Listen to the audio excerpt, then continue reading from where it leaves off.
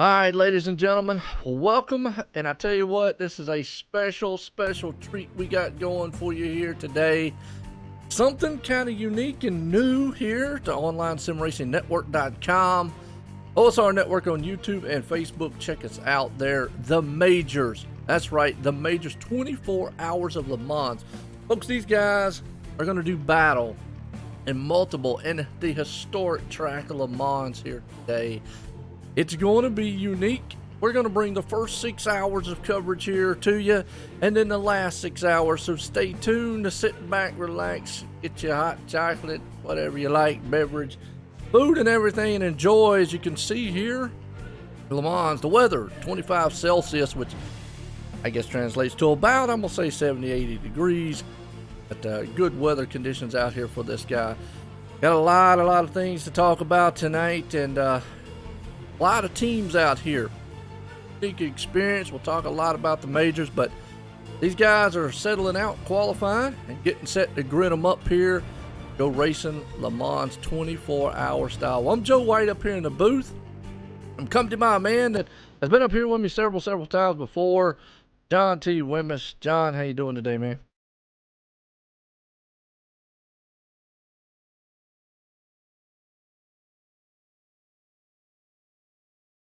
I think John fell asleep on us already.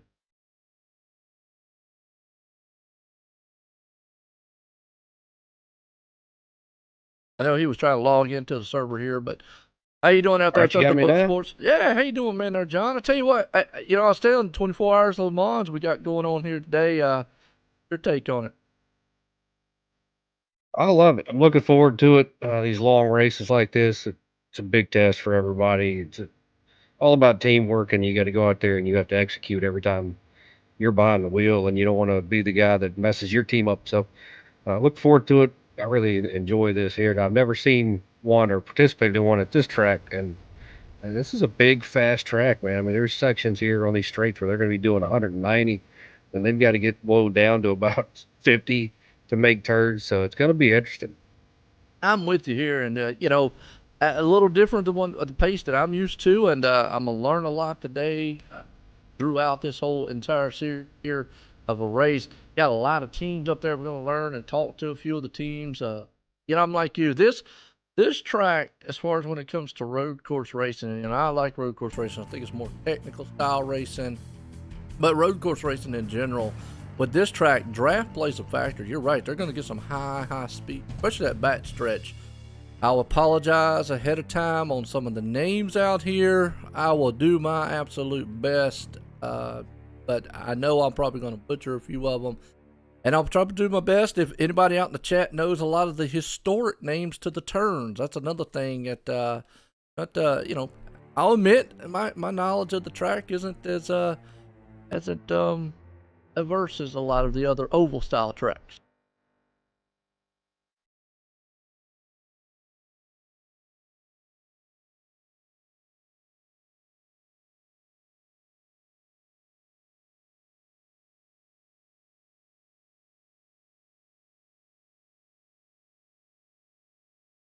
I think I lost you, John.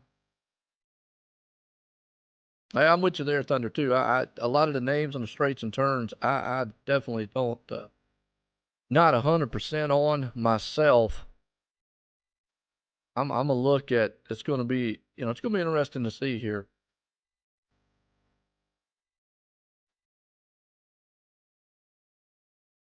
I think John's having a few little technical difficulties on getting the audio up, but we got about a minute left in qualifying. Race is going to kick off here pretty soon. And I tell you, long first 6 hours here of this going to be interesting. And again, appreciate we got the major series. If you're not checked out the major series, check those guys out. This series here, this is a non-points off-season event that they're doing. Let me just go ahead and in the chat out here. I'm gonna put their website out in the chat. Check out the major series. Those guys, man, do a lot of great things. They have got there's a link out there for all the viewers, everyone, to check out the major series. And you'll see the different type of races that they do. They do 12-hour races, 24-hour races, and 2-hour races and whatnot and so forth. John, you still got me?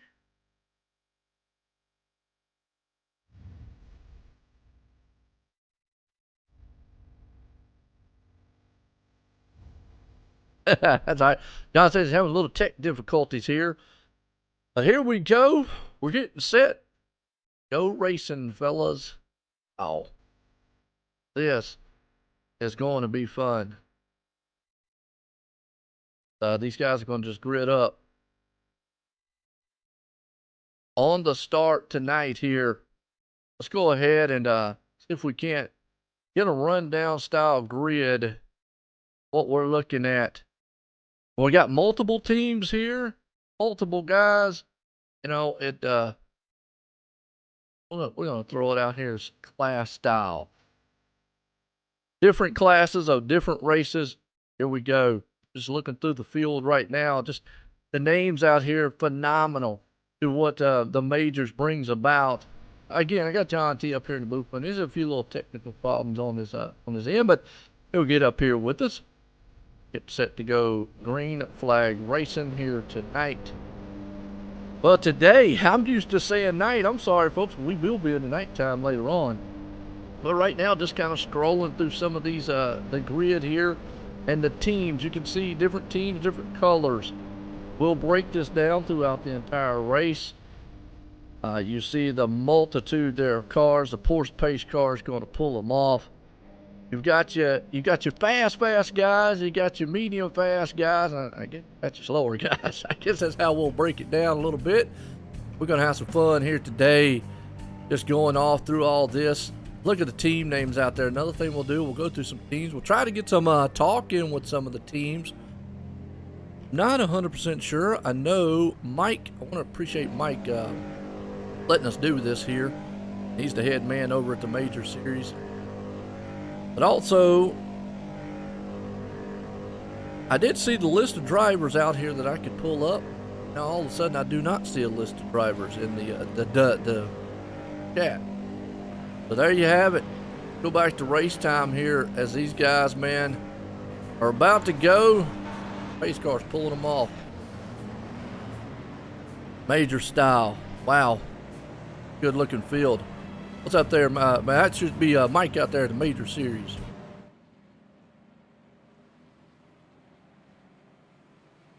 John's still working on this side of things. He'll keep getting it going.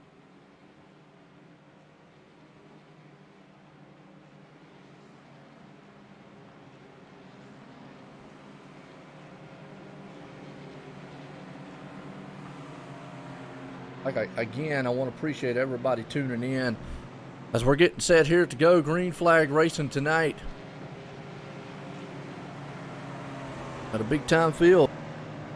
And I'm apologize. Like again, I said at the beginning of the race, I will apologize if I butcher some names. I'll probably go mostly off some of the first names rather than last names here. Don't want to mess them up. But Mike, I know you're out there watching.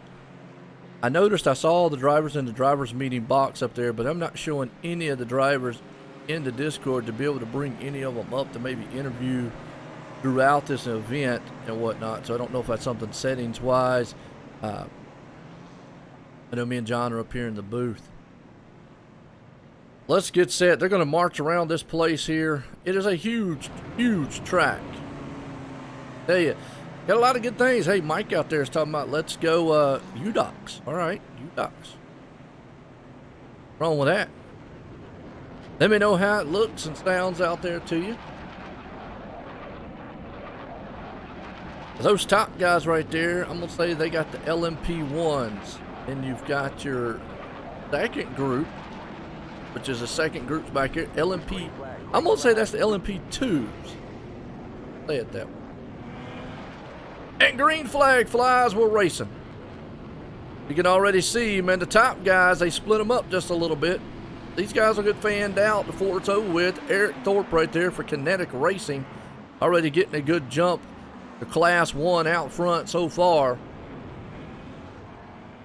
Give you an idea of what these guys, man, are going to go through. And Everybody's going to get fanned out very, very quickly. Let's go back in the backpack here to work Paul Darling, Victor, and so forth. A lot of these guys there clamoring up just a little bit. Got nose to tail racing. One thing about this, these guys, man, they'll get fanned out. This is going to be a good circuit side here. No Emissions Motorsports. That's Victor in the second style class. Well, let's go back here to the Ferraris, see what we're looking like, because you're going to probably have a real close battling back here with these guys. Right now you got Howell, like an LMP class. Okay, all right. Yeah, the yellow class of these, the LMP ones, they're actually, looks like a symbol of a Ferrari. Again, I'm going to learn a lot today, but you can already see these guys back here hammering down. That's the GTE class. I know what those are. It's the Ferraris. You got Ferrari, Porsche, and BMWs with their GTEs, which are the class I really love and like watching. But your top main class guys right now are these guys up front, which are your top of yellow guys here. Blue class GTEs. Pink is a GT3. Okay, there. Okay, I got you. Appreciate that, breaking it down for me. Again, you know, we stepped into this kind of a little bit early. Got some good race coverage going on. Right now, the man, the top spot, Mark Torres. Mark Torres is out there. He is with Kinetic Racing America. Now, got this little sheet. I'll tell you a little bit about old Kinetic. Those guys, man, do a lot. So bring up here just a minute. Kinetic Racing. They have 30 teams. They have, 34 drivers, 34 team size, 30 drivers. They have regions from America, Europe, and international. It's a good general style team they have. Everybody's kind of fanned out right now in it. You like watching the middle? Yeah. Well, in this event here, it's more of a team-based event. And right there, you can already see it, the Honda style series. That's the blue style car. That's what we call them. But and we're going to go along with what you're saying. The blue ain't GTEs, man. That's just these are the Hondas. That's still LMP. I'll have to get Mike up here to get me some clarification on some of these. Actually, a little what you call it here, a little cheat sheet. That right there. Now the main guys, the LMP, they have been invited to race here. Teams in the LMP 1 class. I'm gonna say that's probably LMP 1, which is the yellow, blue LMP, and then you got GTE, which is the pink. So LMP, LMP 1 class. Right now, they have been invited. It's an invitation based on their position in final standings. Illusion Motorsports, Bombshell Motorsports Inc., Dog Bear Red, Grizzly Motorsports, Kinetic Americans, Kinetic Europe, Kinetic Swifts Racing, and Orthodox Racing. These teams will be fighting for the overall win and well, they're going to get a lot of attention out tonight. So good one. Like we just said, Kinetic Racing out here. Just to show you off some of these LMP ones. Up front, you got Chris Burnell. He's got that Illusion Motorsports right there, looking pretty good. Sitting in 7th right now. As this race goes on, this is a pace style race. Folks, I'm going to tell you, you got to pace yourself. Got to be there. And again, John T's is having a few little technical difficulties. He'll be back up here with me here shortly. I do want to get, a talk with some of the drivers out here throughout the field. What's your take? Yeah, LMP2. That's what the blue ones would be. We'll just call them LMP, and then we'll say LMP1. But a good run so far throughout. See, these guys are mustering up through the class field.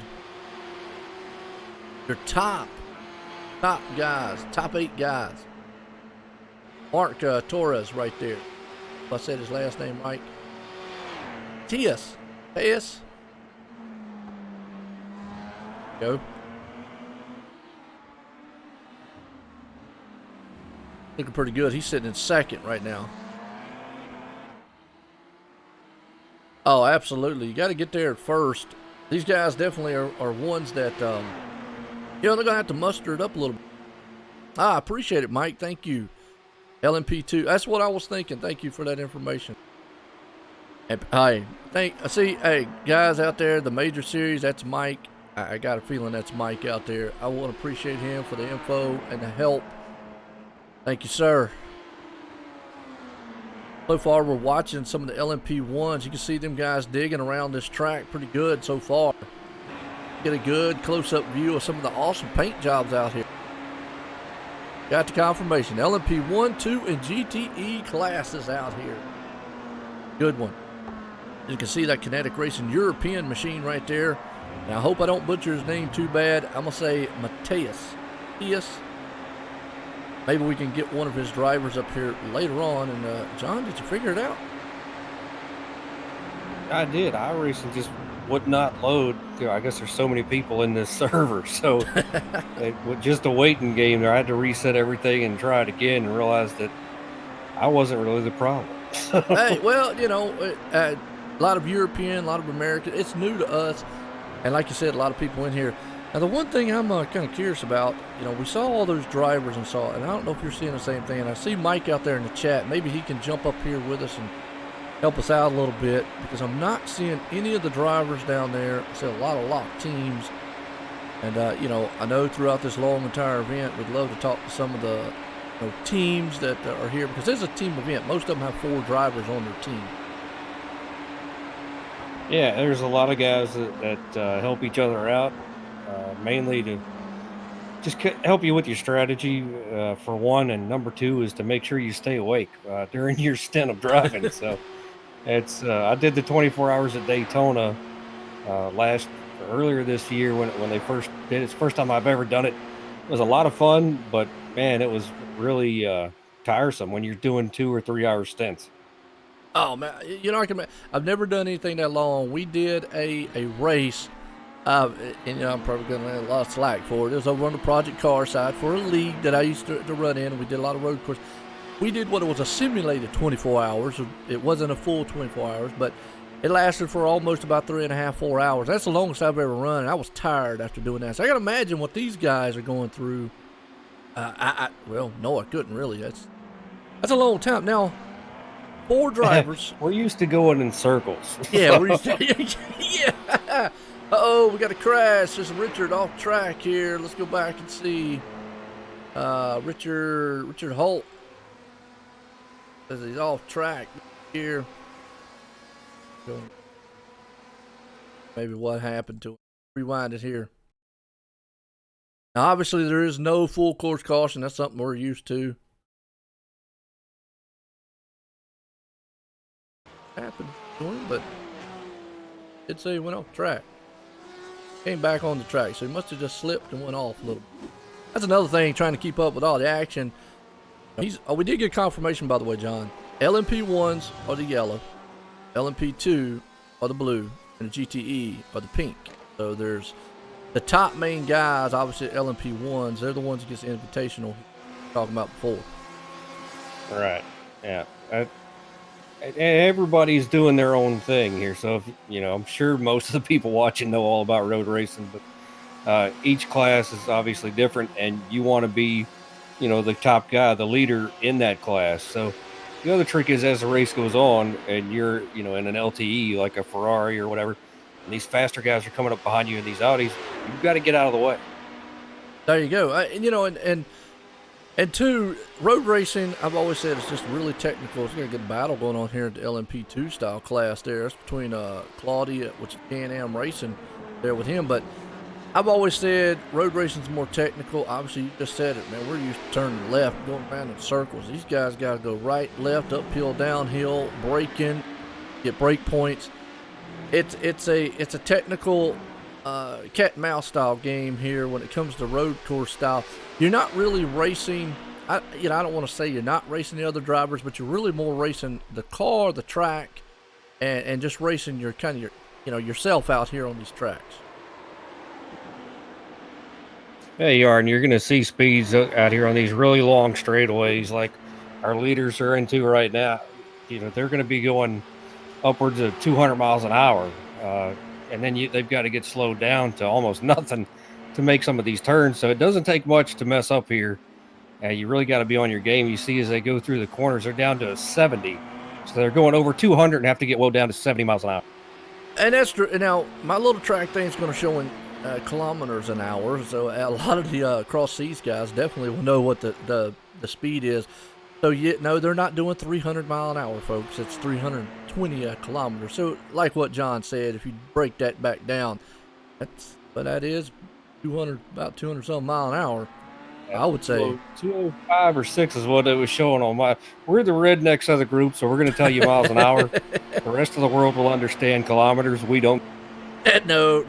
I'm not all into it, but I mean it's there. We can see it because watching Eric Thorpe, who actually fell to second, like Mark Torres is taking over the top spot.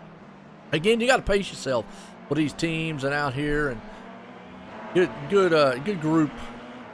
That's the top guys in LMP. Those are going to be the fastest gentlemen out here on the track right now.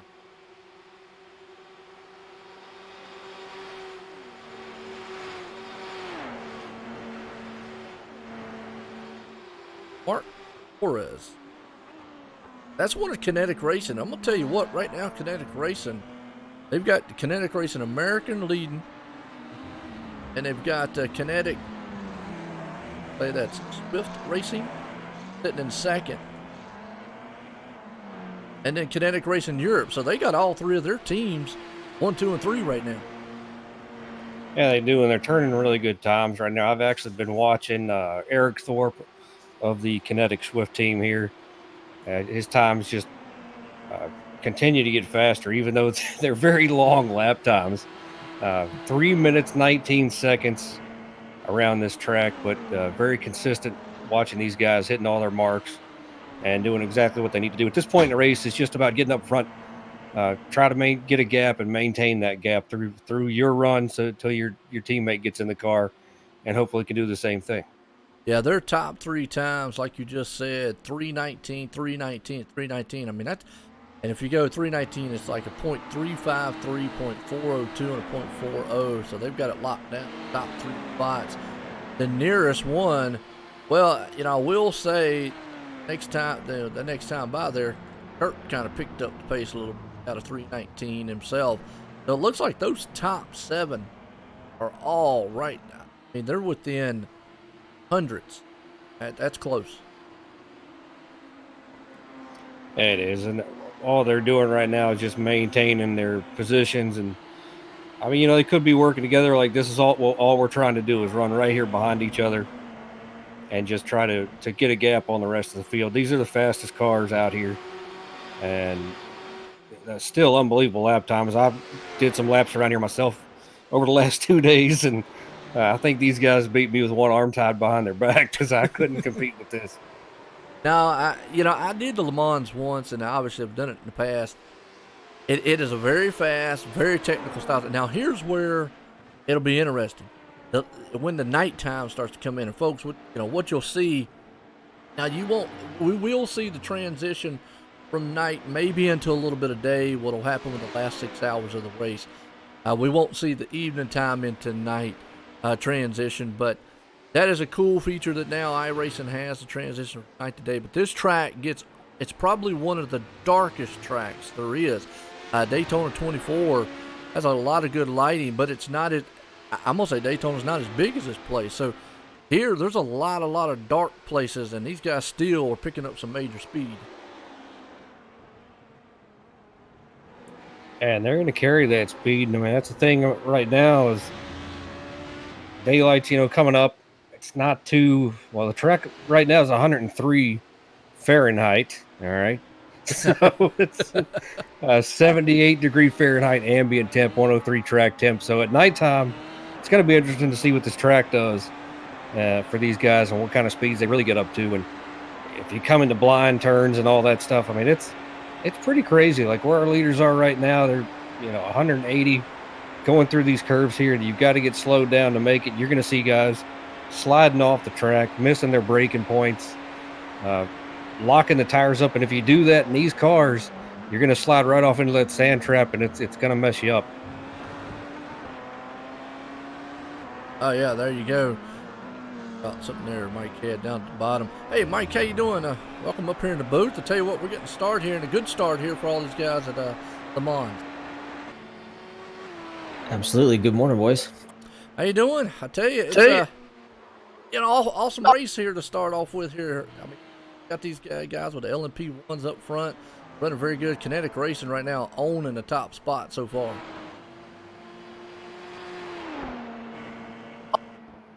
Yeah. So Kinetic's really strong. They've got presence in all three regions, so international, European, and Americas. So that Kinetic Swift is the international region car. So they're going to expect them to be strong all day, but I expect all the LMP ones to be in contention for the win, frankly. And you'll see some variance in the fuel strategy.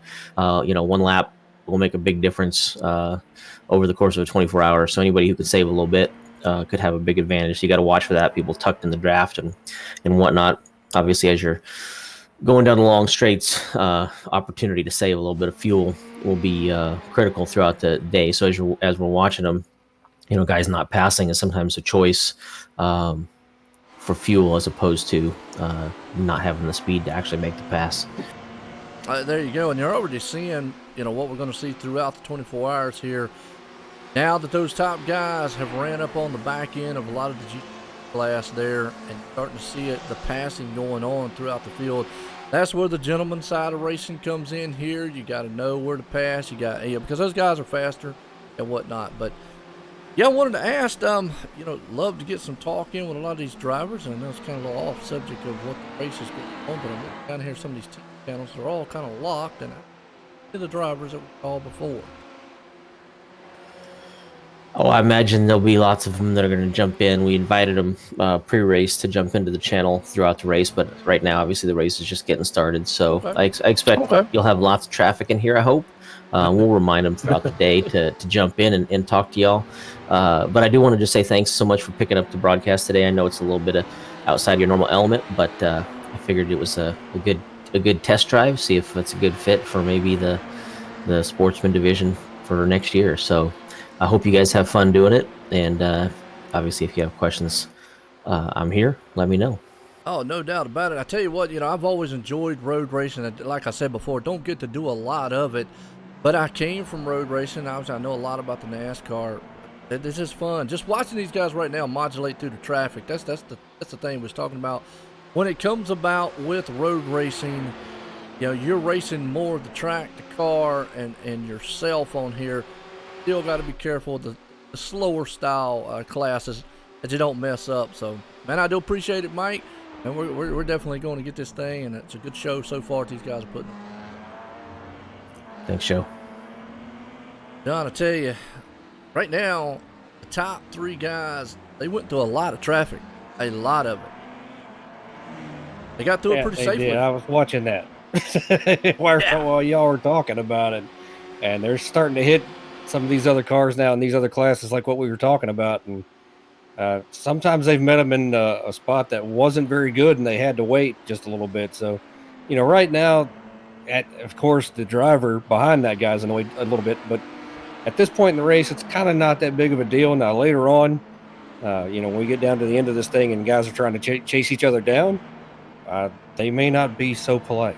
Yeah, no doubt. Well, just to give you an idea of lap times out there, folks, you can see it. And obviously, I've got the Class 1, 2, and difference in lap times also. But just to give you an idea, Class 1, the top speed, 319.220. To Class 2, which is the LMP2 style, they're running 333. To Class 3 GTs, which are running 350 around this track. That's a huge difference. You can already tell why they're catching up, why they're already kind of blowing by them right now. A good top 8 drivers here. Everybody, man's being patient. Entire things. I hope everybody's joining out there. Anybody got any good questions or anything?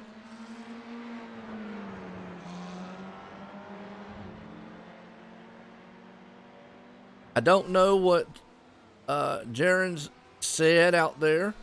Different language. I apologize on that, but okay. There you go.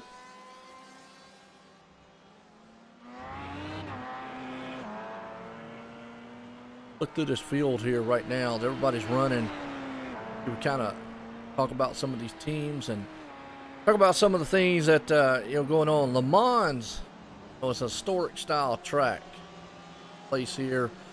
You know, it has, it's got a little trivia. We'll throw the trivia out there. I don't know if you know a lot about the track. I'm gonna learn a lot about this place here. I gotta ask, and I know we know because we got a cheat sheet, but what was the first year of the 24-hour race? I don't know if anybody knows it out there on the chat. Somebody's gonna be going to Google. Let's see if anybody knows what the first year of the 24-hour race was. See who comes up with that kind of first right now. Looks like Thunder's out there. He's wanting to chat up a cool breeze on it. We're just watching these guys right here in the top side class. It's Wayne Hutchison hanging on to the 8th place spot. Still Kinetic Motorsports. They're holding down those top 3. Guys are pretty fast. Now, it looks like they're switching off a little bit. I don't know if that's by design. Mark was out front. Eric now is out front. I don't know if maybe they're switching up. Maybe draft, fuel. Fuel is going to come into play here. That's the biggest thing. Fuel strategy. When do you take your pit stop? When do you don't?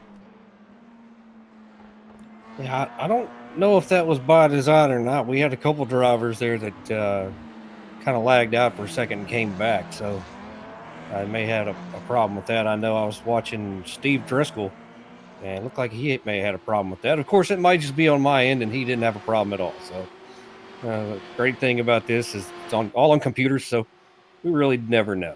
Yeah, there you go, man. Hey, virtual world, I've always said things can happen.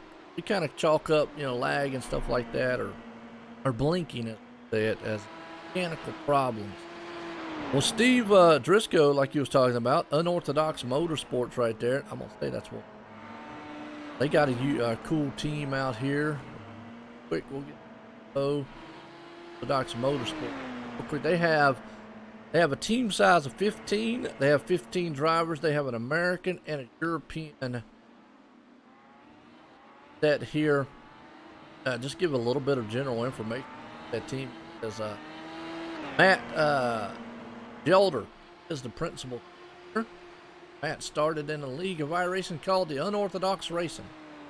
Took cars and made them do the opposite of what they were designed to do.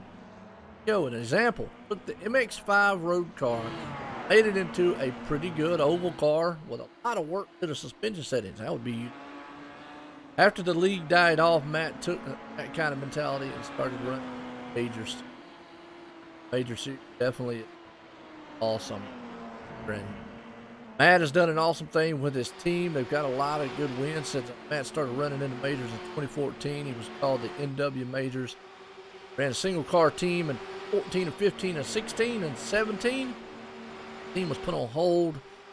Run team friends called Turn 5. Matt brought his team back. Ever driver draft. Got Travis, Brian, Lynn, and Kyle all joined, and they finished 4th in the Pacific. That's pretty good there. It's actually not bad.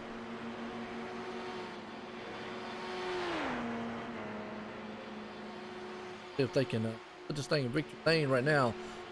As the race goes on, I know that these are setups on these cars, John. So tire wear will become a factor.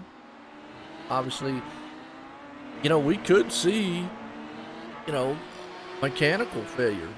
Car could overheat. Obviously, somebody getting a wreck and so forth. Never can tell, but attrition could play a factor as this race goes on.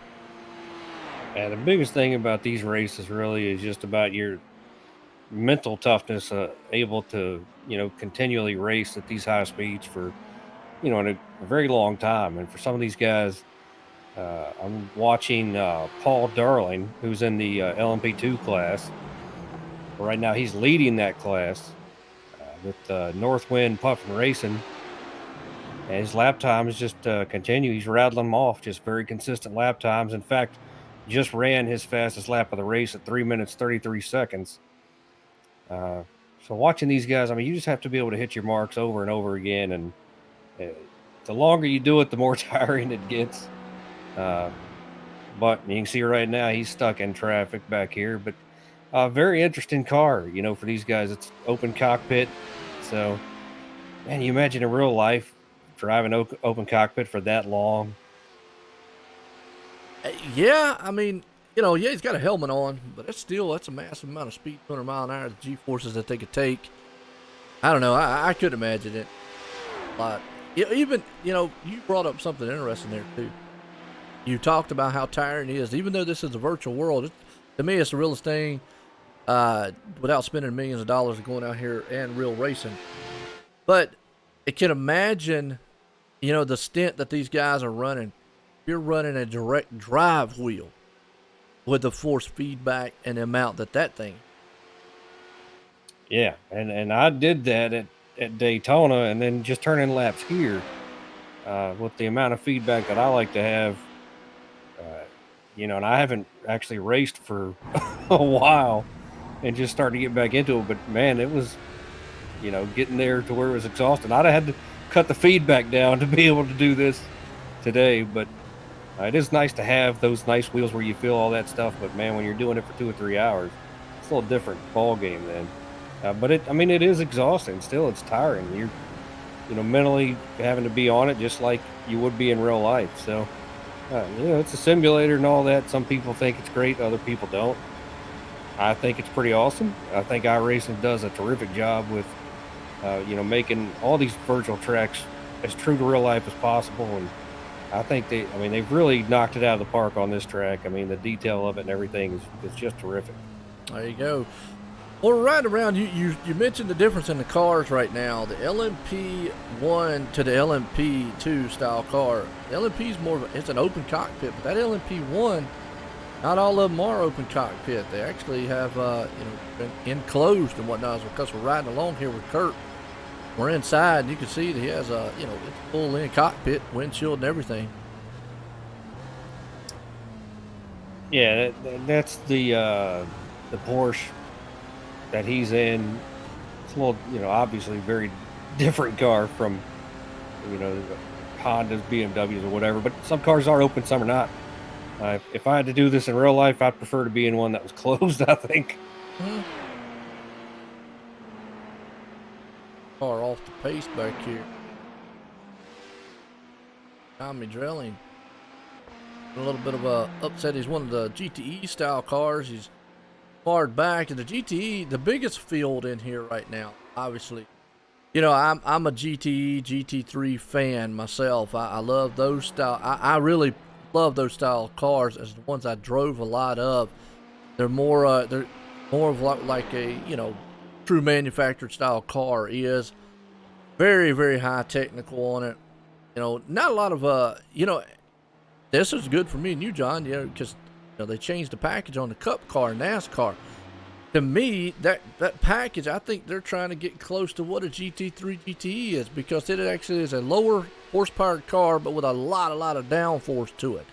Very handling style cars, fast, but that's kind of what NASCAR went to with the Cup, and yeah, maybe that's why I kind of like some of the GTE, GT3 style thing. Now, look, if you're going to start talking about NASCAR during a road course race, you're going to make a lot of people very angry. I know. Well, hey, look, I just throwing it out because just kind of looking at the GTE side of it, they are really, really close in comparison. And you can see that the bigger, there's more cars out here. There's probably a solid 10. As opposed to, even though now the LMP1s, they have to be invited in. That's why there's not quite as many teams. Tell Oh, you okay. something that I think is very interesting about this type of racing is, and we were talking about a little bit the cockpits of these cars. If you look at Eric Thorpe's car from the cockpit view and see actually how limited his view is versus some of these other cars, and we're talking about the open cockpit of some of these other cars. Their view in these cars is not that great up front, Mm-mm. with these really fast cars. Very limited. Yeah, and just got Mike out there just throw out something really good. Le Mans now requires closed cockpits for all classes. iRacing obviously doesn't have it updated for the LMP2, so that's why we're seeing it right now. But so that's some good information now because it kind of throws out what we were talking about. The Le Mans now, and I got a feeling that is safety. It's almost like, again, we bring up other sports, motor sports that is like drag racing and so forth. If you remember the Top Fuel dragsters, they used to be open cockpit. A lot now they've got a shell over them. They do it for safety because of wrecks. I can see it. You're running, like you said, 200 mile an hour, 100 mile an hour down this long straightaway. I don't know. Yeah, it'd be easy crash to get hurt real easy here. Well, it's not just that, but other wrecks around you. You may not be directly affected by the wreck itself, but debris flying around, getting into the vehicle, hitting the driver. I know they've had problems with that. So, I like road course racing. I'm very interested in it. I like doing it. But as far as keeping up with the rules and what all they do, that's just another level for me. But I'm trying to, I do get into it a lot more now. I find myself watching a lot more of it on TV since I've gotten involved with it here on iRacing. But that's pretty interesting stuff. But it definitely is because of incidents. And I mean, a track like this where you're going so stinking fast. Oh yeah. There's just you got to be protected as much as you can. Well, we said it early on in the beginning of the race. This track here is probably one of the fastest road courses there is, due to the fact there's a lot of drafting that plays a factor. There's a lot of straightaways here. It's one of the biggest tracks, that there is here. You'll see Eric Thorpe. He's going through a little bit of traffic there, making his pass. But it is one of the biggest tracks here, so draft plays a factor on these cars. Huge amount of speed, and it's interesting. These guys can modulate through it, but you got to woe these cars down too. Sometimes we say, you got a fast track, and they might have a lot of momentum turns. Here, you've got a lot of technical, slowed down S-style turns. And that's the other interesting part about this type of racing, this team racing, is the way that the setup is for your car. You have to have a setup that is drivable for every driver you have. Not everybody drives the same way. They're not all the same style. You might have a guy who's, a really heavy-footed, when it comes to the brake, and you might have other people like myself. I consider myself more of a finesse type driver on these road courses. And you're aggressive, man. Come on. I've seen you well, race. that's when I'm going in a circle. You can do that. That's pretty easy. I mean, Oh, but you can make adjustments in the car a little, for yourself when you get in there. But the setup itself has to be something that's drivable for everybody, and you've got to be very careful because if you get in there and you don't make your adjustments, or you go the wrong way, the next thing you know, you're in the wall or caught over in the sand. Okay, before all the road racing gurus out there shoot me and try to bury me in the backyard, yes, I made a mistake. And I forgot about the other most famous road course, North's Life. Nürburgring. That is the longest road course there is. Le Mans is the second. So my bad, I'll correct myself on it because I said Le Mans is probably the one with the longest, but it's not. It's actually the second. Yeah, North's Life would be the longest and the most technical style track that there is now. Those guys there, wow, they've got some nerve. Oh man, look, anybody who sounds like Joe and I talk, we don't know much about this. Okay. Well, my bad. Yeah, it just slipped my mind. I mean, I knew that Le Mans was one of the biggest tracks. There's a lot of great road course tracks out here that runs. The Daytona 24 hours. Obviously, we know the Daytona because of the oval side, but the 24 hour, the road course side of it. Indianapolis has a road course side that runs really good. Sebring is another one that comes, and Spa. I love Spa. When I raced in a league, I love that track. It's really, really technical. Has a lot of uphill elevations to it, and a lot of great, sharp style turns, and has also some good momentum style turns. This here, you've got a lot of great long straightaways with some technical style short S type turns. Harold Joshua had to slow up just a little bit. What's got that's Grizzly Motorsports. He's up to 6 so far. Yeah, and back to what you were saying though, Spa I think is probably my favorite first because of all the turns, how technical it is. I think for me anyway. Other people have different tracks. That's fine, but then until I turn laps here, and that's pretty stinking fun here, man. But Spa would have to be my favorite right now. Le Mans, this would be my second favorite, and then I don't know. So it's. Yeah, I'm with you. Spa would be good. I do, the Le Mans track I have running is very fast. I'm not very, very well at it, but I do love the Spa track. Atlanta, Daytona, and Indianapolis style tracks are pretty cool too. But this track here is very famous, and Mike out there talking about nice work, unorthodox racing. We've got some pit stops happening. We actually got, our top guy, Eric Thorpe, on pit road. Here, actually, I don't, maybe this is a mandatory pit stop here. Going to do, but he's definitely on pit road now. And the technical word, I guess, would be box, box, box. Yeah, looks like we've got him as well as the 4th position, Kurt Crum in Bombshell Motorsports on pit road as well. So let's take a look here and see what goes on. I don't know if I think it's too early for them to do a driver change.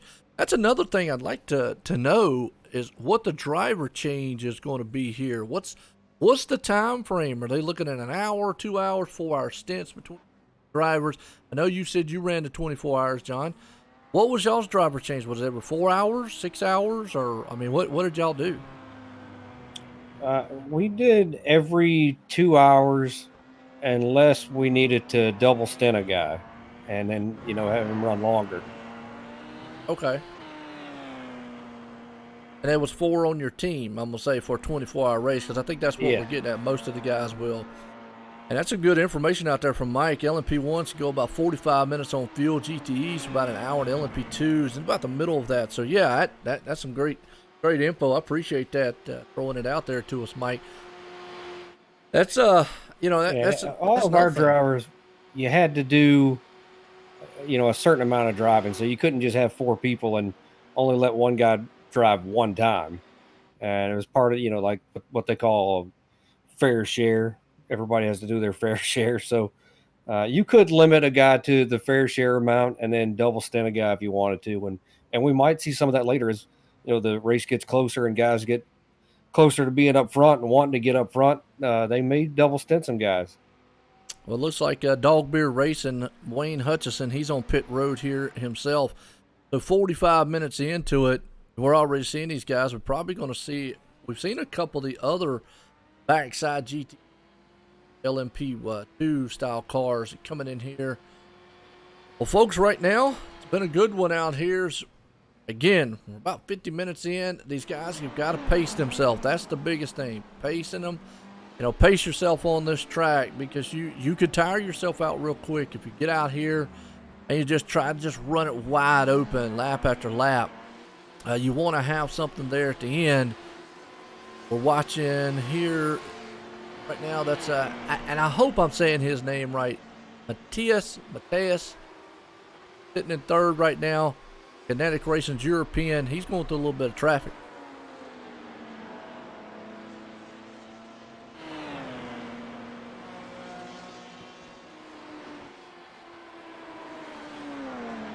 Another thing, cars out here, John.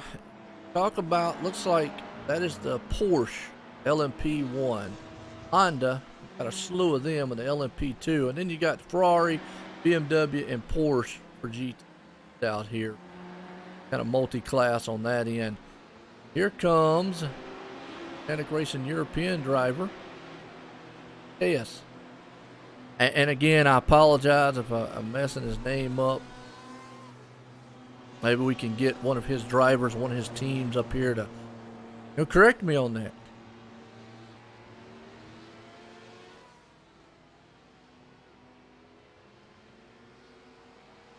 On pit road. They actually went a little bit longer than 45 minutes on this stop.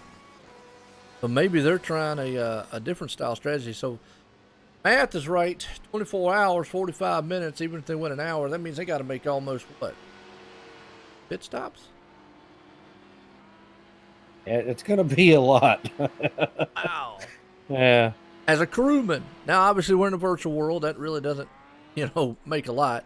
But as a crewman, you can imagine what the crew goes through in a real style Le Mans race. In 24 hours, that many style pit stops, I mean, that's just phenomenal. I mean, the crew's got to be in enormous shape to be able to do that also. Yeah, I've seen some of these races on television, and they show the crew, and they're over there getting everything ready. Then they go sit down. Some of them are taking a nap in between stops. So it's just as rough on those guys too. Is that what we're gonna do? We're gonna take us a nap here in between and see what happens on the race. Some people would probably rather just take a nap than talk. But Well, I hope everybody out there is enjoying the race so far, enjoying the coverage. Again, I'll go ahead and admit it's new here. I do appreciate the major series. Letting here online simracingnetwork.com. Your home for fun and exciting sim racing. Bring this coverage to you. The majors, 24 hours of Le Mans here. Good one so far. We're about an hour into it. Going to do the first 6 hours here, and then we're going to do the last 6 hours. So these guys will continuously race on. But yes, me and John, we're a bunch of Southern guys. We're NASCAR fanatics, but I enjoy road racing. Don't get me wrong. Like I said, John has run some 24-hour races. I run a simulated one before. I've run some long ones, running some leagues. So I definitely appreciate the art of road racing. And I'll go ahead and admit it. I do not like road racing in NASCAR at all. I really feel that this here is true to earth. Well, I mean, it is true to earth, but this is road racing here.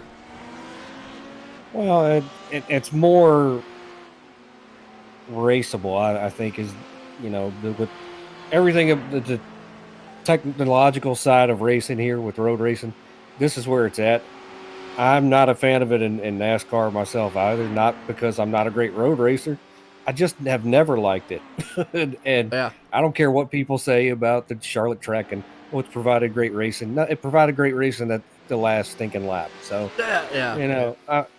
to me, this is real. This is the real deal here, and it's all about. It's so much on the driver, and that is the part that makes it interesting to me. Is you have guys who this is all they do. And these guys have practiced for. Some of them probably put in 20, 30 hours a week doing these sets and trying to come up with this. So it's so technical, and it's all on the driver now. That when you're out here, like Eric Thorpe is out here now, after his pit stop, running in position 4. Getting around this traffic as fast as he can. It's all on him. There's no room for error here. Man, that was just close. Yeah, that's what I'm saying. I'm with you. Eric trying to get around lap traffic, and that's just something that now they're going to contest with throughout this whole entire race is lap traffic. You've got to appreciate the art of road racing. You've got to appreciate what these guys do out here. Oh, some GTE action. All right, we can do that. Not a problem. Throw down with some GTE cars in the back. Have it. So I'm pretty close. Yeah, right in the middle of me talking, that's what I was doing, was flipping back to GTE guys because I want to start showing them some love. That's why I just all of a sudden stopped talking. Was like, oh, okay. Yeah, and there's 3 classes out here. The main class, obviously, because this is an invited event here, it's a special event for teams, and the main teams are the main ones up there with the LMP1 style. But problem, man, we'll go through right now. The main guy in GTE, that will be Howell, and I hope I got close on that. Mike out there said I got pretty close with Matthias said I'm pretty darn close with it. But leading the GTE class right now, I'm going to say Powell. He's got a Ferrari out there, and he's looking pretty good. And looking at his lap times, very good. 352s, 53s.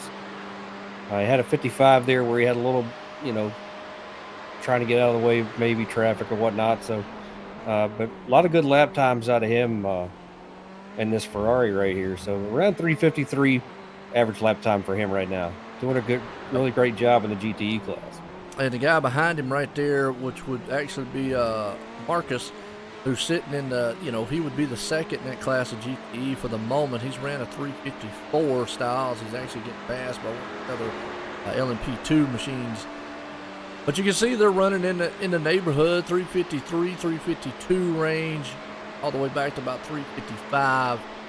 There's just so many of them out there. Well, I got to ask there, and I hope I pronounce your, who's that?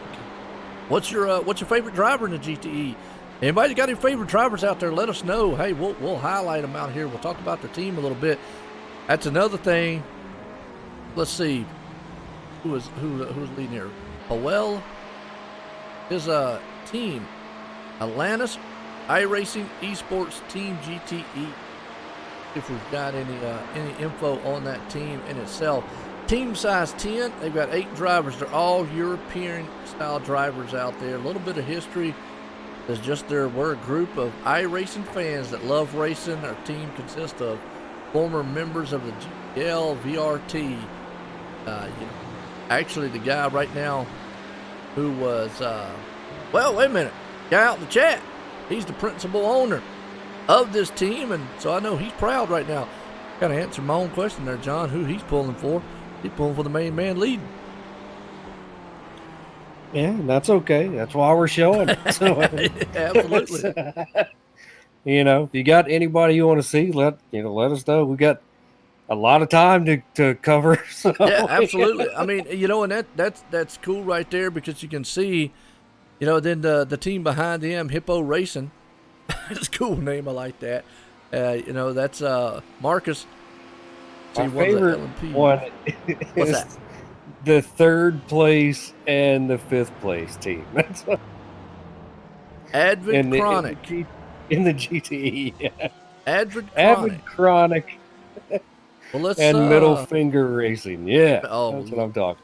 Advid Chronic. Well, let's see if we got any info on what they are. First up, Advid Chronic. They have actually got a team size of 20. And don't really have much of a team history there, but they Harley Hammett, principal team.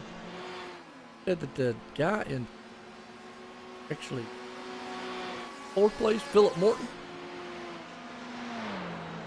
FT1 Motorsport. Oh, middle finger racing. All right, well that's different. That one's different. I'll give it. Actually, wait a minute. MF Racing. That's got to be it. Don't really have much info about them.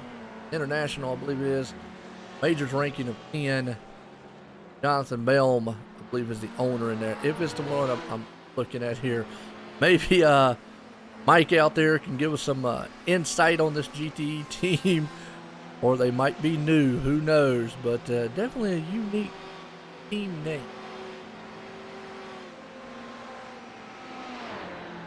And there's Kinetic. Kinetic actually has they got a Kinetic Energy, Alexander.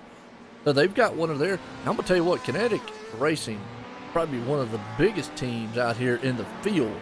Now they've got a lot of the main guys, but they do have some GTE style guys out here also.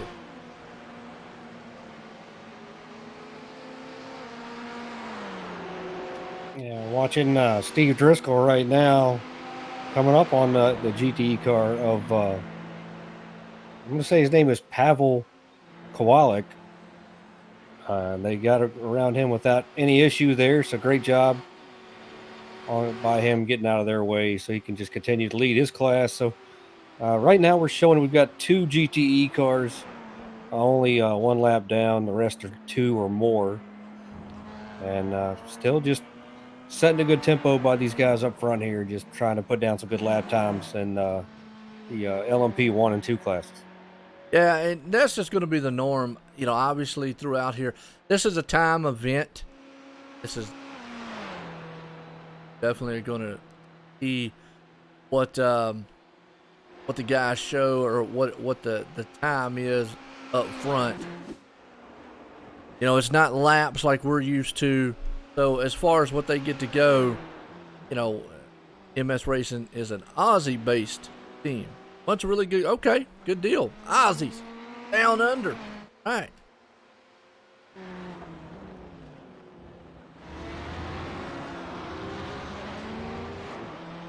So we're 51 minutes in of the 21 hours or 24 hours here. That's what we're saying here, John. Is we're used to laps and we see guys getting laps, but it's more of a time event of what they can get. It's kind of different too. Something that is unique here about these classes. They're obviously leading the top guys, but from my understanding, you can get penalties, and obviously that can hurt you when it comes to times, and it also can make your position. You actually could probably be in front, but time-wise, you actually might could end up in second. I've seen that happen on some road racing. Yeah, if you run off track at all, you have to give up, some time. And there are some spots on this track that are extremely tricky and made me look like a moron last night when I was trying to do it. I finally just had to realize I wasn't that great at it, but had to go in and practice how to just get through there to get the motion down, to get the speed down, and then go out and try to turn some laps doing it. And how these guys are doing this with hardly, any missteps at all is just crazy, but it just goes to show you how good they are at what they do. And they put a lot of time into this, and today's the day they have to execute here. Watching Eric Thorpe, come down the track here, he's going to make his way through these turns here, and he's just doing a great job, just hitting his marks, and there's no telling how many off-track incidents I would have by now. Yeah, I'm with you here. That's another thing you got to look at. Off track, they do have penalties actually in real life. If you go, behind and whatnot. I was actually riding here along with Jordan Weeks from Avid Chronic Racing. He's sitting right now in the second place spot of the GTE class. I just saw some of the other faster classes go around him. The biggest thing with it, you got to be smooth here, hang on to it. And when you see a faster car, you're going to see, something we're not used to seeing, but flashing the lights. Now, a lot of times when a guy comes up behind you and he starts blinking his lights, on a real freeway, I-85 or whatever you're at, now a guy comes behind you and starts flashing the lights at you, you're going to get mad and start having some road rage. Here, that means... Unless they're blue. Well, yeah, that's true. Yeah, and you might just want to stop, but...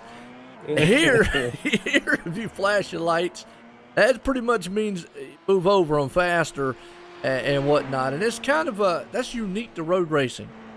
It's just it's a gentleman thing. We've talked about it many times before.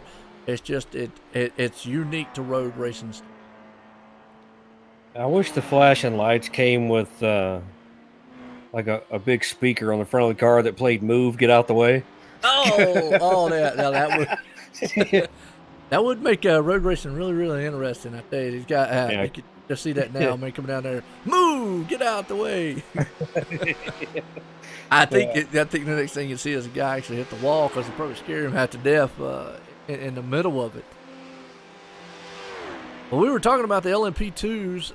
Right now, Paul Darling is the man who is holding it down in the Honda machine. The all Honda class out there. That's another thing.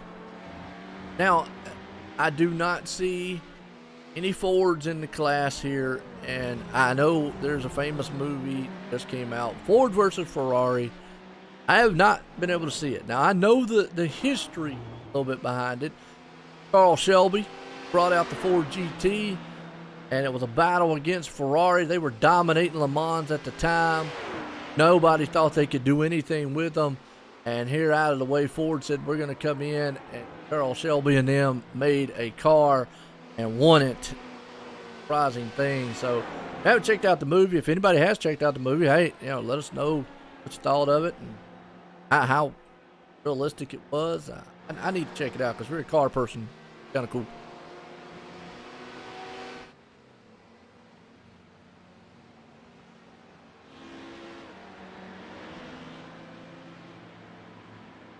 Again, appreciate everybody up here. Looking right now, Philip Morton, person who is still hanging on to the top spot. FT1 Motorsports, Paul has fallen off the pace. He's actually went into pit road. That's why Paul's on pit road. So we got a slew of cars on pit road in the GTE class.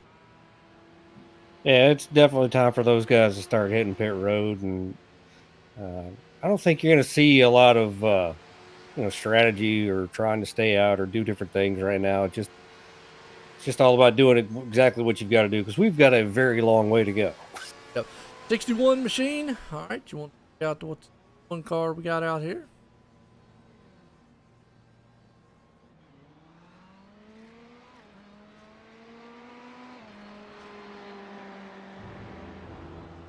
Find him on the track here. So Mike was asking if we could show the team names instead of driver names. And I don't know if you've got where it can change that or not.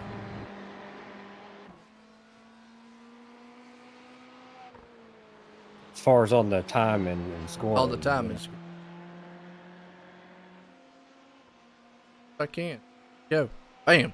Look at that. That's kind of neat. Again, folks, I'm kind of new. This is a new kind of overlay package. It has a world of stuff on here. Doing, yeah, Frank. There you go. Shows all the teams out there. Their running order, where they're at. Again, the yellow is your LMP1, the blue LMP2, and the pink GTE.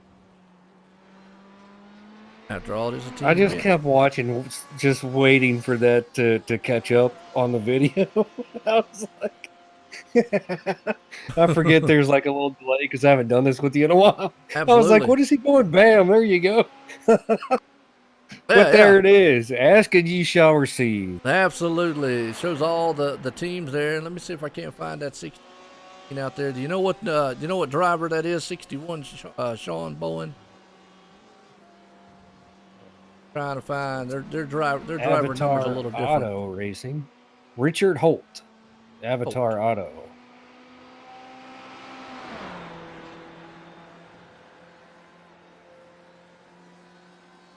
He's in car.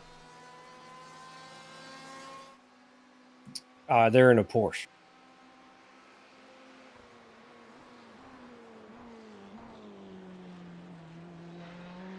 Car 61 is in position 28.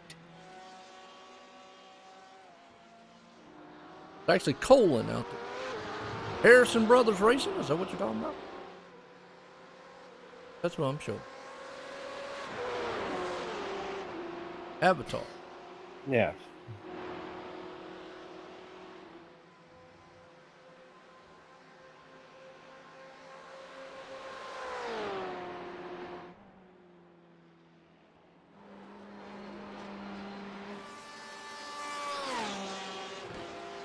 I am still trying to find them for you there.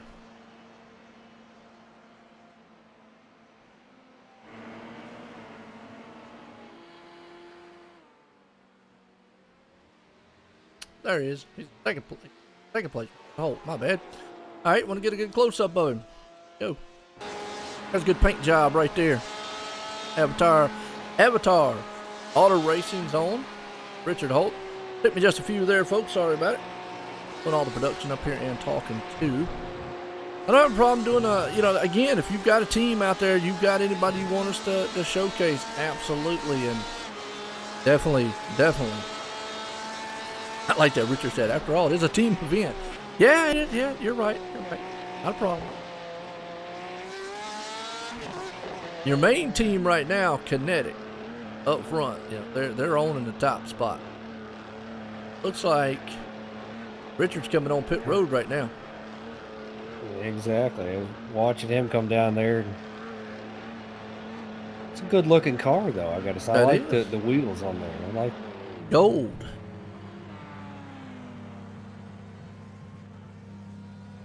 Come in for his pit stop right now. We got a ton of great looking paint jobs out here throughout here. They actually, John, some of the paint jobs that they have here, I know you're probably running Trading Paints, but I had a special pack that he gave me just for this race. Now a lot of these guys do, so I'm not even running my Trading Paints in the background, so I don't want to mess with it. But a lot of these guys, it was a special pack and a lot of just special for this event here. So a lot of these paint jobs, you know, they were built just for this race. Sweet. That's a lot of time and effort that people put into these races, and you would think just the fact that you're going to race for 24 hours would be enough, but if people are like, no, let's practice for 2 weeks, 3 weeks, 2 months, whatever. Oh, and then let's make a paint on top of that. Like, there's so much effort that goes into these races and getting your setups done and everything. And honestly, when I did my first 24 hours a Daytona race, I was like, come on. Like, but honestly, it was probably the most fun I've ever had racing. It was doing those races.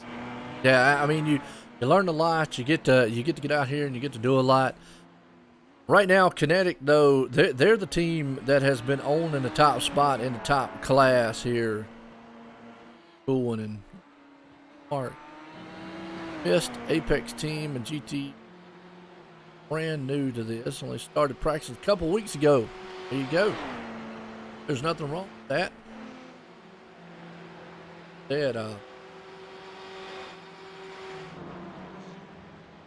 Team event.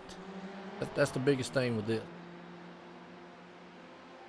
Oh, wow. So they actually have guys that are new to this discipline of racing, I guess, or... Huh. Yeah. So that's kind of what we were heading into Daytona. It's just... just a bunch of group of guys that, know how to do circles, and we were like, let's go do this road race.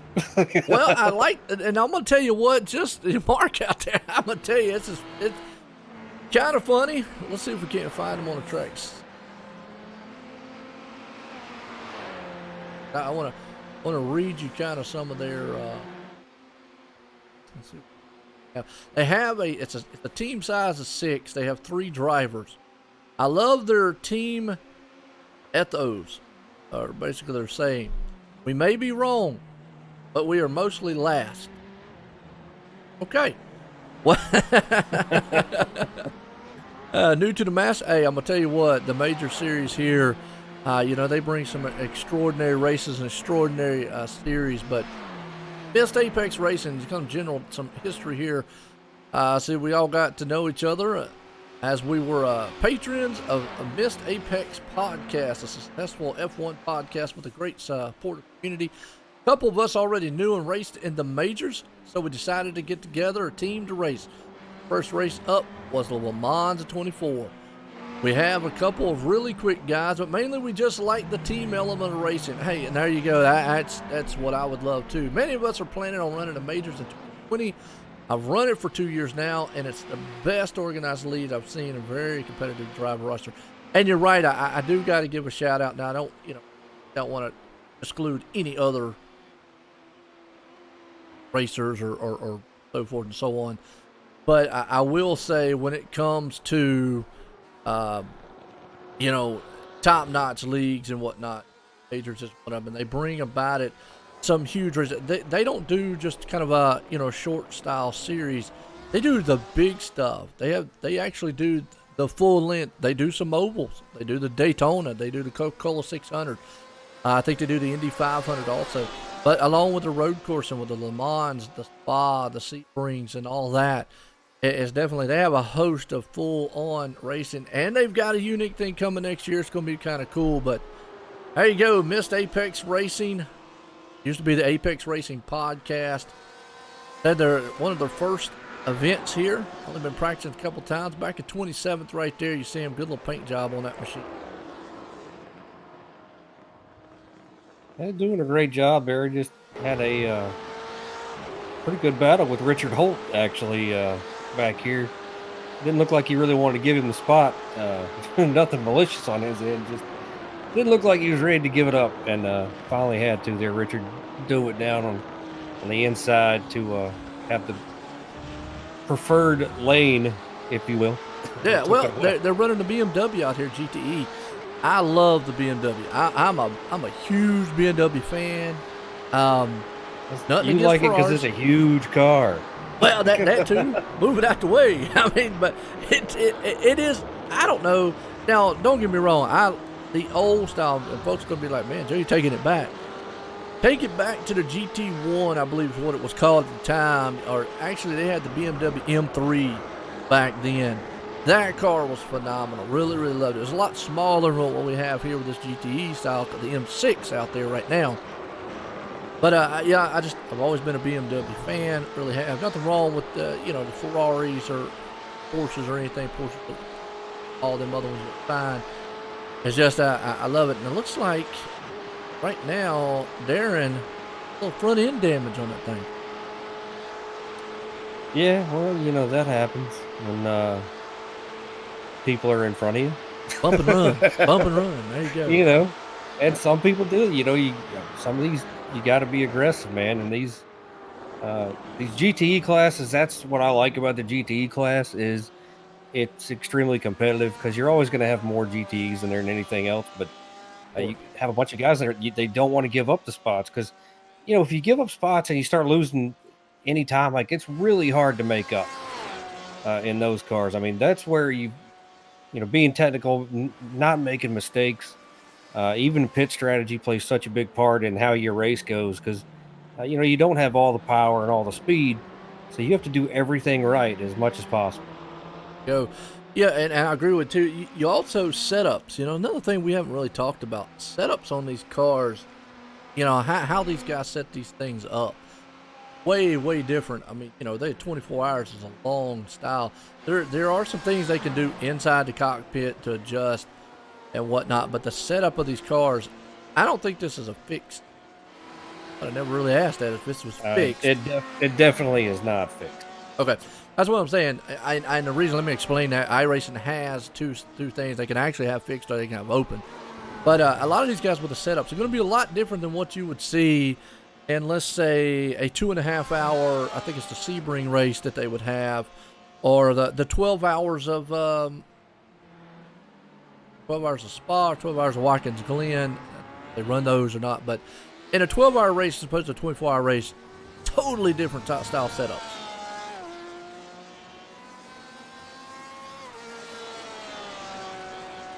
'19 Majors Americans Region Sportsman's Championships doing. All right. Give me a second. We'll find.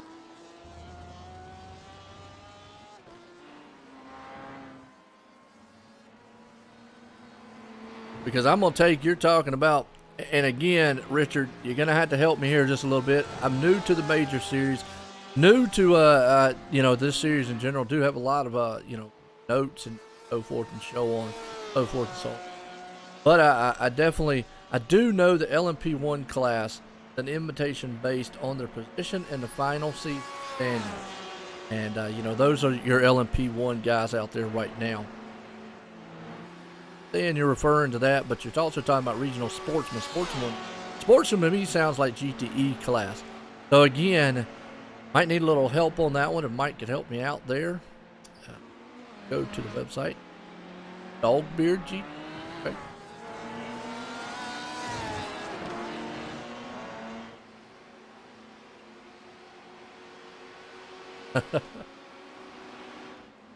Let's see if we can find the Dogbeard GT.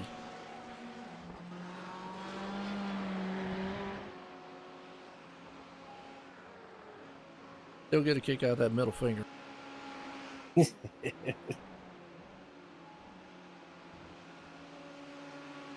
I'll tell you, the Bombshell Motorsports, Kurt Crum, moved into the second position now in that car 86. Has been doing a great job since the beginning of this race. And, with turning, 318s and 19s now, he's at a 321, 22 pace. But okay. done a great job. Graded 4th on the field, but up to 2nd place now. Well, right now, we were talking about the Dog Beer GT. Back right now, that's Jeff, that last name here, I believe it is. He's actually running into one of the BMWs. He's back in 26th position right there, as you can see him, crossing through. I can get close up. There you go, Dog Bear, excuse me. I won't say beer. Well, I'm thinking about that, but Dog Bear GT, and I apologize for messing that up. But they are, from what we just got out there, confirmation, they're the 2019 Majors Americans Regions Sportsman Championship. They have won it, so they're the champions in the 2019 Majors Americans region. That's kind of cool. Right now, not having the night that they wanted.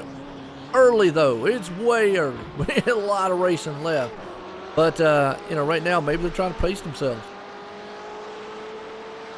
Yeah, that, and the other thing is when I look at their lap times, there's some gaps in there, so may have had some technical issues there that might have messed with them. But good news is it's very early. We've got a long way to go. They can make a lot of. Oh yeah, and that's a good looking car. I like the paint scheme. I don't know if you're seeing what I'm seeing. It's got Dog Bear on the side of it. It's kind of a white, gray, and red style. Yeah, it's a nice car. Nice. I like the star above the wheel there. That's really cool. So. Oh yeah, I see that. So that actually kind of. So that would actually, the paint job kind of becoming reminiscent of a fighter jet, probably. Wouldn't that be the Air Force? Yeah, that's what the Air Force uses on there. That's what I'm thinking. Yeah, I like Air Force. I'm glad I could say I've got my one TV down here where I've got iRacing, and then my second TV above it showing the broadcast there. So yep. I hopefully won't miss a thing. Oh, okay. Well, there you go. You man. I've got to do myself here, trying to check out everything. A lot of things going on. Again, folks, hey, I appreciate y'all been tuning in, and a lot going on. If y'all got any drivers out here, like to any team basically out here, let's see what's going on up front right now. Kinetic Racing still out front there. That would be Eric Thorpe. He is leading this thing, and he's led most of it so far. And Kinetic Racing has been the dominant there in that top class all morning long.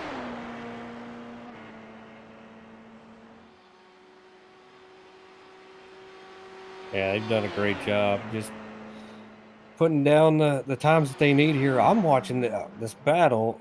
Brian Bennett in car 11 got around John King in car 71.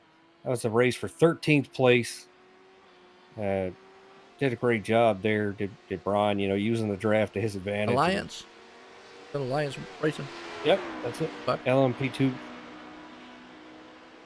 He's looking good, and just got some good confirmation, good info out there. That car we were looking at back there from the Dog Beard, they're a big supporter of the Sarge's place. I'm not familiar with it. Now, obviously, John up here, he is he's a veteran. He's been in the military. I have not, but I definitely appreciate all the service members out there. It was painted also to pay tribute to the Pearl Harbor Day. That is awesome. Veteran housing for assistant program. Cool. Yeah, absolutely. It's I want to say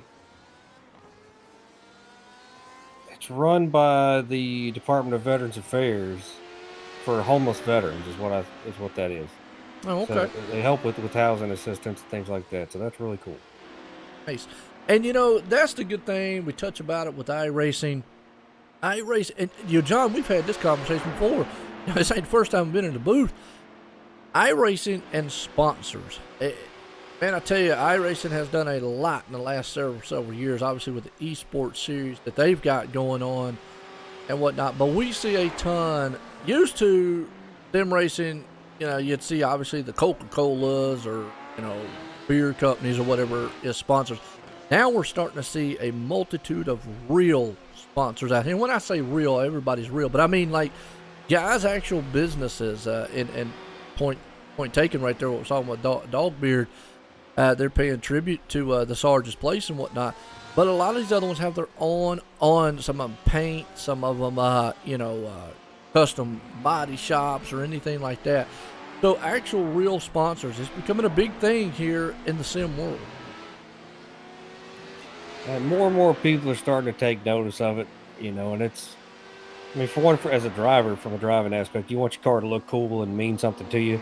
Nobody just says, "Oh, paint me anything." So it's just like the drivers in real life. They like to have their car look a certain way, helmet look a certain way. But the other thing is, iRacing is doing a great job, working with, like the Indy League and NASCAR, people trying to get the product out there. And the more they do that, the more it helps everybody. And when you have a great league like the majors and how they run it, and bring great drivers to it, man, it really helps, get some attention on your league with what iRacing does. So, uh, people can think whatever they want or say whatever they want, but iRacing is a fantastic product. And, if you have a good squared away league, it can really help you grow your brand and your league even more.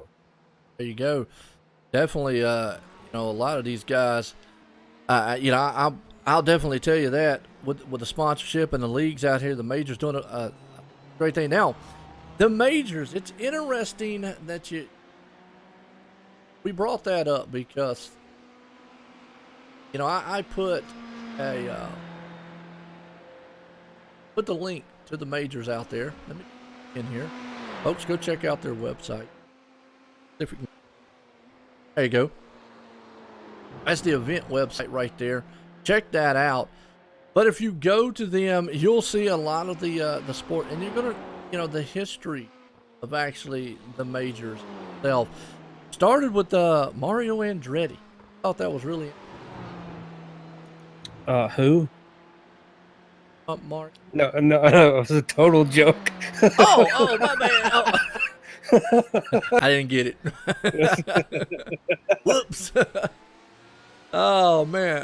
Yeah, never heard of him. Awesome. Hey, man, I'll tell you what, the guy did some phenomenal things out there, and that is just, that's cool. Good. Let me see if the major series. I enjoy it. There's a lot of history here with this series, and they do a lot of great racing.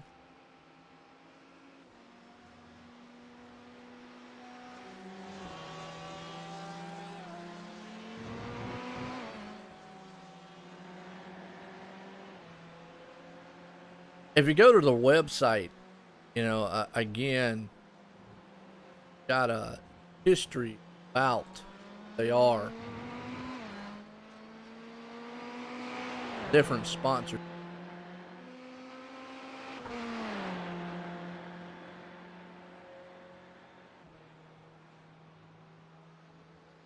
We'll bring up the website here. Just this, what is the majors? In the world of motorsports, there's a race, and then there's the majors. The major series gives sim enthusiasts the opportunity to race in the most prestigious of icon motorsports racing in the world via the iRacing simulator. And folks, I'm gonna tell you, they do a ton of that. Definitely battle for here, but they, says we're celebrated, honored, teach, and replicate many of the greatest traditions within the sport like no other. Real or then how it started back in May of 2015, the Northwest Club decided to stage its own Indy 500, and 26 drivers took part. From there, the idea of a full-fledged series born. Mario Andretti Connection. To succeed in the major series, drivers must excel at all different types of racing. In the history of racing, no driver has been more versatile, universally skilled than Mario Andretti. And 2016, Andretti graciously granted us the major series of his name on our championship trophy. So the Mario Andretti Drivers' Championship born. That is huge. Yes. You let him use his name for something. Yeah. And you're right, battle for the GTE lead was on, and we got a new leader of that GT class, Jordan Weeks. Appreciate you pointing that out there, Avid Chronic Racing. And hey, I will shout out to any team out there who would like to get an interview. Jump up on in the waiting for the interview room. We'll definitely be more than happy to talk to some of the the teams here during this race, don't be shy, don't be bashful. You know, if you're out there waiting to get into the car, and you're part of a team, definitely jump up here. We'd love to talk to you throughout the race and whatnot. You all have access to it. Just once I see you in the waiting room, I'll definitely pull you up here, and we'll get you talked to here. See what y'all feel about this track. When your stint's going to be. But yeah, Jordan took over the top spot of the GTE class.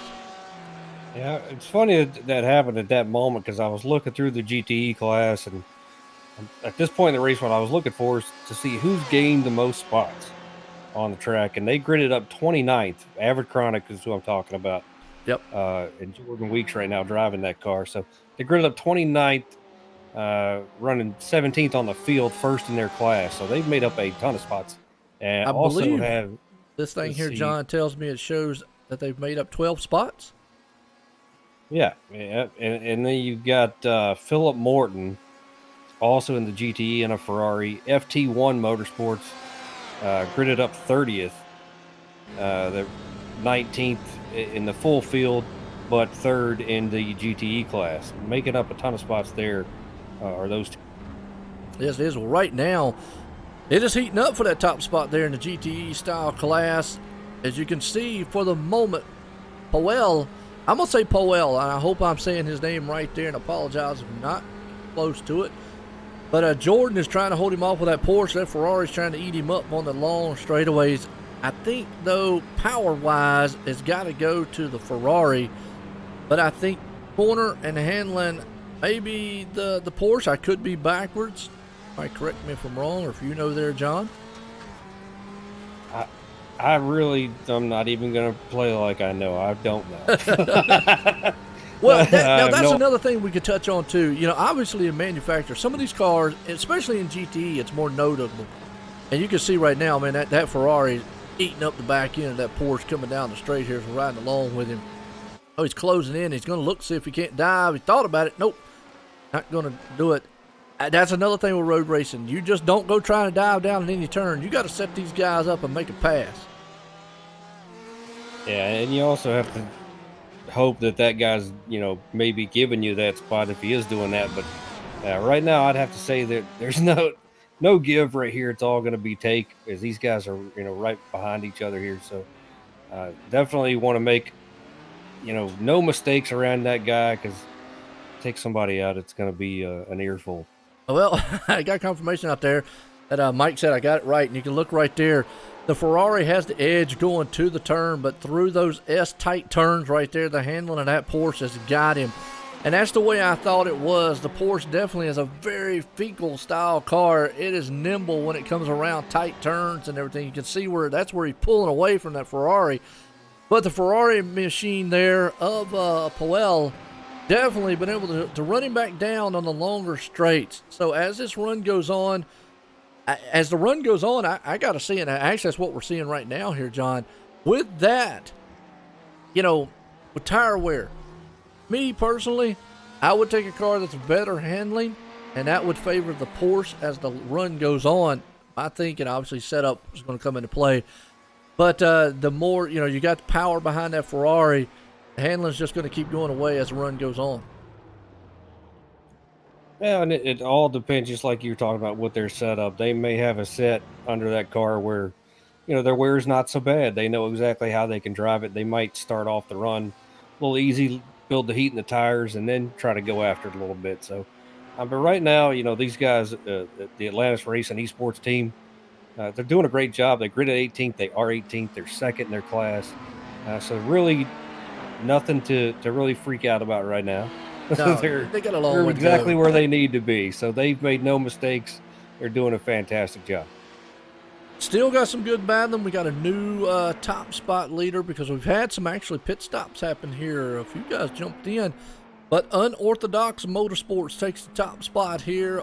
That's driver Steve Driscoll. Takes it over that. Steve Driscoll takes it over him. Dean Mall of Kinetic. You know what? That's a driver change. Eric Thorpe has changed drivers. Yeah. Eric Thorpe, yeah. So, there we go. Driver change. All right, we got a driver up here in the waiting room. Let's get a word with him. Sam Harper, let's bring him down. Sam, Joe out in the booth. Got a copy? Oh, hello, yes. Well, Sam, I tell you what, tell us a little bit about yourself, your team out here, who you're rooting for on this long race here tonight. Yeah, hi guys. I'm Sam. I'm currently calling you from Larbert in Scotland. I'm in the Mist Apex racing team you were talking about earlier. We're currently running 29th overall. Okay. Yeah, 29th overall. Had a couple of spins, I think, but guy we got in the car at the moment's never done an endurance race before, so I think he's doing quite well. Well, there you go. 29th. No, I'm showing Dave Douglas right now. Ooh, maybe we've switched position since then. Sorry. Oh, there it is. Yep. Yes, we've literally just switched position. Oh, and we just spun. Oh, great. Man. Well, I hate to show that live here. I'm going to sit and talk about it. But, earlier we were showing y'all off. You talking about Mist Apex Racing here. Now, how many drivers do y'all have out here today that's going to try to compete in this event? Yeah, sure. So there's 6 of us. 4 of us did the Petit Le Mans for iRacing back when that was on. I can't remember, October or something. And we got the itch for it, so we decided we'd come and do it again. That was a mid-split race. These guys are pretty quick, so it's been a bit of a step up. And we've hit the wall. Oh man, I tell you, that's all right. Well, now let me ask you a question. I know because we were just talking about it, me and John was earlier. Is this a product of maybe he's getting close to the pit stop here and them tires are just maybe starting to wear out on him? Yeah, so we're really struggling, and we have done the whole way through practice with tire wear. We were quite surprised when we came into the pits and we saw other teams double stinting theirs. It's more the temperature coming out the Porsche cars. We're getting 119 Celsius. I think the tires are just overheating, and we need to ease off a bit. But obviously the track temperature is just going up and up and up. It's quite hot now. So it was something I was struggling with towards the end of my stint, but the track was quite a bit cooler when I finished. So you've already been in the car. It sounds like, yes. And you're out of breath just an hour into this thing. And we were talking about that. Me and John he said he's done a 24-hour. I've never done one. But man, that's, I know you got up here. It sounded like me done run a marathon. Yeah, it's partly because I'm nervous. I have been out the car for half an hour and I'm still coming down from it. God, it's absolutely nerve-wracking. I'm getting back in 7 o'clock GMT, assuming we make it that far, to do a 4-hour stint, because I'm the only one around, so fingers crossed. Wow. I'll be absolutely knackered after that one. Gonna go to bed, have a nice sleep. What do you think about that, John, man? He's talking about doing 4 hours in his car.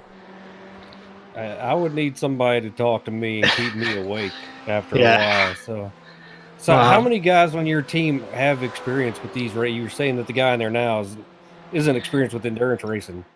Yeah, so 4 of us have done an endurance race before, but we did GT3. This is my first time racing in a GT in iRacing. I've done Le Mans 24-hour last year in Project Cars 2.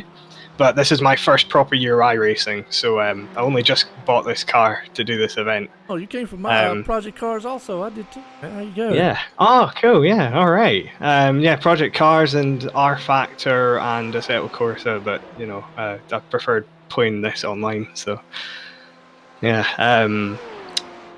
So I don't think any of us currently racing actually have extensive GT experience, which is making it a bit interesting. We only knew this was happening 2 weeks ago, so it was all a bit of a panic. I like your slogan, though. Sorry? I like your slogan. It's pretty good. Yeah. We may be wrong, but we are mostly last. I should say, and also try. I mean, there you go. Yeah, so that slogan actually comes from the podcast that we're running with the banners all over the side. Slogan is wrong but first, because normally they're wrong, but they're the first one out after an F1 race, so it's like a F1 based podcast. Oh my goodness gracious. I'm blaming the Ferrari 100% for that one. Yeah, that one. Having not watched it back. Man, yeah, that one right there. can't go back on the incident, man, a little bit. We'll rewind just to kind of go in a slow Yeah, mo. I We dunno. watched that one live. He was going inside, and he went in, and yeah, just contact between the two there in the S-style turns. Wow. Yeah, I think we just turned into them while they were still going straight. Don't know. Need to watch that one back. I'll check the race protest channel, see if anything comes up. He didn't really leave him a whole lot of room there. I mean, No. Darren came down a little from the track, but he was also off really with his left side, half the car off of there, but could have been left a little room there. We're missing quite a bit of the bumper now as well, I think. Well, the biggest thing too, you got to look at something like that. I always chalked out two guys that try to take the same real estate at the same time. That's road racing in general. I have said it, many a times before that, you actually have to, watch out. You're racing more the track than other drivers out there. So things like that happen on the speedway. Yeah, absolutely. Most of the reason I got an iRacing subscription was to do ovals. Actually, I haven't done them in like a year, but John's your man right there. Now I do a lot of podcasts oval, but there's your man, John, oval side. My God, I'm so excited to do some of the oval races for the majors next year. I can't wait. They do some big ones. The Daytona, the Coca-Cola, the Indy 500. Yep. I think they do Pocono, I believe, is one of them. So they actually have some big ovals coming. Being in Scotland, our coverage of oval racing's there isn't any, so it's quite interesting. I normally watch NASCAR races back like a week after they happen when they stick the highlights up on YouTube. But I know Charlotte, I know Pocono, I know Daytona, obviously. Okay. So really, and the Indy 500 as well. I live about 45 minutes from Charlotte, so I'm not too far from the Charlotte itself. So there you go. There, John's near. Actually, Martinsville. Right? I live in Martinsville, where the short track is. Oh yeah, Martinsville. I know that one. Yeah. I watched that race actually. Now, how about we just learn something that NASCAR should be upset with themselves about? In a country where they love to drink, they don't get NASCAR. But you said earlier, John, the guys out here might get mad at us talking about NASCAR road racing, but here we go. We got one that loves it, and it's good the major series puts on some races like that. Yeah, I'm a big fan of a bit of oval racing. I don't know. I just wish we got more of it here, but the UK had one speedway, Rockingham, and it got shut. Well, it started subsiding into the earth, and they didn't repair it, so. They got shut this year. Yeah, I'm not too far away from Rockingham. Well, you're talking about your Rockingham. Yeah, we've got a different. We're in the wall again. We've got a different. Yeah, we got one out. Yeah, and they don't race there anymore either. So there you go. Oh, brilliant! Yeah, we had it could well be. We had a kart race. I think it was kart. Maybe it was. Yeah, it was kart. 03 and 04. Something. They only went twice, and then the European NASCAR series used to go there and run the road course. So. Ah, okay. Yeah. We've not really got any ovals in the UK anymore. It's a bit rubbish, so I have to take a bit of a flight to go watch an oval race again. But Sam, a lot of your team out here, today. What's your feeling about some of your other drivers? Real quick. I mean, what are they feeling like out here? Are they, they getting as tired as you are behind the wheel? Yeah, hard to say. We've not done a ton of race practice together. I know everybody's struggling with the tyres at the end of the stint. I think we've just gone the wrong way with the setup or something. It's just, in this temperature, absolutely cooked. We're looking forward to night time. I think we'll have a bit more pace there, a bit more consistent across the stint. I don't know if you just saw that, John, real quick. Looks like one of the unorthodox motorsports blinked there for a moment.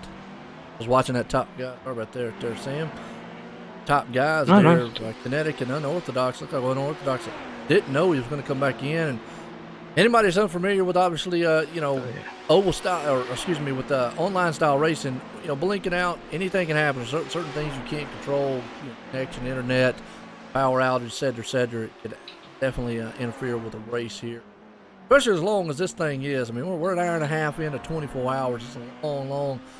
Sam, I'm going to let you, man. I appreciate you coming up here talking with us, getting to know with the team and all. I mean, later on, and we wish you luck on the rest of this race. Thank you very much, guys. Nice to talk to you. Oh yeah, no doubt about it. There you go, Sam.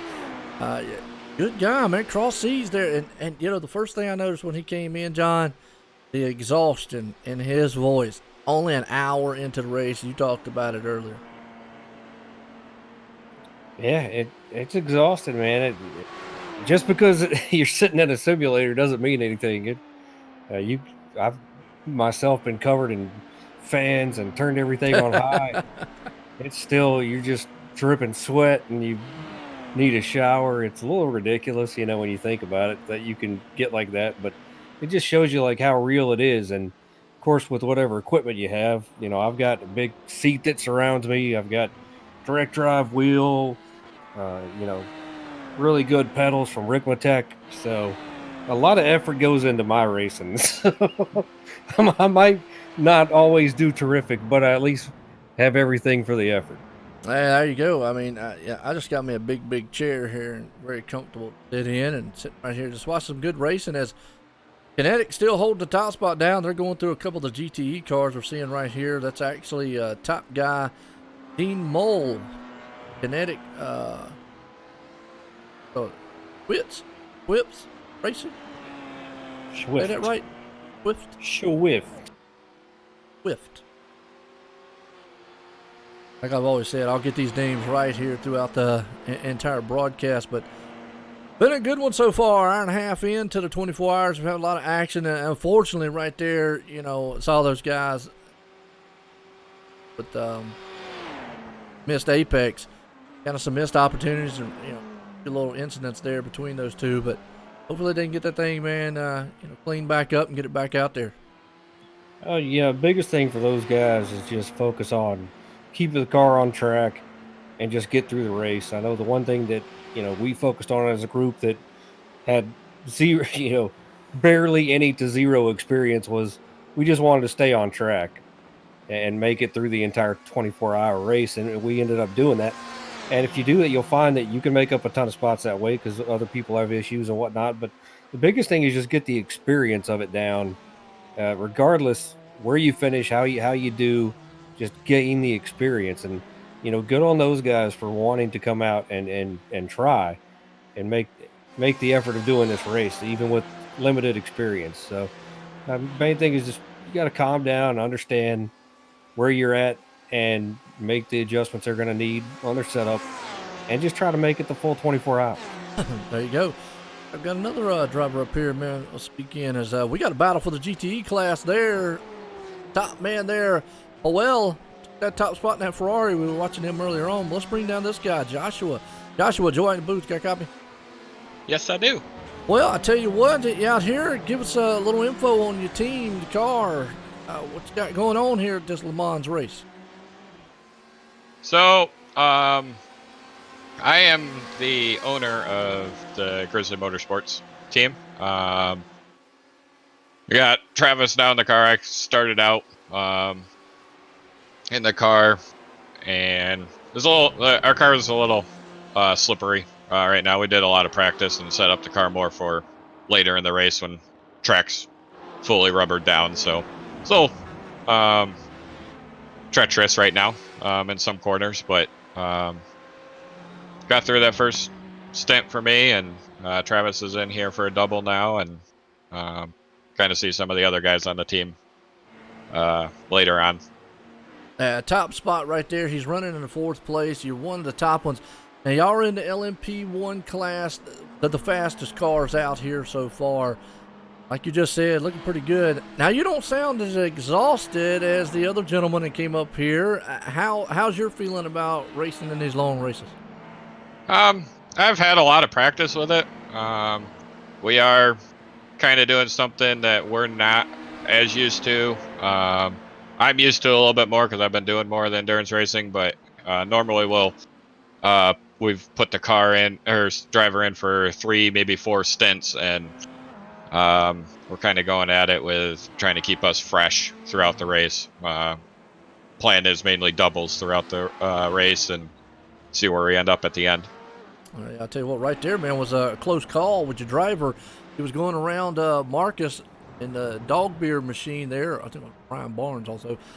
kind of spun going off into that turn there. What we're seeing right now, we were talking earlier there, the other driver, they were having a little issue with the tires. How's your tires hanging out up here, holding up on the track? We did some practice with it, so we kind of knew what we were getting into when it came to this. This hotter track is just, it goes through the tires so quick, and not having the rubber down on the track. So we gave up some time on that first stop, taking tires, knowing that we weren't as fast. We were losing too much time over the run to actually double stint them. So maybe later in the race, towards the end of it, maybe we'll be able to double stint during the day, but right now it's just too hot, at least for our car to be able to do that.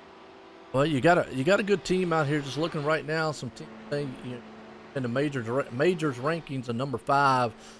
You got 7 on your team size, 7 drivers.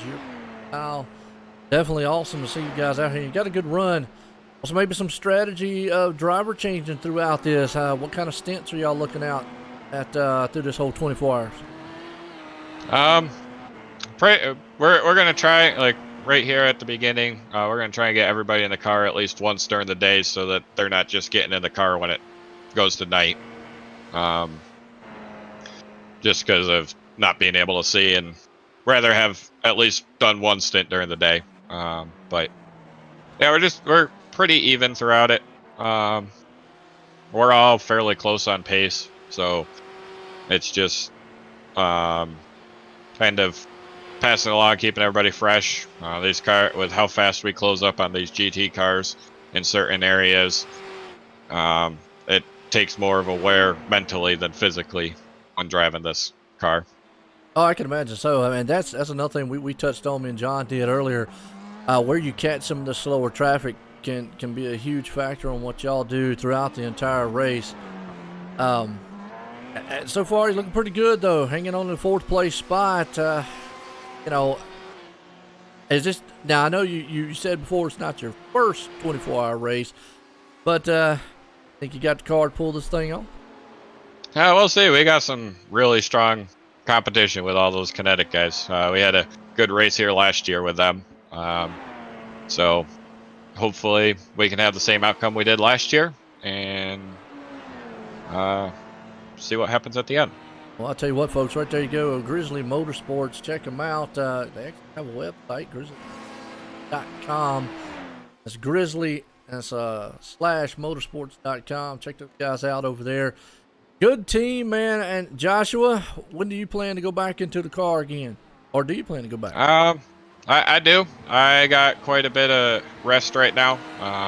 The other guys on the team are going to get in before I end up back in the car. I think I'm out for about 4.5, 5 hours for now. So, John, you got anything for the drivers here? Grizzly Motorsports on? I think they've done a fantastic job.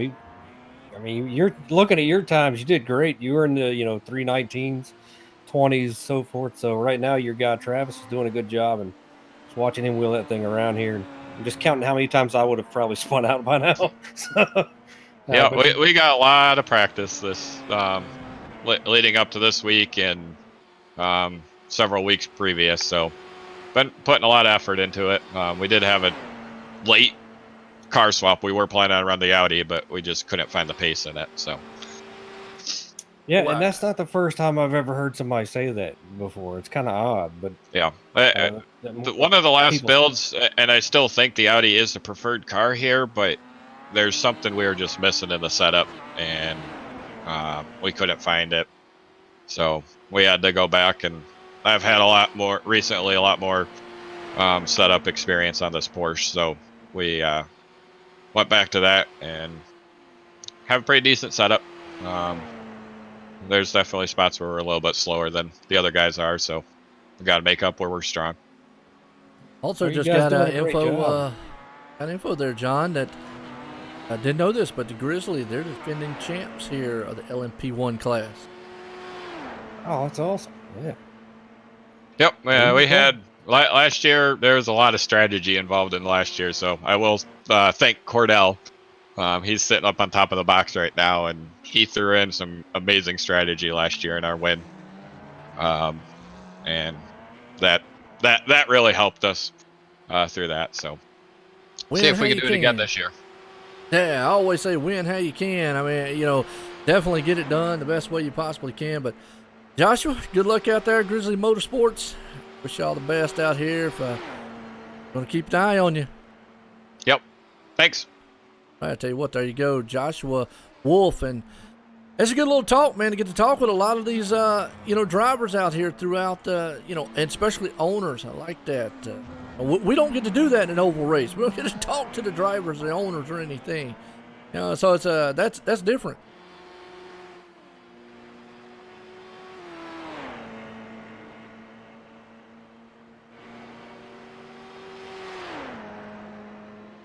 Mike out there giving us a good world of information out here too.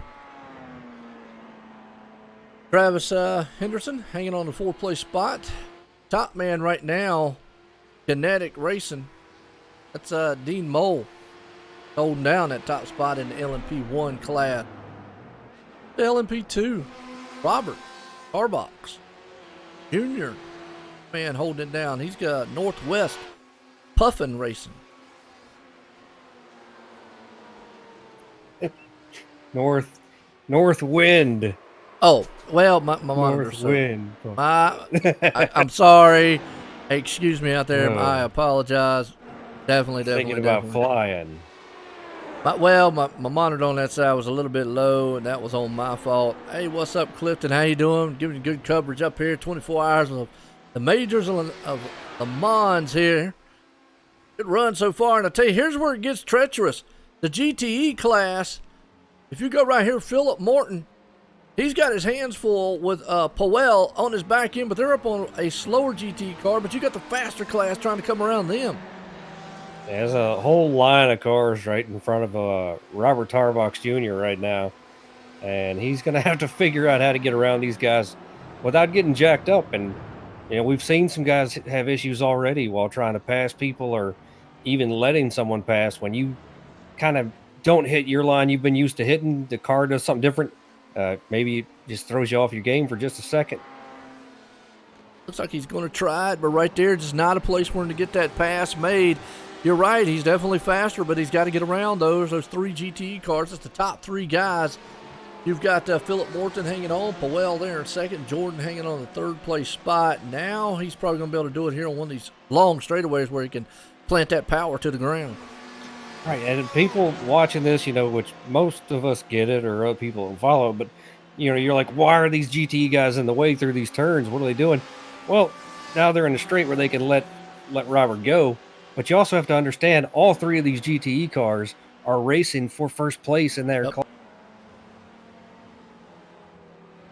Yeah, I'm with you on that. I mean, I totally agree. You know, because a lot of people would throw that up. Why don't they just get out the way? Well, you know, you could if you was out there by yourself. Obviously, let the other guy go. You know he's faster, but not when you got the other 2 guys breathing down your back deck lid. Yeah, and a lot of these guys in these other classes, like, may understand that, you know, Robert being in the LMP2 class, you know, he's leading it, so he's wanting them to get out of the way because that did cost him a lot of time. And you can tell now with the way that Robert's trying to get through these turns here, he's really driving it through there hard. Kind of getting loose going through there. Maybe a little angry with it, but, you know, you also have to understand those guys are also racing for first place. Yes, they are. And they asked out there of Apex. I'm showing them on the list here. Let's see if the driver's actually out here now. Not 100% sure on Andy is the principal owner of that team.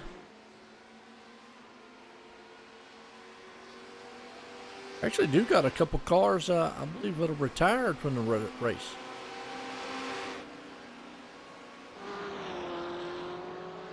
Tim Reven, Adam Holcomb, Pollock, out.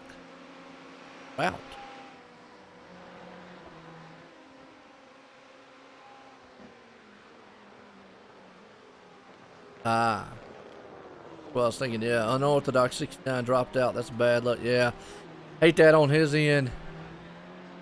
Well, I was thinking, it looks like a couple drivers out of the race here tonight. Total Downforce Racing, And he's out of it. He is. The Another one. 155 today is on track. Yeah, he's on track. Kind of looking through the field here, just kind of get an idea.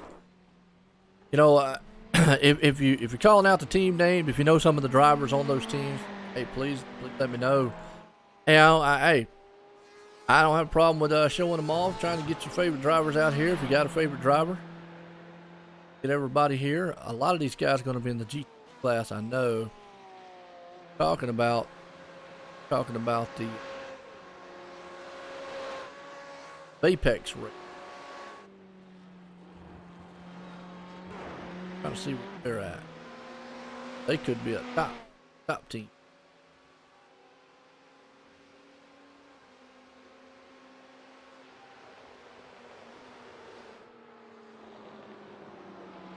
Big Bone Racing GT right there, Robert Bode. Position wise, in his class, sitting 5th, 21st on the track, right? Another Kinetic Racing driver there, Alexander. Like he's coming in pit road. Okay. Said just throughput. Hopefully get back in. Awesome.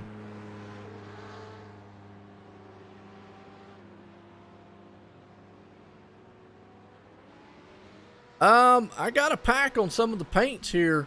I put them all in, so they all should be showing up. I mean, I could bring up trading paints and see if it'll load them. I know Mike and I was talking about that earlier, whether I should do it or not.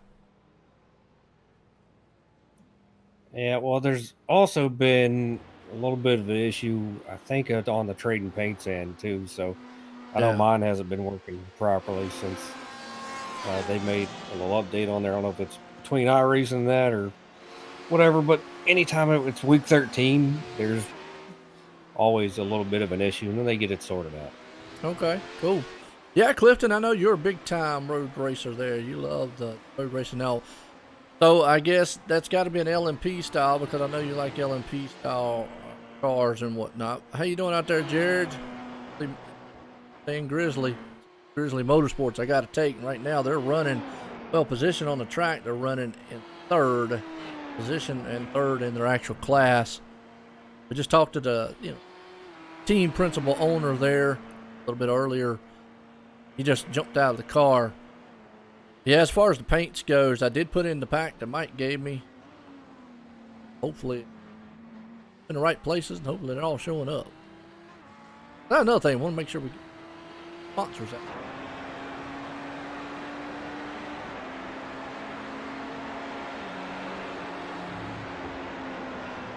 Well, John, about 2 hours into this one. Been a good one. We've seen some driver changes. We've seen some guys, kind of off track here. A little bit of, different strategies as far as team goes. There you go. Yeah, I think you get down, through the racing here. We've seen a lot of close racing with the GTE class, and you usually see more of that anyway throughout, these endurance races. And it's probably going to stay that way up until the end. I know most that I've been involved with, they're seeing the GTE class is a lot of close racing there. So we have to keep an eye on it. Not just, we know LMP1 is fast guys and very good drivers. So obviously keep an eye on how they do. But the GTE class is also, as we've been able to tell through chat and everything else, it's a favorite with a lot of people. Oh, absolutely. It's the biggest one out here. And most notably, with this being a non-points off-season style team event, that's why we're showing mostly just the up there instead of a lot of the drivers, because they will be switching throughout the entire race. But down at the bottom corner down the broadcast, you'll see if we're on a certain car, it will show the driver that is behind the wheel of that at the moment and show the team name right up underneath them. But the teams that have been invited to this, the LMP1, which is the major class there in the yellow, representing in the yellow for you, is right here. They were invited based on their position in the final season standing. Illusion Motorsports, Bombshell Motorsports, Dogbeard Red, Grizzly Motorsports, Kinetic American, Kinetic Europe, Kinetic Swift Racing, and Unorthodox Racing. All of those in the LMP1 class right now that we're an invitation based here tonight. So definitely, as far as those top guys, they'll be fighting for the overall win here because, well, obviously they're the fastest ones in this team style event. But definitely, like you said, can't count out. We've got what we call the LMP2s, who mostly Honda style series cars. You've got, looks like Northwind Puffin Racing, Atlantis Racing Esports, Kinetic Racing also in there. Alliance Racing has one also. Kinetic Racing Force, Can-Am Racing, No Emissions Motorsports, and another Kinetic Racing. I see it's Momentum right there in the 16th place spot. All those guys in LMP2s, and then just got a slew of GT cars out here from that point on. Yeah, and I know we're watching the 85 there. We'll go to the 20 and watch them, but you might want to start watching that car number 1. It's been a battle between him and the 84, the Kinetic Racing Europe car, for that second place spot in the LMP1 class. And Travis Henderson's done a great job of making up some time here and catching up to these guys and helping his team out right now with the way he's been driving. Yeah, Grizzly Motorsports right there. You're right. He's closing in. He's up to second due to the fact of pit stops, but he is closing on the back end of the Kinetic Racing Europe machine of I don't even know Valdir. I'm gonna say his last name. Valverde. Valverde? Is that it? Okay. Well, he's out front right now, hanging on, and he's trying to hold off the season champs here. Grizzly Motorsports on right now. Travis Henderson piling in that machine, sitting in second spot. Looks like right now, though, on that straightaway, Kinetic's got the power, and looks like Grizzly's got a lot of handling. He's closing in on the top side. They're going to have to deal with a GTE car here. Yeah, luckily he knows to move over and let them have the spot. They're racing, for position here. But yeah, you made a really good point there. Watching the Kinetic Racing Europe car just power away right here, down these straights. And looks like he's got a ton of power like that. He's super fast, and Travis catches up to him when he starts having to go on like corner entries and things. So braking may be a little bit different. Yep. But something in the setup there is helping the Grizzly guys. And on one end of the spectrum with the turns, and the other end is Kinetic's, powering out of the turns off the corners. I appreciate that. Mike's helping me out there a lot with some of these names. Yow. There we go. I would have never thought that, but right now he's holding down that top spot. They go around. Actually, some of the top guys in the GT class. That right there is just a good representation of times. That's the top guys in the GTE, and they just, the difference in speed, power. They actually caught him in, I would say, a pretty bad spot. Kind of looked at the bus stop. I'm gonna call it a bus stop, kind of. It wasn't the prime place to catch anybody, but luckily, no issues. Everybody goes on about their business. Absolutely, and you could just see right there, Travis is able to pull up on the back end of him. But it looks like right now it's kind of a stalemate between the top two guys. Yeah, they're both running about the same times. Looking at Yao's times, he's ran 3:21 2s, 3:27.0, 3:21.0. So pretty good times there. But Travis has stepped his game up in his lap times there. He went from 3:23s, 22s to a 3:20. The last 3 laps have been 3:20s. So Travis doing a great job here. He just needs to just stay focused, keep doing what he's doing here. Just try to keep chipping away. Now I'm kind of curious because we talk about driver changes. Now, John, you're more familiar with this than what I am, because I've never been in a 24-hour long racer on iRacing. How they do the driver changes. I've noticed in FT1 Motorsports, there it said that they were out But I don't know if that's showing them out of the race. I know he's on pit road, but he's about to come back in. That might be the reason showing out is the driver might be doing a driver change at this moment. Yeah, they probably are. And all it is, in iRacing, if you're the driver supposed to be up, there's a button you hit, and then one guy gets out, you get in, and that's it. It's pretty simple process. Okay. I've never, like I say, I've just never, saw it before. It looks like Travis on pit road. That's actually the LMP1. We was watching that battle earlier. That's going to put Yao still out front, but Travis is now coming in on pit road. I'm wondering if they're going to do a driver change here. Yeah, it looks like a scheduled stop here, so he probably is going to double. Yep. Yeah, he stayed in the car there. Travis did. Coming out on pit road, I'm kind of curious here. Back.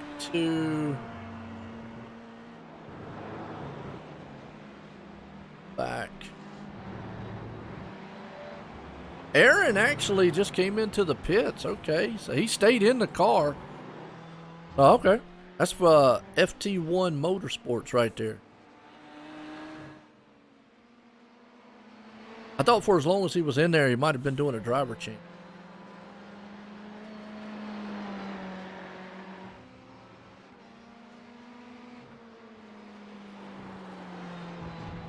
Good racing so far throughout. That's actually going to put Nick Madison from Avid Chronic Racing in the GT class. Put him up in his class, top number 1.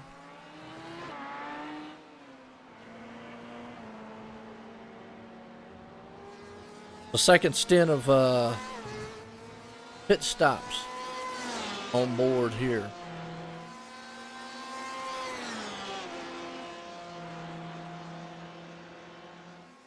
Y'all enjoying the race so far out there? Hope everybody's enjoying it.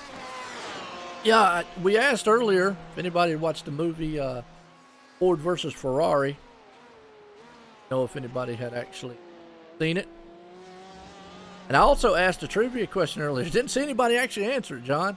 What year was the first 24-hour race? Now, I know me and you know what it is, but I was wanting to see if anybody out in the chat knew. Mike, no cheating. We know you know.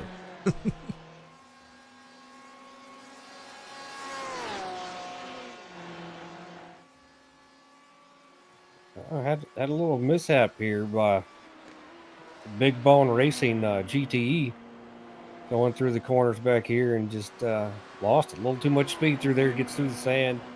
No damage. Continues on his way. Driver's at? It's the car 179. Isaac Morris is in the car. That's out there for his first couple of laps. Just trying to get the feel of it there. He just carried a little too much speed, but no damage. They'll be able to make that. Yeah, Big Bone Racing right there. But they actually put info on that team. Big Bone Racing. Let's see. They have a team size of 25 drivers, international side here of their things. There's a little history on them. Big Bone Racing, founded in June by content creator and iRacing driver Jack Andrick. After he left as a previous team due to some small issues, Big Bone Racing, first race at the Watkins Glen 6 hours. They finished first place in the Mercedes AMG 3. From there, Big Bone decided to expand from a couple drivers to over 12 drivers of the foundation of their sister team, Small Bone Racing.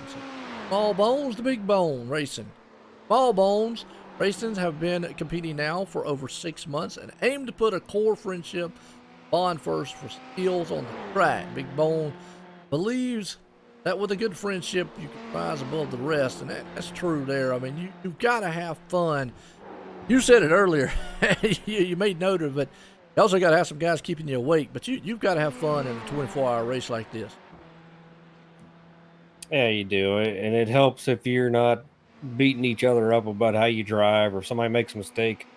You got to get in there and, kind of get in their head that, they can do it. Just get back at it, make up some time, and You got to work together as a team, and you have to enjoy what you're doing here.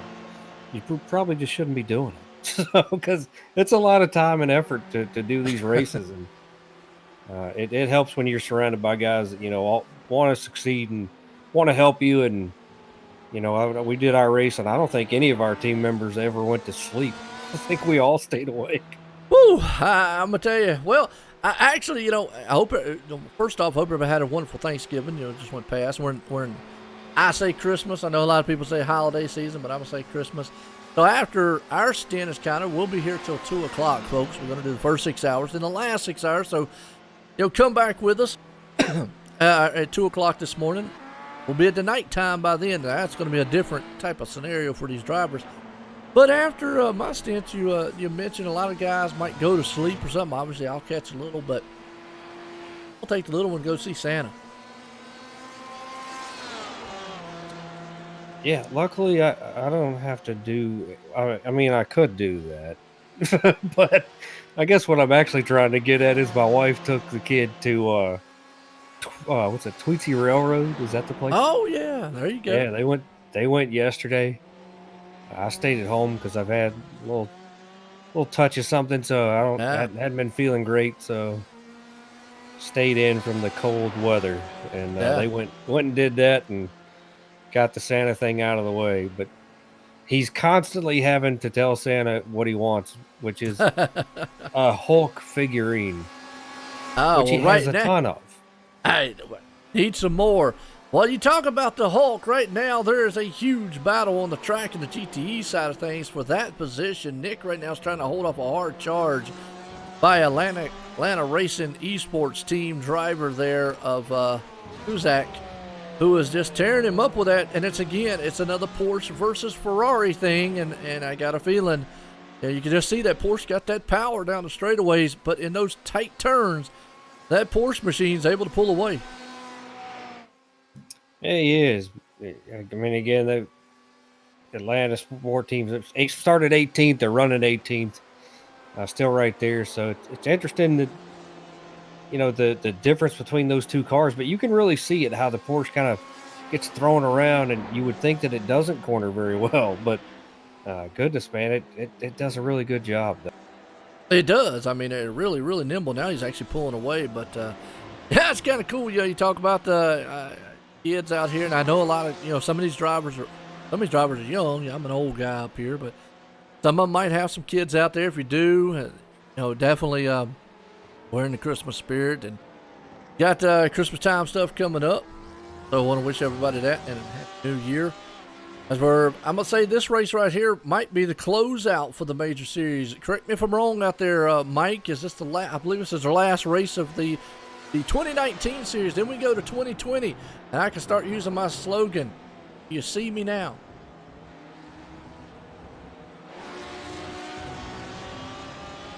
Get it? Yeah.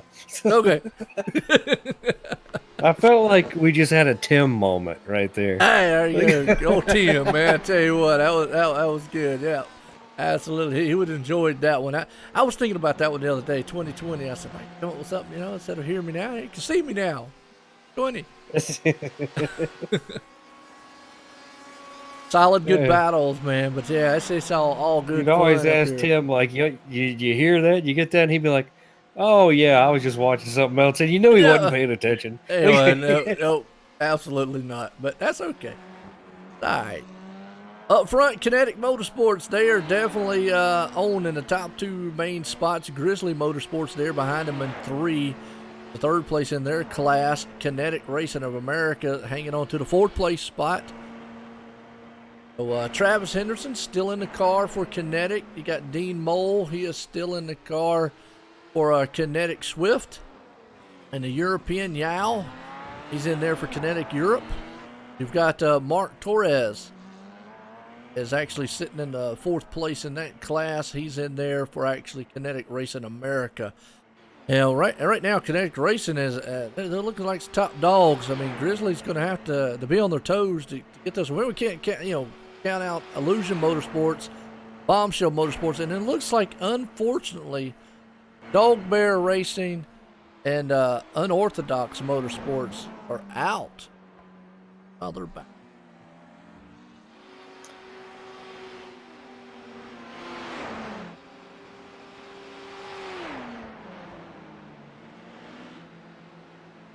Oh, they're on the track. My bad. I looked at it wrong. I don't want to scare anybody out there. The Dog Bear Racing is still out there. He's running. They're running in the 8th place spot. Seen anything, kind of unique out there on the track so far, John? I think everybody's getting back to where they're getting spaced out here. We've had some hard racing here for a little bit. I think the most interesting thing for me, we've talked a lot about some of these other classes, but let's give the LMP, one guy some love for a little bit. Our first 3 guys, they're kind of starting to accordion back up and catch each other here. So double stinting these guys, look like a smart move on their part to keep Travis in the car for the Grizzly team. He's done a great job there. Just he can get caught up to Yao, but he just can't ever get around him whenever he gets there. I think a lot of that's got to do with the setup, maybe different driving styles. I mean, obviously driving styles, and that's the unique thing about road racing. Breaking points. Everybody has different ones.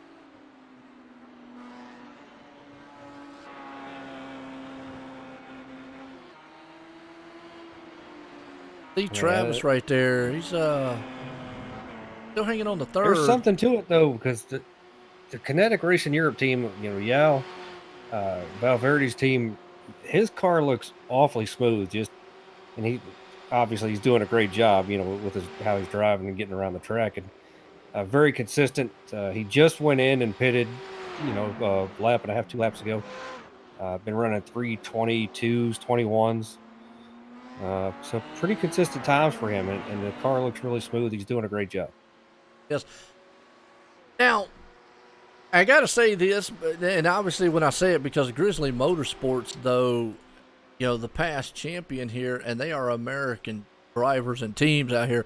But most notably, when you talk about road racing, Europeans, cross seas, drivers, usually your top drivers.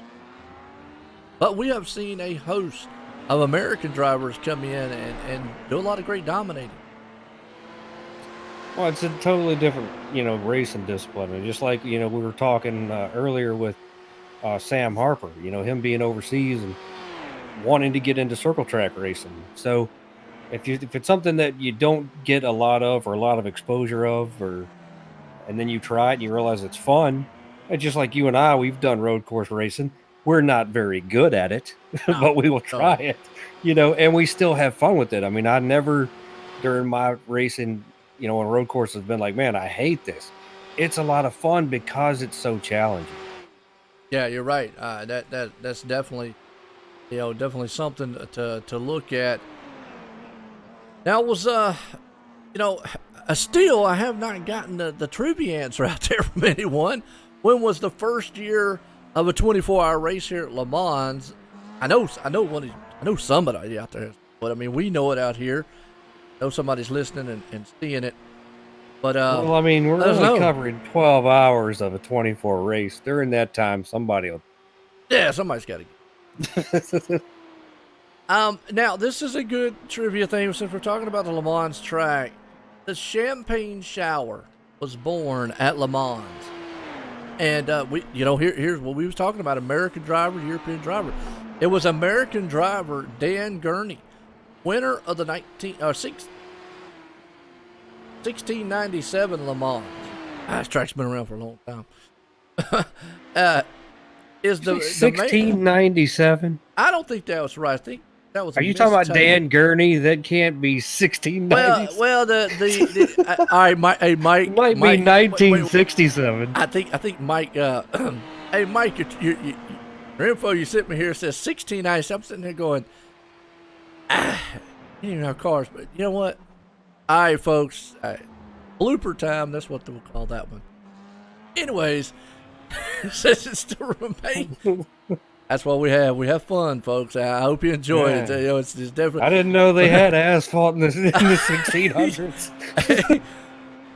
Woo! Well, they definitely had the champagne, so at least we got that part right. is the man responsible for starting the podium champagne shower tradition. And folks, just anyways, I'm reading these notes off of from what Mike sent me to 1967. There you go. I appreciate it there, Mike. He was keen to recreate a scene from the previous year when the cork accidentally shot out and sprayed the crowd. Following year, Dan shook his own bottle, and the tradition stuck. So that's kind of unique, kind of tradition. Every track has their little corks or something that they have about history, and it's kind of cool that the champagne here. Again, I am reading this from some notes that I've got, and I'll blame Mike on that one. He sent me these notes, and it does say 1697 Le Mans on it. He's going to blame you for not doing your homework and realizing that was wrong. Well, when I read... All right. Again, he's right. John's right. I should have probably looked at that and probably should not have said anything. But we got to have fun. We're here for 24 hours. We got to have some fun here, folks. I mean, that's we're at least here for 12 hours or until they tell us to go away. Yeah, I mean, we're having some fun, showing some good racing here. I hope y'all definitely out there, man, and enjoying it so far. Got some good coverage. A lot of great racing on the track and a lot of great trivia throughout. Something to get a laugh and get everybody going here. But that is kind of cool, the champagne tradition. We've seen that. I think, tracks like, I believe it's the Indy race. It's the milk, I believe, is the big thing there, if I'm not mistaken. Yeah, for some reason it is. I don't know. I would know. I would maybe need to do some research on that one.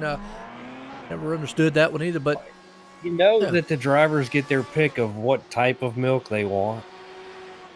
Oh, Mike got there smiling. Did you see what Mike said in the chat? He said, "Just want to see if you guys are paying attention." Obviously, I wasn't. I was reading off and seeing. It was like Dan Gurney and it took my brain a minute, like the hamster's on the wheel, just kind of moving along, and then even the hamster comes to a complete halt. He's like, "What the heck did this guy just?"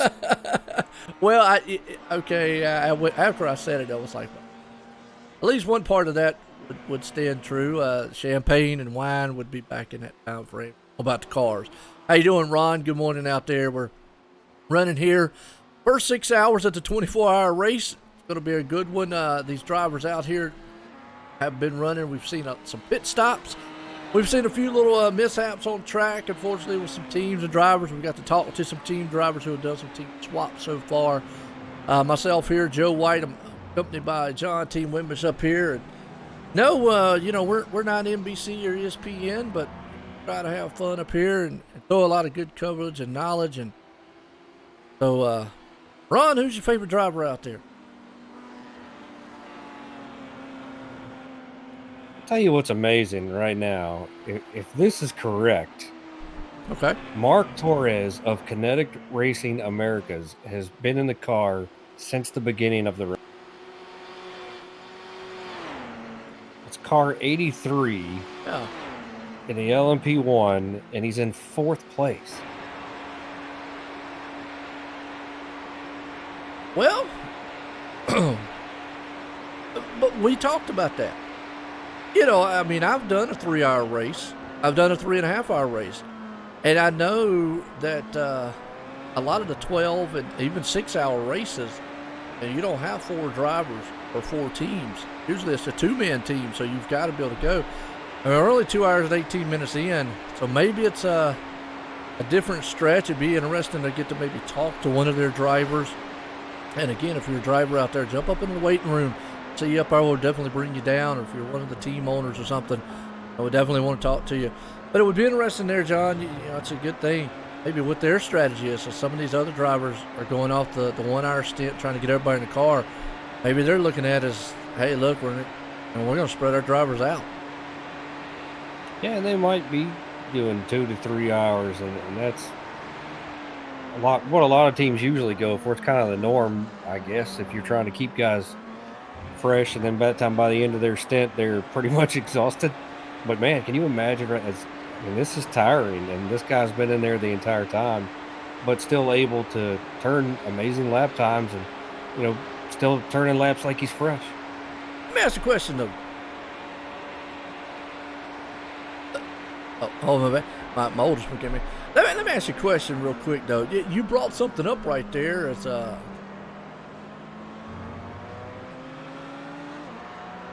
back on the track. You mentioned tiring of cars, and we saw earlier on. I think Sam came up in here with us.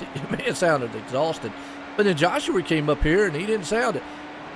Is different cars more strenuous to drive? Because I know that's true when it comes to, let's say, an Indy car as opposed to something else or whatnot. So, do you think maybe the different classes of cars are harder to drive? I don't think so. I mean, you're going to have, your cars where you got to wheel it more. Then you got cars that are more finesse to it, like the top cars are, very finesse oriented type cars. So, but the other thing is, it's all about what are you used to doing. And if you're not used to this, you're going to get tired. And, I had to take a break from racing there for a bit, which I took one anyway. And then I got in a motorcycle accident, and then I've been sick and everything else. And so finally I got in the car, and just even circle track racing, I found myself like, getting tired out because this wheel I have and everything. So if you don't have a lot of time in it and you're not conditioned for it, man, it can be exhausting. And, Mark Torres, obviously this is what he does. He's very conditioned for this. Obviously we know there's a difference between real life and simulation, but simulation is still very mentally and physically draining, for this amount of time. Of course, you don't have to deal with the heat, the G-forces like in real life racing. You don't have to deal with the actual fear of hitting anything and what's going to happen, but it still is tiring. You still have to be mentally and physically in shape for this. Yeah, fatigue is the that's in a lot of this. I gave a really long answer for a question you asked me when the answer was just no. But it's good to break it down like that. I mean, it's good to know, and it's good to have that kind of, like you said, answer out there because want to get it. And Danny out there did get the answer, 1923, and that would go back. I guess if I'd have caught myself earlier that the first 24-hour race is 19. I said 97. Just didn't make sense. So there you go. Oh, man. Racing horse carriages around the track. Amish people were definitely getting it done. Around the dirt track. Yeah, well, dirt track races big here. So there we go. The carriage like taking off behind the horse and just dragging them, and they're just whipping the horse trying to get him to go. Absolutely. Well, right there, Tram out there, he brought the GTE LMP2s are more physical cars to drive. The LMP1s are more of a technical, more of a mental drain. I could see that because you alluded to earlier one of the drivers up front there who was running in the kinetic European machine. He looked smooth out there in the LMP1. As I do know that the GTE car is a handful, and rightfully so. It's a heavy, it's like a real car. I mean, these LMP1 and 2s are lighter machines as opposed to what that, the GTE style car or GT3 for that matter style car would be. But you're muscling that car around because it doesn't have the handling characteristics that these other machines would. Yeah, and that's, to each their own. Some people feel one way, some feel another, but to me, it's just as tiring. I don't care who you are. Oh, yeah. So, I ran the Porsche and the Audi around here a little bit, and it because it's such a technical car and with the direct drive wheel like what I have, it's so much about feel that it you don't have your actually can Fanatic help no you. more? Oh Lord, no. Oh, big time now. I hear. No, I've had this. Actually, Tommy got my Fanatic wheel. Oh, So, okay. Oh, Tommy Well, Haynes. which one do you got now? I've got the AccuForce. Oh, okay. I was looking into that one. That one actually seems pretty good. I looked into the Fanatic one and so forth. So, well, I mean, okay, then you could actually, that's kind of neat. Then you could actually give us an idea the difference between going from a Fanatic to a direct drive and then racing a 24-hour. What is the major difference? Oh, it's all about accuracy. I mean, and then don't get me wrong, Fanatic makes a fantastic product. And the only reason I went from their, belt drive wheel to AccuForce direct drive is Sorry, folks, I had to say that. Oh man, well, I just wanted to try, direct drive because some people love it, some people hate it, and real quick, you know a man up here that's a millionaire. When he says he's going to try $1,000 wheel, just goes, I just want to try it. I just wanted to see what happens, and at the time, Fanatic didn't have an offering in the direct drive department, and so I read up on them, and I was like, I'll go the AccuForce route. And honestly, it's been terrific. The feel that you get, the reading, and I don't know, it's just so true to life. Every little thing about it, and you can adjust so much in the Sim Commander. For all kinds of cars, you can have different profiles, and so every time I load a car up, I just go in and pick that profile. You can make all your changes on the fly. Like, I love it. I think it's a great wheel. It's a great product, and because I'm a father of a child who doesn't know how to leave my stuff alone, my child has actually gotten up here and turned the wheel so much before that he actually broke the cable that connects the wheel to the base. And so I messaged the guys at AccuForce, and I was like, look, I need some extra cables because this is probably going to happen again, and they sent me several, and they didn't just send me one, and I offered to pay for them. They just sent them to me, and they got them to me like within 2 days. So, their customer service has been great. If I've had a problem, I just email them. I get an answer pretty much right away. So, I'm curious how many guys out here running, maybe direct drive wheels as opposed to a belt drive wheel, especially in a long series race like this right now.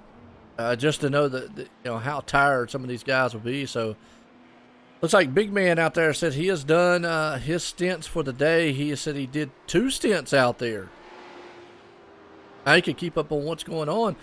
If you want to jump up into the interview waiting room there.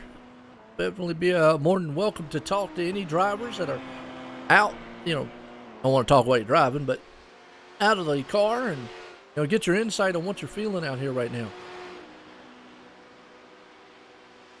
Yeah, I mean, the feel you get with direct drive is just so amazing. I think if you're the type of driver that wants a lot of feedback, of course, you and we've talked to guys who don't want any. No, yeah, true. I don't understand that at all. But a lot of pro guys are like, yeah, well, to each their own, I guess. Obviously, it works for them. So I've got to have the feedback. I like to have it, and especially road racing, it helps me have better car control. As far like some people thinks it slows you down, because the car's driving you.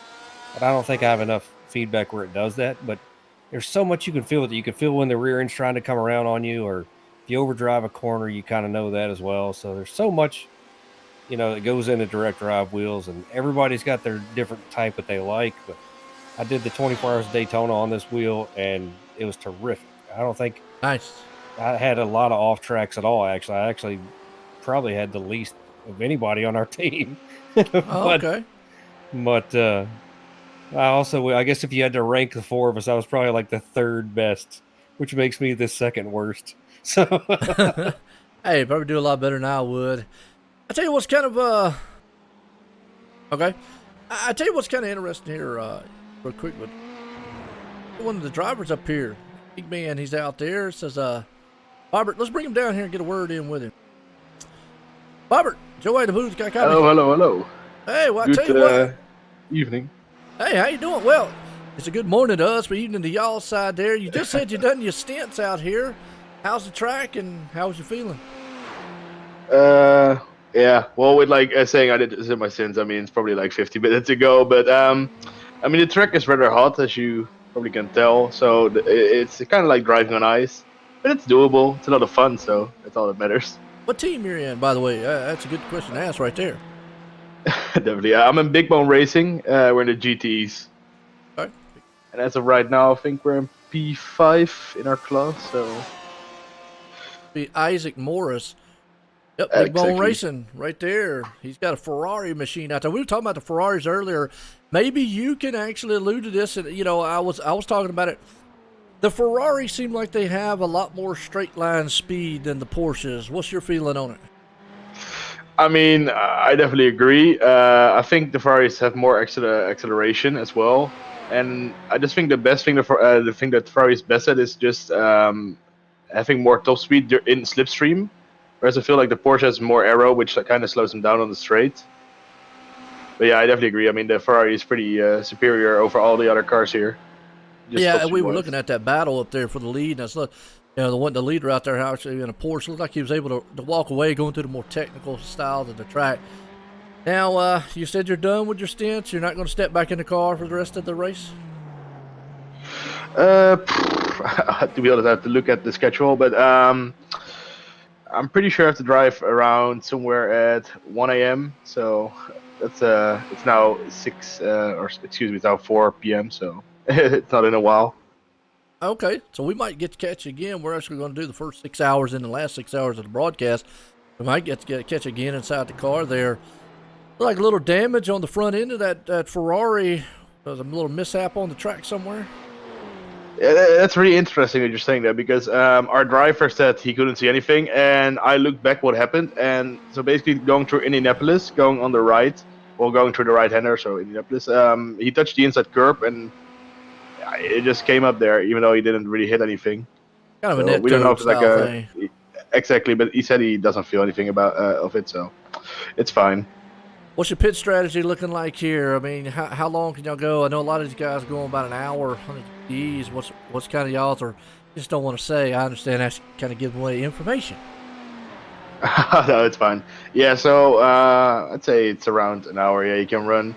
So he's over halfway of his first stint, Isaac. So I mean, probably at the hour mark, around there, we're probably gonna pit just like all the other GTs. But So yeah, I y'all's, noticed that. Sorry. what's that? Oh, go ahead. Oh no, I noticed that. I don't know if it was. There's one of the guys, or maybe two GTs, who are off sync, who did do another pit strategy. So I'm interested to see how that works out for them. Well, we just highlighted the team a little bit earlier. Obviously, you got the team size is 20. You got 5 major drivers. Jack is the principal, primary owner of the team. How long have you been with Big Bone Racing so far? Since the beginning, I'd say. So that's like, was it like half a year or longer? Oh, okay. Deal. Yeah. Well, how many drivers do y'all plan to have out here just for this event?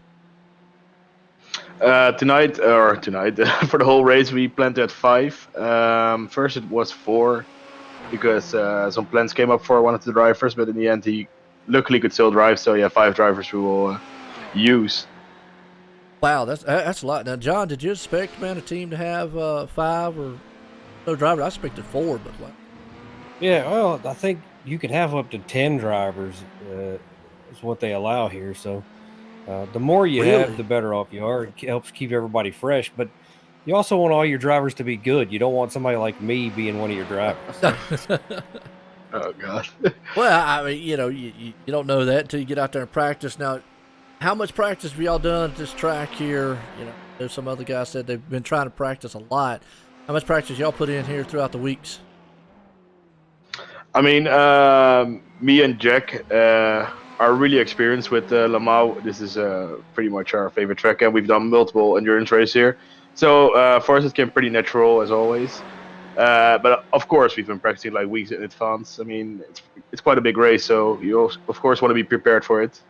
Oh, absolutely. Team style event here for the major series. Do you plan to run the full major series in 2020? Sorry. Do you plan to run the major series in 2020? Most of their races. Yes, we're definitely looking into it. All right. Well, I'll tell you On what. our list. Right now, y'all still looking pretty good on the track. Like I said, in your position, ranked in 5th so far, 21st overall. I'll tell you what there, Bob, man. I do appreciate you coming down, taking time out. Hope to see you again back in that car. Yeah, no problem. I'll keep an eye on the stream. Hey, I appreciate it there. Well, there you go. You have at it, man. Big Bone Racing. Hey, looking good out there so far. They've done a great job here. You were talking with him. I was looking at some things over here. It looks like the track temp has actually come down a little bit to 100 now. I know that's not a big difference, but it was 108. So, kind of keep an eye on that and see if it plays a factor at all in these lap times here. Can't wait till it gets dark and we see how fast these guys can go. Well, that was I was about to bring up because you just brought up track temp. Track temp is definitely going to drop when nighttime comes about. But again, now I got to admit, there's two kinds of racing that I just don't like doing, and I really feel like, sure, it tests man and machine. That is nighttime racing and rain racing. But the reason I say that is because me, racing is all about as fast as you can go on the limit of the car and taking it up. Nighttime and rain just can't take the car to the limit. You're actually hanging on, I think, Takes a lot of skill to do it. But, hey, it's just me.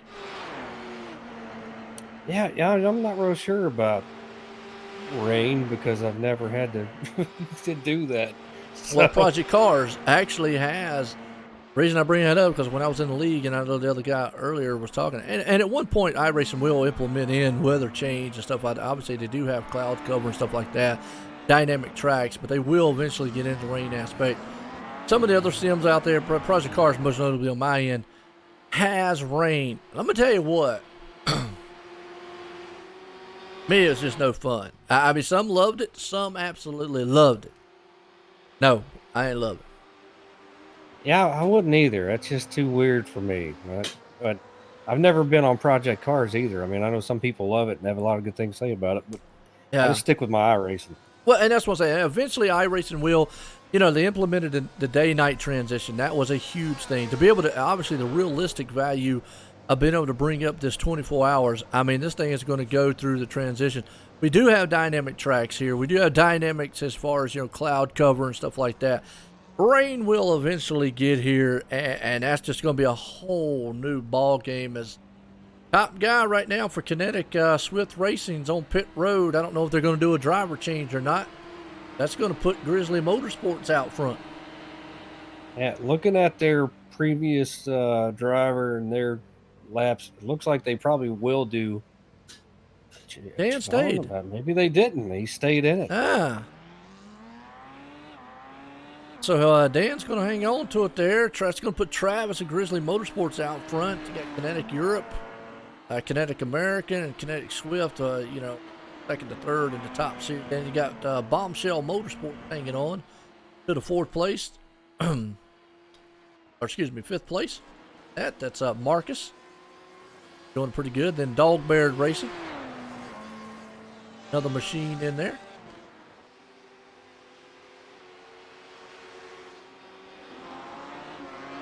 Old Bob out there in the Dog Bear.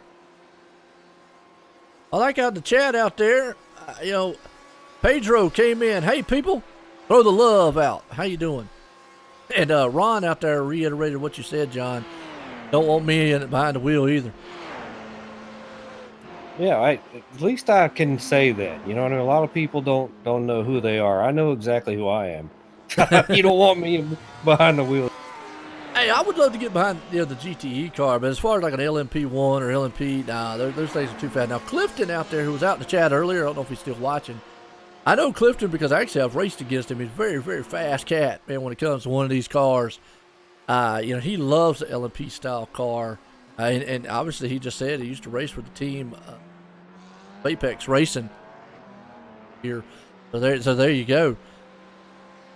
raced in the major series. I know he loves those style cars. It just, I don't know, they're fast.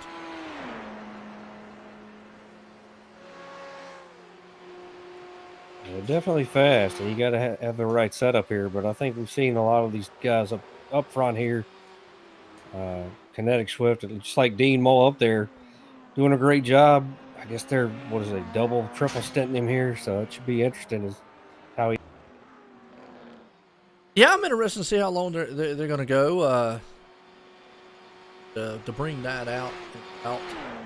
But what I was going to bring up earlier, some more interesting trivia about the track here. We saw at the beginning of the race 3 safety cars. Obviously, we know why. 3 different classes, they split them up, and normally there is only 1 safety car at a WEC event race. But for Le Mans, 3 safety cars are needed to cover the full 13.62 kilometer length of the circuit, and they are coordinated to be permanently, I'm going to say, equal and to ensure fairness when the race resumes. All right. So they coordinate them to where they're equally spaced apart across the entire track. So that way when something does happen, the guy that was half a track back isn't up your tail now. So Yeah. That's not fair, So he's still going to be back there. He's still going to be away from you. And everybody, gets to try to drive back up through there. So, but they actually perfectly space them out, equal distance all around the track. There you go. They only want to check out some of the info here on the majors. PacificMajors.com. Check out the website because that's the major series who is bringing us here tonight. This is the majors 24 Hours of Le Mans. I was trying to look. Here we go. This is what I wanted to find out. The official circuit name. We know it by Le Mans, but it's called Circuit de la Serre. And I think I might pronounce that last part. I'm pretty sure you did. Yeah, Sarah. It's Sarthe, what it is. But Le Mans is referred to by the nearby town. The original race took place on the road between Le Mans, and we could see that too. It actually is a road style converted into a circuit. Between Le Mans, Arnage, and Mulsanne. And I hope I said that right there. The circuit was gradually changed over the years. The current circuit is in north of 16 degrees. The first race, obviously, we know about that earlier, was held in not 1697, folks. Okay, like I said earlier, I missed that one totally up. And the first, now here's a good trivia. It was the first manufacturer to win, dominated. I'm gonna leave that one to it. Obviously, you can find all this here at CivicMajors.com, but some very, very good reading info about these tracks. And I love learning about a lot of these tracks and a lot of the history on them. Like, can you imagine living in one of those houses and this is going on in front of your house? Wow. Circuit de la Sarthe. Yeah, rough. Yeah. Okay, all right. I was kind of close, but yeah, I'm not. I apologize, folks, on a lot of it, but yeah, it's kind of like, we call it Le Mans, and it's interesting that they do. There are names for these certain turns. Obviously, you heard a gentleman earlier up here with us, talking about the Indy style part of the track. I'm not 100% familiar with a lot of it. Again, short notice. If I do another one of these races, obviously I'm going to get up to speed on a lot of what these names are going through. These road courses. Now, you put me on a Daytona Oval, and I'm gonna tell you everything that's going on that track. I can just look at the cars out there and tell you what they're doing. But I've been NASCAR for so long. You can too. So there you go. They're going in a circle, folks. It's not that hard. come on, it might get loose or tight, out there. And, that's something Oh, that we talk God about. forbid that happens. You might lose your place. Yeah, I mean, that's the biggest thing that we don't. Not that we brakes is a big issue here. Brake fade, your brake bios, how you get into the turn, apex, getting in and off of the apex is another thing is really known for road racing. Tight or loose, they call it understeer, oversteer. We call it tight, loose feeling, and the oval side of things, kind of where the road guys maybe make fun of us. But there you go, a little knowledge on it. Well, they definitely make fun of us. There's no doubt. Hey, but one of them really liked it, so there you go. Pit stops, top guys. Some of them are Wade, Kinetic Racing America. He's on pit road. See if he's going to actually. I don't think they're going to do a driver swap. I think he's actually going to stay out.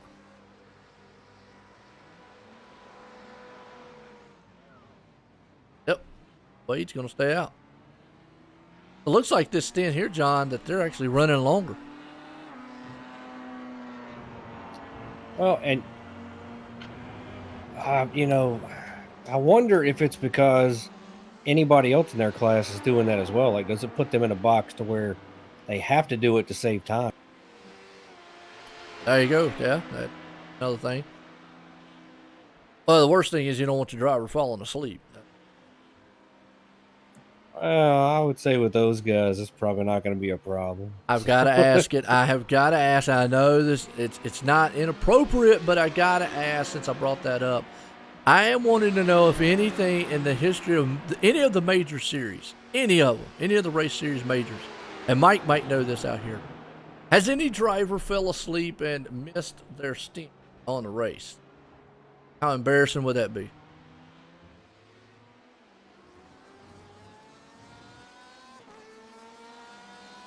I mean, there's got to be a time, like in real life racing.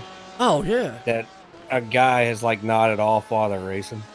Oh yeah, that would be bad. That would be bad. But I'm interested to see if Mike out there knows of a time that maybe a team said, "Our driver's not here. We don't know where they're at." They didn't show back up like earlier. The one guy said he's going to probably go take him a nap, and but he's supposed to come back. What if they take a nap? They don't come back. Obviously sometimes emergencies come up. We understand that, but I'd be interested to see if it's the history of majors here, and I know Mike out there probably knows if there's ever been a driver that had missed it. And maybe if you're a team out there and it's happened to you, maybe you know about it. It'd be kind of interesting to see because, it sounds funny.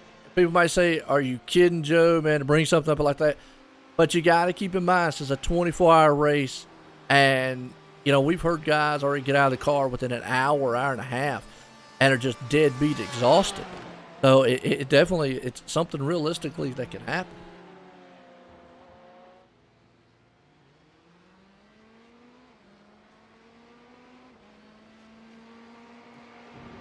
I'd be a little more concerned for the guy who, on one of these long straightaways here, tops out at 206 and wakes up to find himself having to slow down.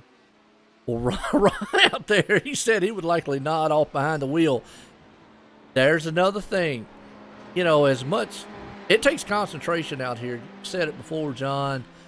I know because I've raced them. It just sometimes you just get in such a zone, and you get into a rhythm. That's what you need to get into when you get in a road racing like this. A rhythm. Sometimes it gets repetitive. You actually can get so fatigued and tired, you could nod off. I mean, you can, but I think Gloria Stefan said it right. The rhythm is going to get you. Yeah, as soon as you hit the wall to wake you up. I mean, you get a vibration if you got force feedback on. I definitely wake you up as soon as you hit that the gravel out there on the side. Oh, Wow. You didn't even get the joke. No, not I hope really. somebody gets the. I didn't get the joke. I didn't get it. No. Well, Clifton said he put in 9 hours. Out of 9. Are you kidding me? 9 hours. Could you imagine 9? Wow.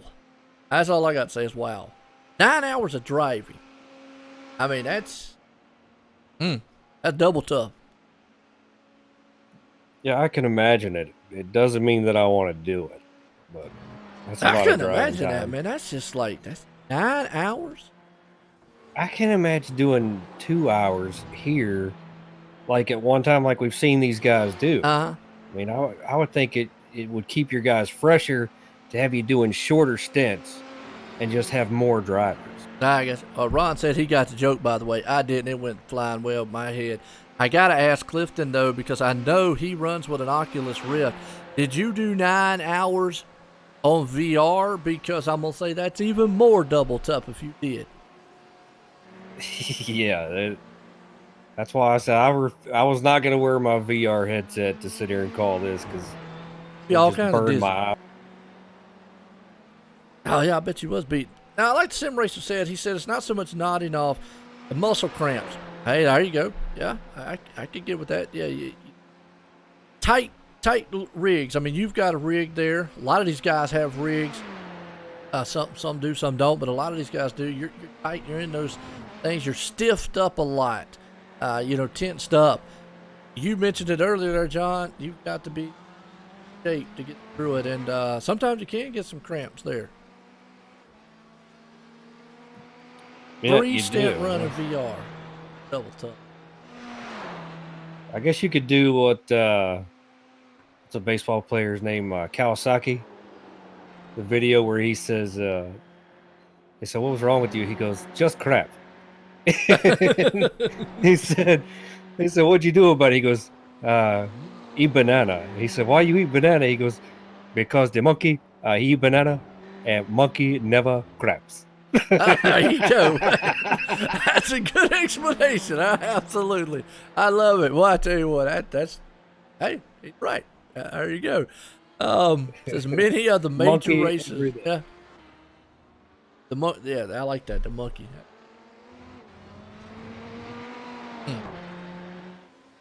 The many of the major races being full length, yeah, it's tough to walk, get up and walk. And I can imagine. I mean, all right, John, have you ever done a full length oval race? Like a Daytona 500 or something like that? Yeah, and I wanted to punch myself in the face after. Okay. I mean, I would do it again. It's not the first time in my life I've ever wanted to punch myself in the face. Yeah, but So- I mean, even with a race like that, I get what he's saying because a lot of these are full length races. I mean, getting up and walking. I mean, I can relate to that because I have a lot of problems with the knees and the back and stuff. And even sitting here for the hour and a half, 2 hours, and sometimes I got to get up and stretch too. I mean, and I'm doing nothing but talking. I can imagine you guys behind the wheel of these things. So it's interesting to see what the drivers go throughout the race. And the reason we're talking about it is because the one driver out there, Wade. Or what's it out there? Peace. Tessie. Oh, Staying that's out. doing the long stint, yeah. Yeah. But Tessie's staying out. Yeah, you find that it's hard to get any sympathy from anybody though when they're like, "What's wrong with you?" And you're like, "Oh, I'm sore, I'm all cramped up or whatever from a long day of sim racing." Yeah, that's true. Yeah, when you throw in the sim part, then they're like, "Oh, so you're playing a game all day." It just triggered everybody in iRacing when I said that. They don't understand how taxing it is, on your body. It's still exhausting to do. It's kind of Yes, it like when is. I go play in a poker tournament and then I'm complaining about my back or something. Everybody's like, Absolutely. "What have you been doing?" Well, I played 14 hours straight in this poker tournament. Nobody seems to give a crap. I agree with you. Absolutely. Right now, the LMP1 class is being held down by Dean Mole. He's out front. He got that, Porsche machine looking good. Kinetics on Swift Racing, so he's been back out front. He's on a long stint. Holding down second place there. Tessie. Saving Tessie, I believe that's how you say it there. Hold down the second place, Kinetic Racing Europe. Cordell Collin, who is Grizzly Motorsports, the defending series champions here at the Major Series, the LMP1s. He's out there. He's holding down in the third place spot. Wade Haynes, the other Kinetic machine, Kinetic Racing America. Fourth place, Travis Warling. Said that right there. An unorthodox rate motorsports. Fifth place spot, Michael He's got his Illusion Motorsports holding on to the 6th place spot. Diego, I think that's a newer driver out here in Bombshell Motorsports, right there in 7th. And you got Bob, who's still right there in Dog Beer Racing. He's hanging down in the 8th place spot. Going around, he just had a little bit off track right there. We're going to see, he's got to give that spot back up. All right, so I'm gonna teach you something. Are you? All right. You're gonna get learned. All right. All right. The 2nd place driver. His name is Matthias Magnus. Matthias Magnus. How'd you figure that out? Because I can read. Thanks. Shocking, I know. Well, I can read too, but the thing is, there are names, different man. pronunciations for it. So I say Matthias Magnuson. It could be Matthias Magnuson. that's Because true. when I was stationed in Germany, I met people who pronounced it that way. So hopefully one of those Matthias two ways then, is yeah. right. I'll go along with what you said. Hey, I'll be the first to admit when some of these names out here, it's definitely been, I try to get it right, but guys pronounce it for me. I'll get it there. So Matthias. All right, we'll go with that one. And you remember the strongman competitions used to come on TV? Sure. There's a guy, Magnus Magnuson. I was like, okay. How cool would that be for that to be your name? Like, Unique. I'll give him that. I'm Yeah. just Joe. yeah, we're just rednecks. That's it. I don't know. Simple. Straight to the point. We contribute nothing to society, really. It's just, I contribute a little bit. We're giving a good coverage of a race here. Major series, man. Fun time up here. I guess we pay our taxes, so There you go. we contribute something. Well, I tell you what, a Gotta guy. What's give that? the liberals something. John is correct. Says, oh, okay. John is correct. Says, Matthias. There we go. So I appreciate. See, once I hear it, Matthias. There we go. I appreciate it. If I hear it, I usually can get it right. Good to go. I'll tell you another guy, man, who is actually having a phenomenal day. That's Nick, who in the GTE class, he's actually been out front in that Porsche most of the time. He's been able to hold off a lot of the other guys out there. Yeah, that team, they've done a really good job. We talked about them earlier, the FT1 Motorsports, Avid Chronic Racing guys, and Atlantis Racing. They've all three stayed in those positions. So, got a long way to go. It'll be interesting to see how that, ends up working out. But, all three of those teams doing a great job so far. And FT1 Avid making up the most spots in that class. Yes, it is. 11 spots right there. You're right. Oh, 12 spots, excuse me. 11 spots, actually, for Aaron, who sits right there behind him. FT1 Motorsport Camp. And warm-up out there says he's done 5 hours in a row in a VR at the Nordberg. Didn't even imagine. Says, of course, that broke my Fanatic, but still I did it. That would broke my eyes after I'd done with that. Wow. Yeah, you're going to do endurance races. It puts a stress on even your equipment that you're using. So those belt drives, sometimes you gotta crank it back a little bit, take it easy on that stuff. But I have heard of other people with belt drives that had issues after or during an endurance race, and after the wear and tear on them is just pretty rough. So it's kind of another reason to go to direct drive if this is your thing. I love it. I mean, I really do. I love bringing the coverage out here to all these folks. Definitely some good ones here. So we got 3 major classes. If you're new, you're just joining in and just tuning in here. We're here for the major series. It's the majors 24 hours of Le Mans. Going to bring the first 6 hours in, and we're 3 hours into the first 6 hours of coverage, so going by pretty quickly. And right now, the top guys, the LMP ones, there are 8 of them out here. Dean Mole and Matthias. That one out there. John helped me out on that one. Appreciate it. I've been out there for a long stint run. Kinetic Motorsports has definitely been owning the top spot here. But they're the LMP1s. We got LMP2s. We got G classes here. You got any favorite drivers out there? Shout them out to us. Got anything? If you're a driver that's out of the race, not doing anything, jump up into the waiting room there. We'll get a word in with you. We got a word in with a couple other drivers earlier. All right, now here's a name I want you to take a swing at.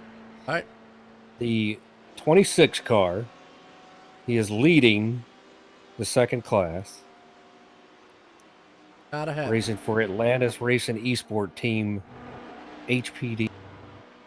I would say the first part was got to be Arca Jesus Newman. Obviously I don't want to mess his name. Arcardis. That's just how I would look at it for the take on it. I don't know. That's the first time I've. Newman is probably the last part. I'm gonna say the new man. Newman, yeah. Well, the new man is probably. I definitely want to, but. Joe was like, I know. I feel like Newman is part of it. Of course it is. Like, well, all right. So come on, John. I'm trying up here with some of these names, and I definitely, that's one of the areas. That's what I love about this type of racing. You see so many different things. Absolutely. You experience different cultures, and like when I was in Germany, people had all these different names. You're like, wow. Like, where did people think of that? And I saw that, and I was like, well, there's something, Joking Butcher. I don't mean to, folks. Hey, look, but you brought that up too. We've actually Arca Diaz Newman, and I feel like you've got to say that kind of with an accent to it, probably an accent I can't get out. Arca Diaz Newman. Yeah, you did a lot better when you were trying it slower. Arca Diaz Newman. Okay, all right. Okay, that makes sense. Look at that one. That sounds. I mean, you're right though, John. It's been really good because we've actually got to talk to some of these guys, and it's interesting because earlier we talked to a gentleman. He says it's 4:00 at his time. Hey, we're over here in the States. It's 11 o'clock, 11:05 our time, and he's talking 4:00 over there. It's unique to see that and hear it and get to talk to different, like you said, different guys in different regions and cultures and so forth. Yeah, that's what I like about this type of stuff, though. And you have people even on the oval tracks with iRacing that you can meet, team up with, talk to that are what I call across the pond, over there. And, you start to get to know some of these people and you realize that, you actually have a lot in common. You might live in a totally different place and, your culture's totally different, but really you live the same way. You want the same stuff. You do the same things. Some of them might be cooler than others. And some people don't sound rednecky like you and I do. And I'm not the only guy up here who's probably going to have some problems with some of the names too. So, hey, you at least took a shot at it. I was sitting here trying to pronounce it in my head. Yeah, and again, if he's listening or if the team's listening, definitely we don't mean anything by it if we mess up the name or so forth. There's a kind of a lot of unique names. One right there. I'm gonna try and say Yildiz in the 4th place spot. Hope I pronounced that one right. If anybody out there wants to break it down for us, I'm all for help. On trying to get these things right. These drivers out here, they deserve the recognition here on the track. They're doing a phenomenal job here. 24 hours, a long, long time to be running. We're 3 hours into this race. They still have a slow time. Now, unlike us, if you're up on the pit box, we talk about the driver's mentality. What kind of mental strength does the guy on the box trying to keep that guy in the car have to have? I've never been that guy, so I don't know. Yeah. But listening to the guys that I've worked with that have done it, they put a lot of time into it. Actually, with our teams, like most of the time, that guy was up longer than anybody else, and on here working longer than anybody else. So, they sound like they're doing fine for the longest time, and all of a sudden you can just tell like they hit a wall because they're trying to do different things with the set based on what you tell them, and especially trying to work out fuel mileage and strategies and all this stuff. So it gets a little tiring for them. They don't want to give you wrong information, but so they got to be with it too because it's a long time. I mean, I don't care what you do. If you stay awake for a long time, you're gonna get tired. Oh, I don't care if absolutely. you just sit around watching TV, you're gonna get tired. So. Oh, yeah, absolutely. And that's definitely there. So, well, good one so far. Dean is still the man up top in the top class there. The LMP1s. He's got a massive lead over the second place driver there of Matesi. Yeah.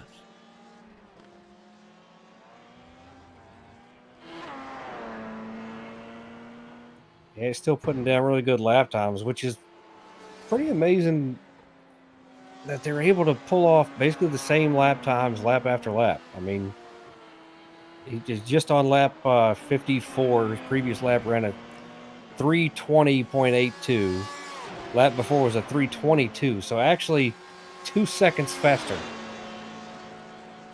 Well, you bring that up to consistency. We talked about it earlier.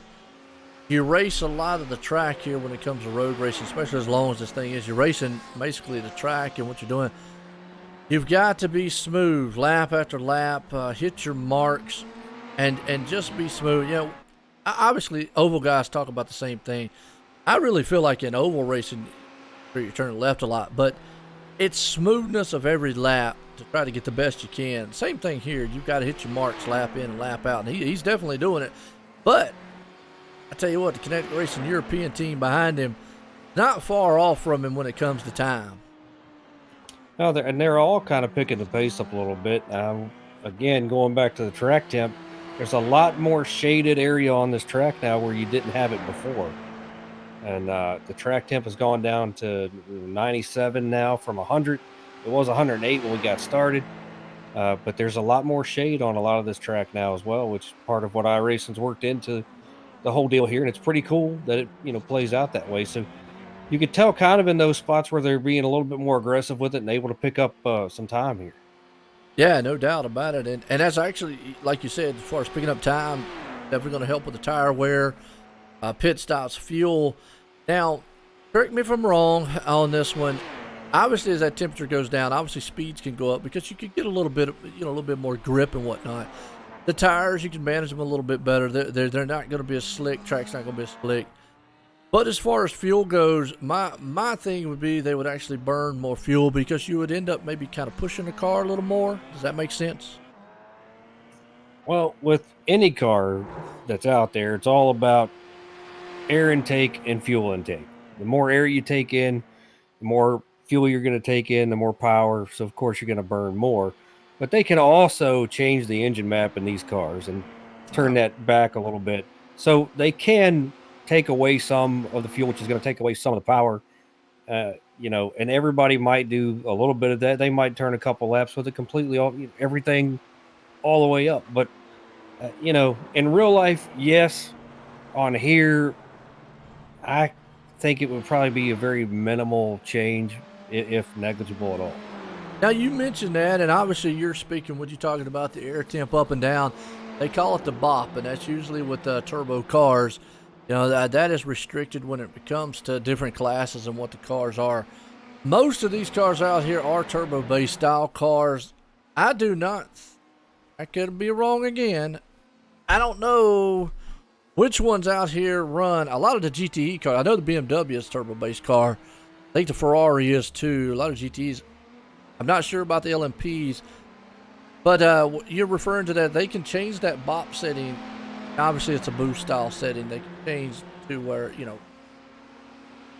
how much pounds of boost to get, plus how much fuel and whatnot is going to be going in and out of the car. Kind of help it down power-wise and so forth.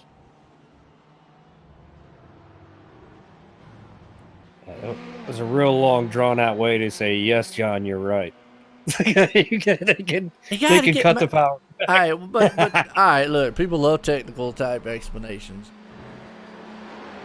Oh, okay. And Yeah, but I am curious. I really am curious. I know that the BMW. I haven't kept up on a lot of the cars, and there's somebody out in the chat. Maybe if you know, John. I do believe the Ferrari, the Porsche, and the BMW, all three of those GTE cars are turbo-based style cars. I think the LMP 1 and 2s are also.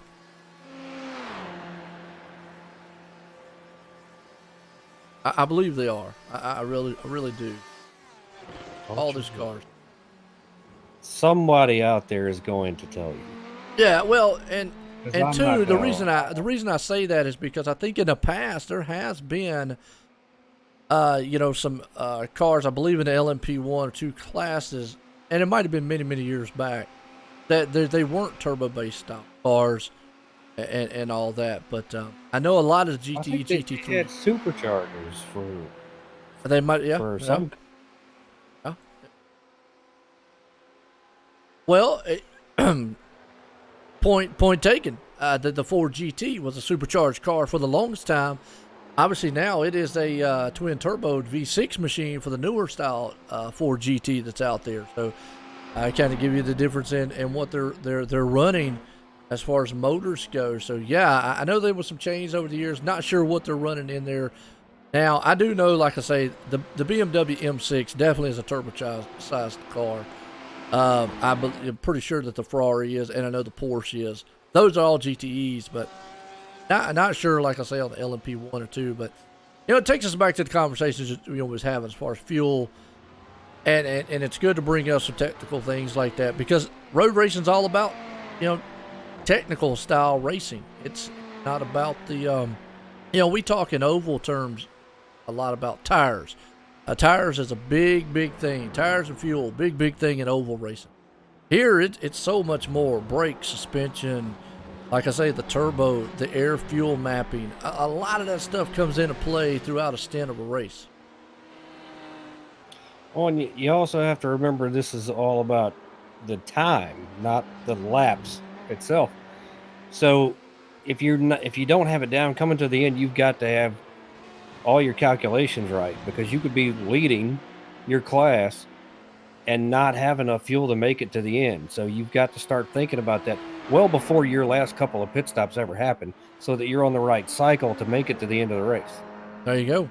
Absolutely. I agree totally with that one. And Mateus right now has moved up into the second place spot. So that puts Kinetic Racing Europe in second. Dean of Kinetic Racing Swift is up front, puts him around. And actually, we have had Grizzly Motorsports is still running Cordell out there, but he's dropped back to third. I was wondering how long Mateus is going to run. Any maybe idea out there, or do you want to take a guess on how long he's going to run on his stint? I'm trying to look at what some of these other guys have been doing as well. Let's see, Matthias Magnussen, he just got in the car at lap 49. It looks like he did 24 laps before, so I would say he's still going to be out here for a while. They'll probably double stint him, if not a little more. So there's a reason, he's back in the car so soon. So okay, so right now looking pretty good as those top guys. That's all LMP ones. If we go back to the LMP twos, and I'm gonna try it. Arcadis. I'm gonna say Arcadis for the moment. Newman owning the top spot for that one. He's running Atlantic Racing Esports team, and look up Atlantic Racing for a moment here. Cheat sheet there, the size, they got 10 of them. Have 8 drivers that run in the major series. They're European, and just a group of good iRacing fans that love racing. That's what it's about. I think we talked about that earlier. Hey, that's what it's about, man. Get out here and have fun.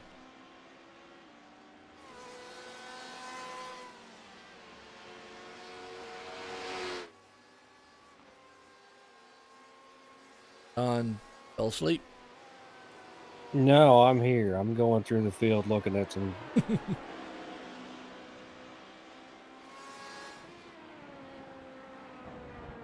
good looking cars out here, by the way. Our things do some of these paint jobs out here. Got John King right there. He's in LMP2. In his class, he's running in 6th, 14th overall on the track. Then a Honda machine. He's part of Kinetic Racing Force out there.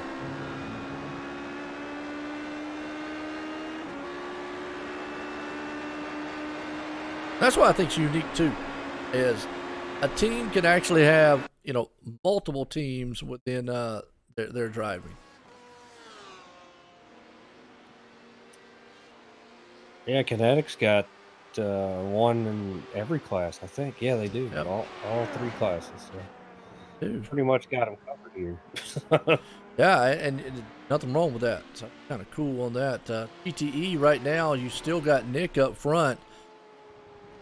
Avid Chronic Racing. That's a Porsche machine. Right now, it looks like Porsche is owning the top spots here in the GTE. The Ferraris just can't get up there. I mean, I say that, and then I look behind there, and it's a slew of Ferraris from in that class on from 2nd on back to 8. BMW's the one that's kind of having a hard time. I don't know. We do BMW. I don't know if they made any changes to the BMW here on the week 13 with the build of iRacing. Not sure. I don't think I saw any there. But could be a different. Maybe they changed the different power or some car. Yeah, I don't remember seeing anything in the release notes about it. But No. I could be wrong. Well, you know, we talk about the release. This is a good thing to talk about here. You know, we're week 13. iRacing, they bring out their builds every week 13. They add features. Maybe bring in a new car, track. The biggest thing I'm gonna say that came out this past week 13 in the build was AI racing, and there's been some mixed feelings on the AI racing, because obviously since we're talking about Porsche, it's only out for the Porsche 911 and only for like seven tracks that they pick, road racing style. So it's kind of a soft launch that they're doing. I've heard some good reviews on YouTube channels. Check them out there.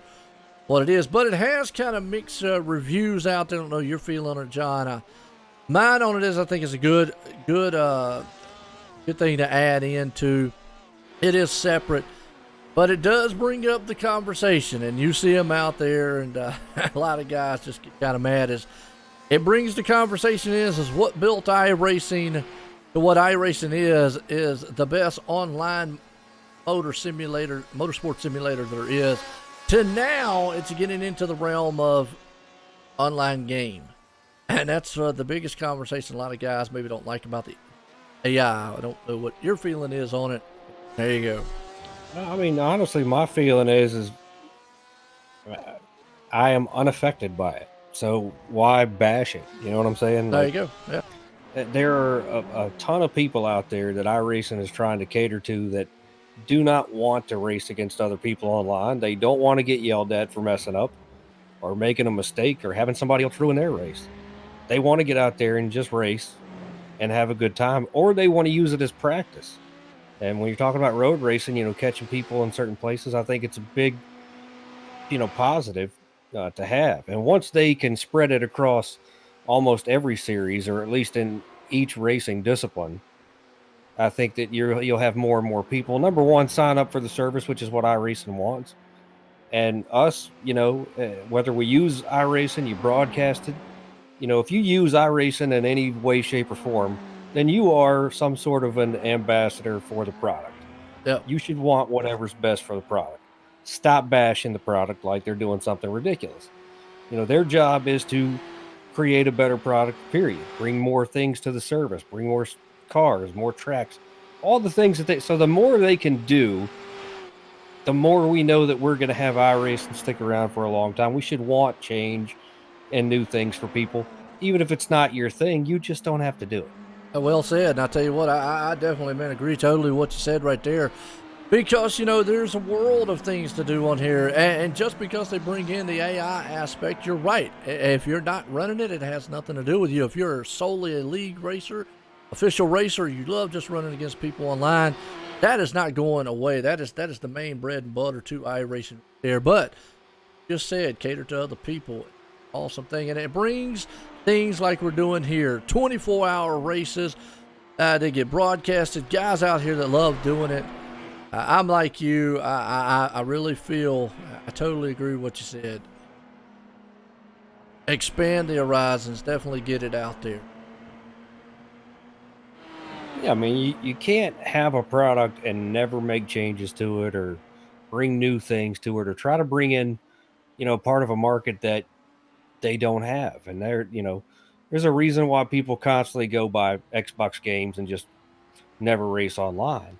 So why not offer those folks, that part of the market the same opportunity here on a simulated racing on a much more realistic track, much more realistic environments, realistic setups. We know everything about iRacing is superior to Sure.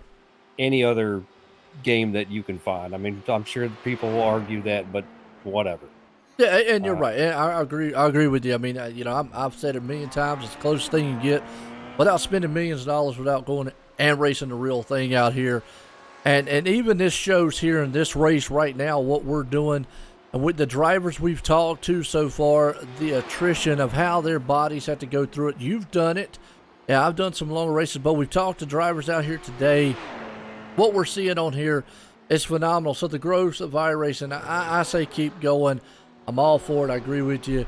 I just wanted to bring it up because, there are that few out there who are like, no, just leave it like it is. But as a business standpoint, you've got to keep excelling. And I hope to see it go on because like you, you love the racing. Don't get me wrong. I like getting out racing every once in a while. I haven't in a while, but you love the racing side. Me, now, I have a lot of people ask me, well, Joe, do you race anymore? No. All I do is broadcast. I love the broadcast side of iRacing, and that's what I do the subscription base for, to be able to bring coverage like these guys out here, yourself and many of these drivers out here, because I enjoy that part of it. So, yeah, it's right. cool. See, it's the same thing for you, right? So you and I are we've done broadcasts together before. There was a time where we were doing like, I think 4 or 5 a week. Yeah.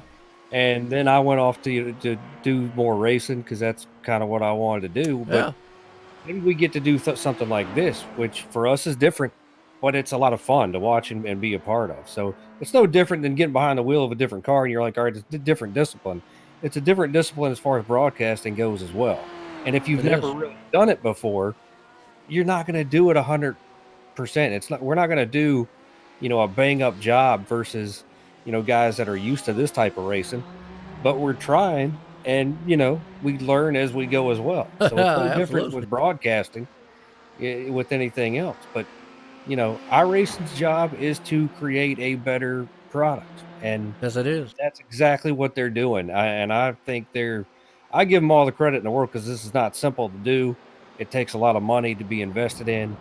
And the other thing you have to remember too is, all right, so you're going to let people race with AI. I have friends over who see this rig and they want to get in and try out iRacing. All right. Well, part of the terms and conditions is that I can't let anybody else race under my name on here. Plus, if somebody does something stupid, I'm going to get protested. Yeah, so I don't want that. Yeah.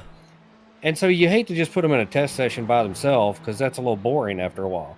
So at least this way, you can help expose your friends or somebody that doesn't have iRacing to the product to see exactly what it's like. You can let your kids get on it, if they want to, and just go mess around for a little bit without ruining your reputation. There you go.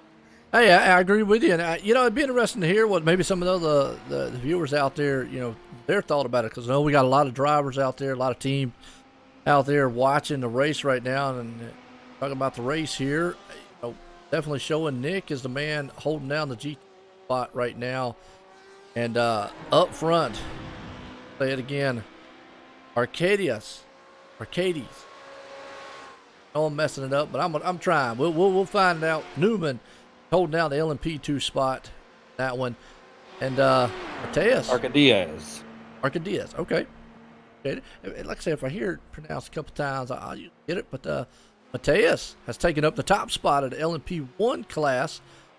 Like we're having a couple Now we're getting into some pit stops, and it's going to be interesting. Is he going to jump out of the car eventually? Matthias, I think he's going to stick around for a little bit. He's doing a great job here, and Absolutely. You know, they may have these guys on certain stints for a reason, but I don't see him getting out of here. I mean, I don't know why he would. The times he's turning, he's doing a great job. So as long as everybody gets their fair share of drive time, it doesn't matter how you pull your time.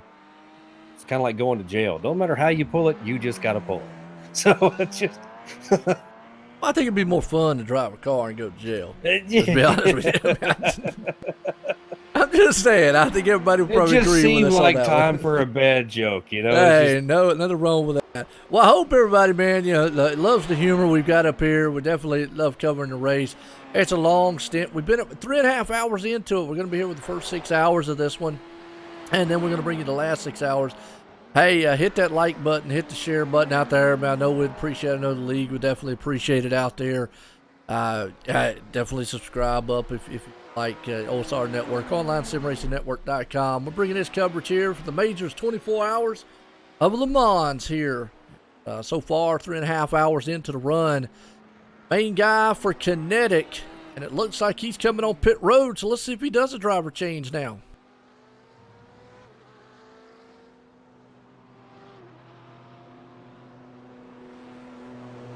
And you know what I'm going to do for the second stint of this race? I'm going to take some of these guys that have done it, and I'm going to take pictures of how they've spelled them out so that I won't mess up their name. But then again, there's going to be new guys when we get back.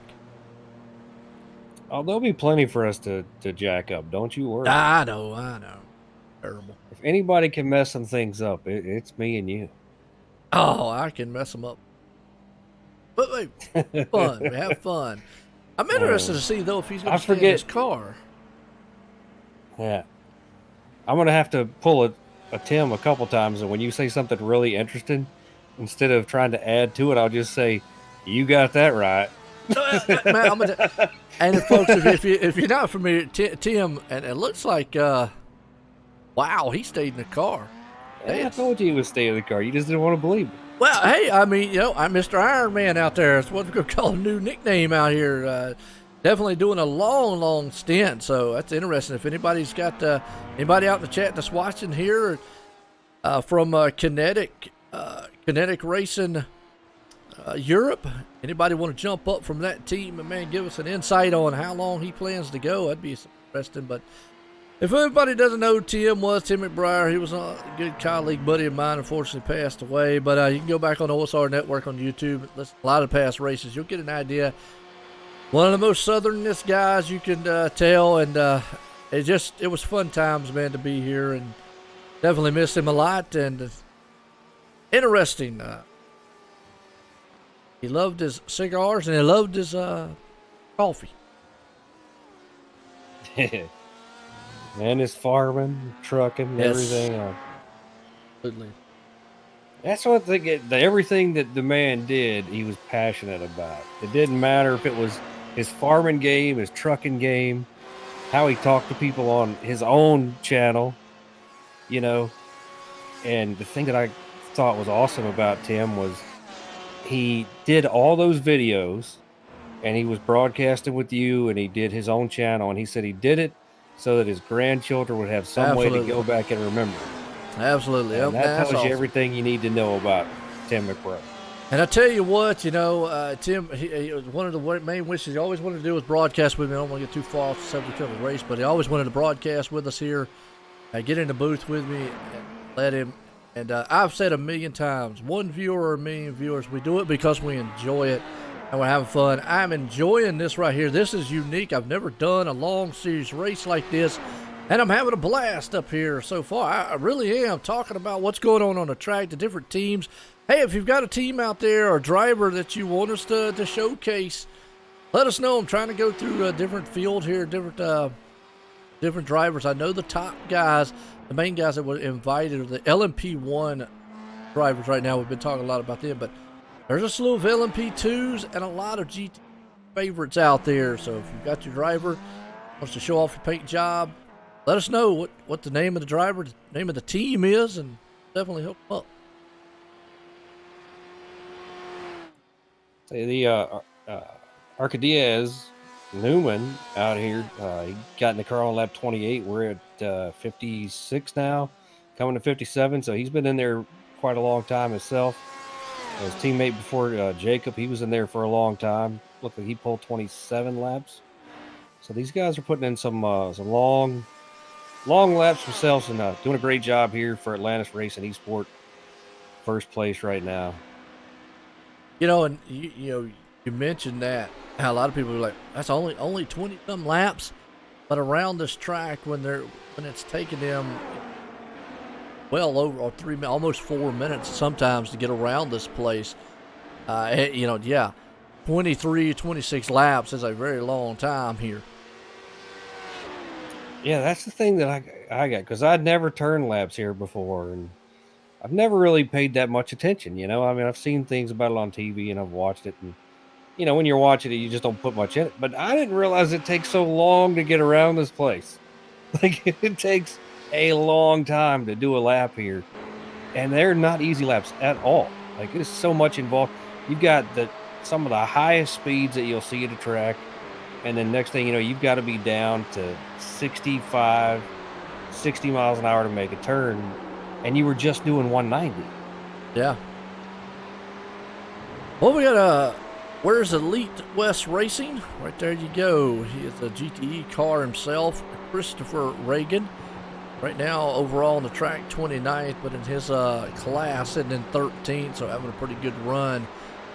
Talk about Elite West Racing here. Info on who they are. They rank 24th on the majors ranking. They've got American and European, and Richard Hearn is the primary guy that runs the series here, or the actual in itself.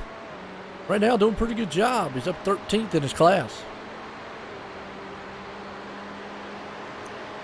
Man, isn't Tom Drilling a name that we know? Sounds familiar. I want to say that I can't. Was it Racing Freaks or Racing for Calls? One of those two that he raced at. If it's the same guy, the last name is definitely the same. So I know that name from somewhere.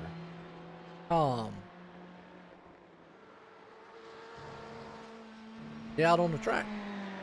He's on that team, Elite West. You were just talking about. Oh, okay. He did the first stints there, 28 laps. Richard Hearn, former IndyCar driver. Is that who with the Elite West? Is that who you're talking about there, Mike?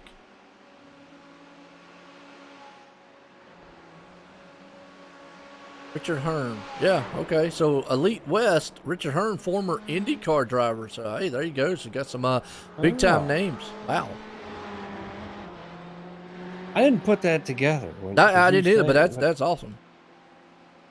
You know, you're not the first one there. Michael said something about the paints, but I loaded up all the paint. You know what I will do here? I'm going to bring up trading paints. I'm not running it in the background. Yeah, I'm not running in the background because I had that pack.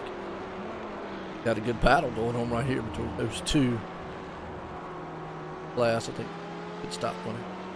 Well, that's actually a battle between Richard and Christopher right there. Give me a second here. I'm gonna pop up truck, and I'm gonna see if it pulls up the other paints that are not showing up, because I did put the pack in. It's worth a shot. We have hours to cover. So. Oh, absolutely. Hope it don't mess up with any of the other paints that are already loaded. And if it does, I will apologize. But we'll see. We'll see if it actually... There you go. I think it did. We're still watching Christopher Reagan, and it actually changed his paints to a EWR paint scheme. Let me know if that's actually one we need to look at right there.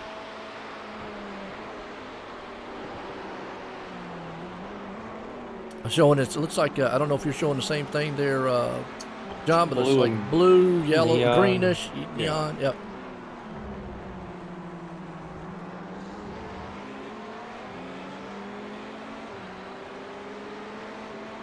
Yeah, that could be true there, Mike. I did put them all in the folders. I put every one of them in there, so I'm not sure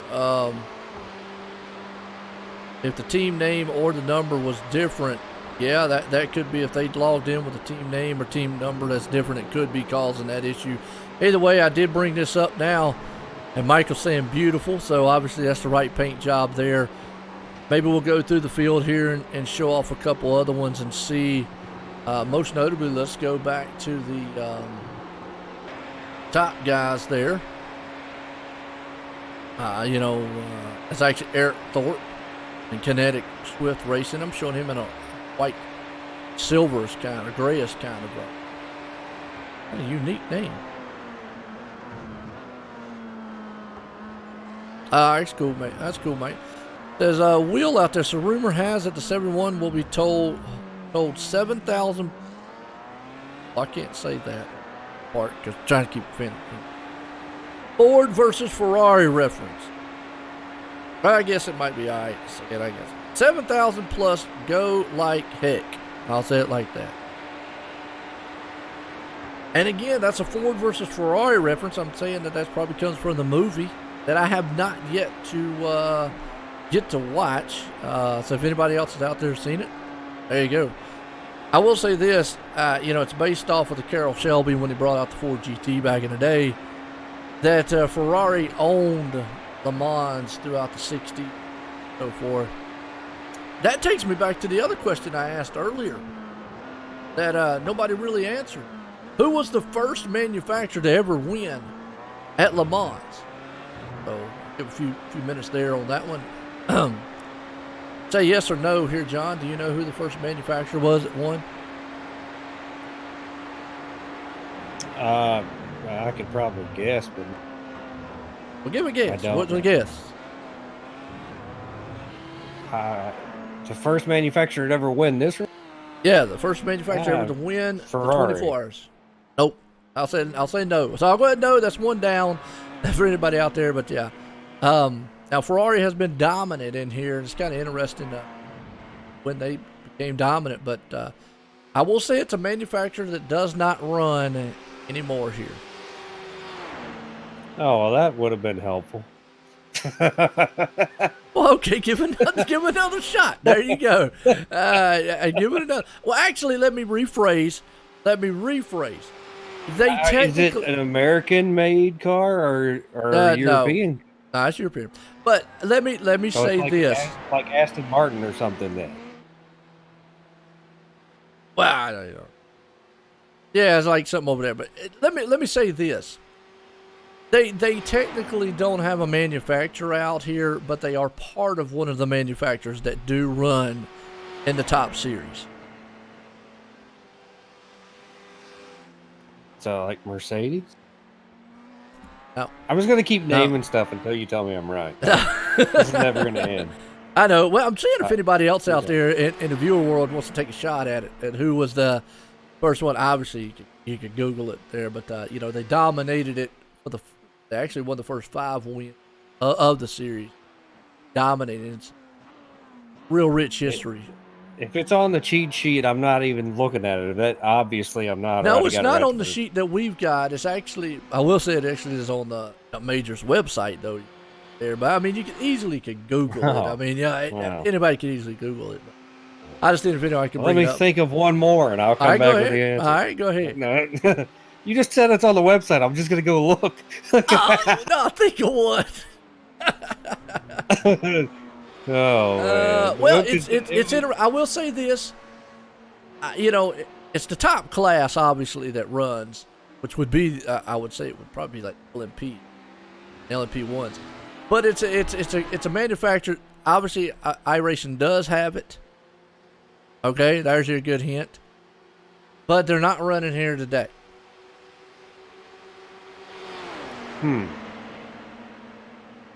And one of our guys who did an interview earlier. Audi.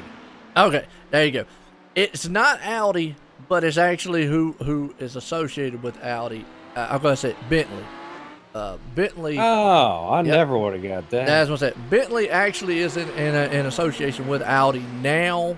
as they've gotten back. But Bentley won the first 5 wins up to 1930. They withdrew, saying that they had learned enough about speed and reliability. Now, that's interesting for a manufacturer to say, okay, we've just learned enough. Let's get out of here. It says when the race resumed after World War II. Now, that's an interesting fact. So they actually took almost 19 years off. Didn't know that. From 1930. Might have been a little longer in, but 1949 is when they came back. There's where what you said earlier, Ferrari became the dominant manufacturer. They challenged in turn by Aston Martin, Jaguar, and Mercedes until the 60s. And here's where we were talking about, till the 60s. But in 1955, a major crash caused large fragments. Now this was interesting because I didn't know this, and just because I haven't done the history of the track.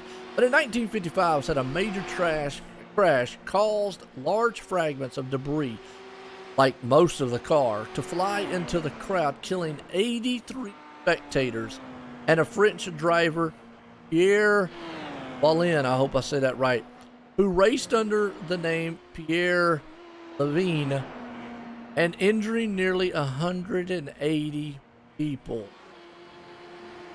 I did not know that. When I read that there, I was like, wow, really? It said it was the most catastrophic crash in motorsports history, and it prompted Mercedes-Benz to retire from motor racing until 1989. Switzerland banned motor racing completely, and it was only in 2018 that motor racing returned there for the Prix of Zerx. I hope I said that right. Levine very nearly won the 1952 race single-handed. He had a 4-lap lead with an hour to go when the car's engine failed on him. Wow. So it's an interesting reads there. Just a lot of great history here at this track. Then it goes on. We talk about the movie Ford versus Ferrari here. It says the period from 1964 to 75 was probably Le Mans' golden age. That's the first Ford arrived to eventually successfully beat Ferrari. Amazingly, 1965 was the last time Ferrari won the overall race. They had 9 wins in 27 years until then. And in the late 1960s, Porsche began to challenge for the overall victory. The fearsome 917 and won for the first time in 1970, the first of 19 wins over the next 3 decades. So Porsche, we were talking about them out here, have been the dominating car, and again, well, look what's dominating the LMP1s here today.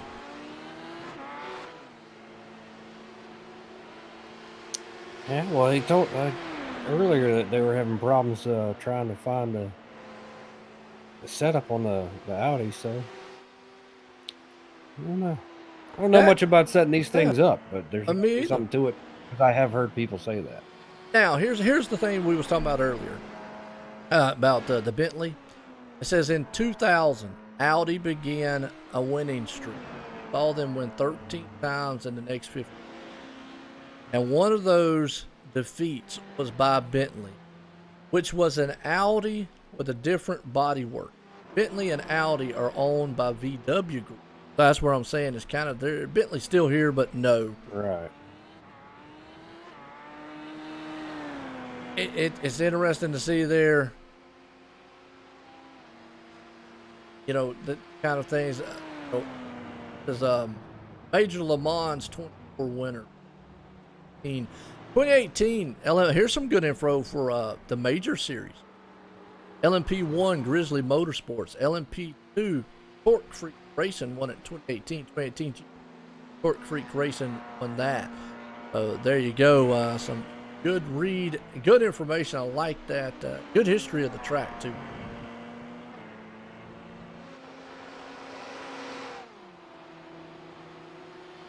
Give me some knowledge. Dropped it on me like a piano out of the sky.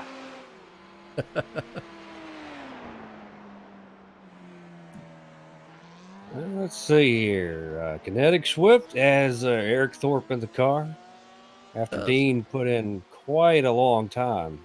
Big stint there by him. Hey, John, that's interesting. Eric started the race.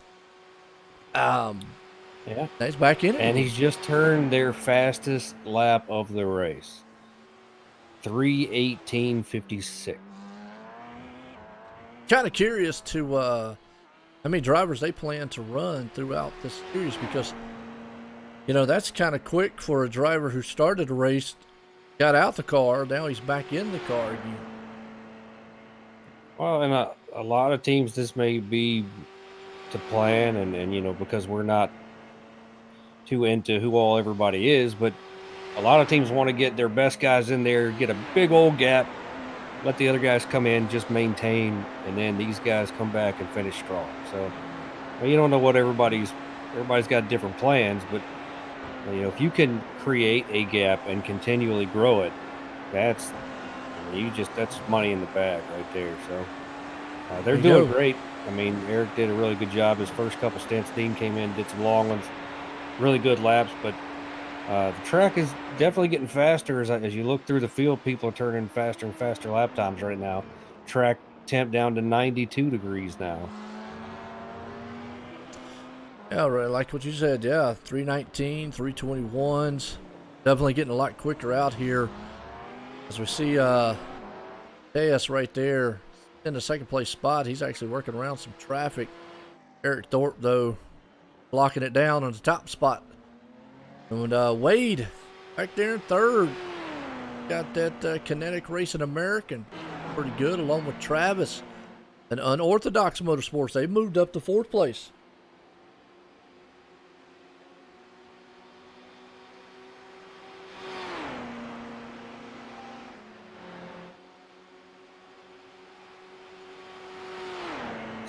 Torres, yeah, he put in a long stint of started on lap 1, got out at lap 49. 48 full laps for Mark Torres in the Kinetic Racing America's car, running in the third position. Wow. Well, if you're watching out there on the broadcast, let us know. I would be interested in just how tired you are after that long of a run. Maybe he's drunk a lot of Red Bull. You got to have a whole lot of something to put in that amount of time. That's a lot. You would think with a 24-hour race, we're actually heading into the 4-hour mark here. It does go by faster than what you think. I mean, you would think it's not, but especially when you're behind the wheel. And again, John, you've experienced behind the wheel of one of these cars. You're out here,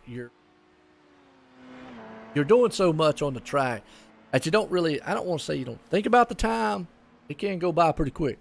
You really don't. As long as your race is going well.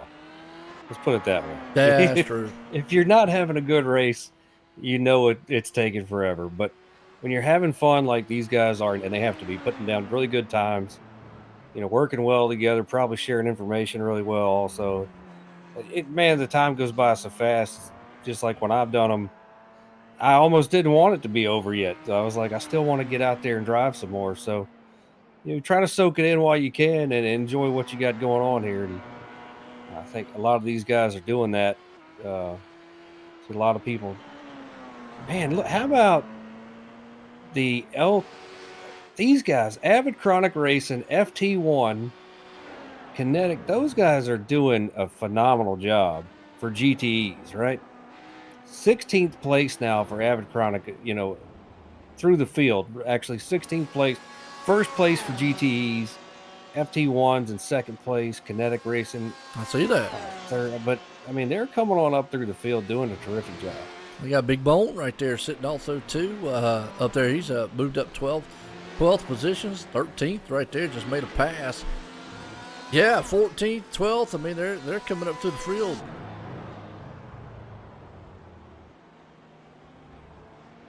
Now, I'm wondering if they took a pit stop. Maybe that's a lot of the tire wear there that we're seeing. Definitely newer tires. They've been right there. It looks like, what is this? Northwind has had some sort of issue with their Driver's at. the 20. They're not even on track now. They were actually leading their class earlier. They were running second at one point, leading at another point there. So it looks like they've had some kind of issue that's caused them to disconnect.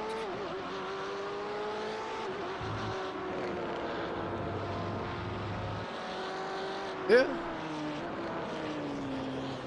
Just Apex. They're still out there running. Right. Atlantic Racing Esports, remember they were up front earlier on. They're more back. Now they've done a driver change. Barslaw. Hope I said that. Really do.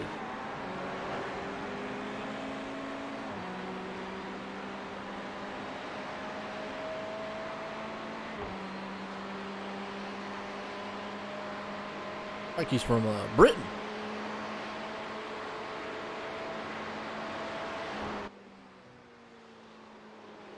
Good run so far. Are you talking about times? Huh. Look at the class times. Class 1, the top time, 3:18. Class 2, 3:33. And in Class 2, yeah, 3:33. Class 3, 3:50. That times have picked up quite a bit. You talked about that earlier. Yeah, almost everybody in the field, it doesn't matter what they're driving, they're picking up some time here. Track gets a little cooler, more shade on it, and a whole lot of places. That's it, obviously going to help them with that. But everybody picking up time right now through.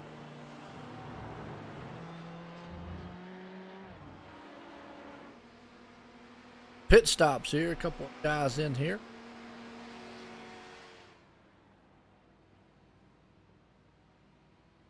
Look through the field.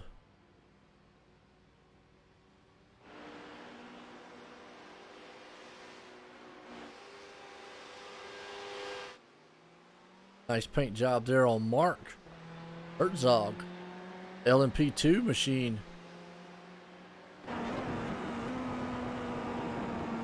Got American flag on the hood of it. From Alliance Racing.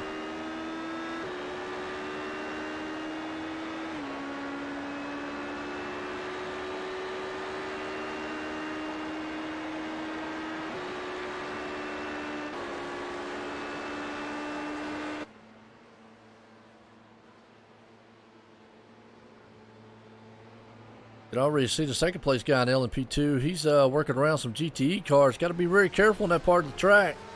We talked about that earlier. He's coming up on the back end of a lot of them.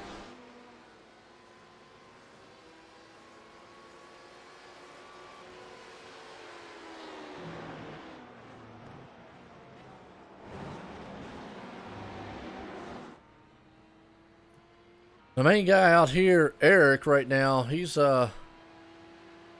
definitely one. He's got that car, man, going very well right now. Got a huge lead. Yeah, he's done a great job. His lap times are just unbelievable. What he's been able to do. I mean, he ran 3:18.54, 3:18.42, 3:18.43. I mean, those are some consistent lap times right there. Good run so far amongst these guys. Right, Eric out front leading it in the top spot of the LMP1 here at the majors. He's actually coming up on some lap cars. GT, boy, they're right there. He had to get heavy on the binders because of where he was catching those cars. He couldn't make that pass. Yeah, it's a rough spot for him to be catching those guys right there, but better off just go on and hit the brakes and save your car because he's still got a very long way to go. So no sense in pushing the issue here, getting irritated with people. Just get around them safely and keep. He's in a slew of traffic right now, trying to modulate through it. So he's got to be careful. Don't want to, get involved in a wreck, a mishap, which could happen here. Oh, he threads the needle right there. That's a good move.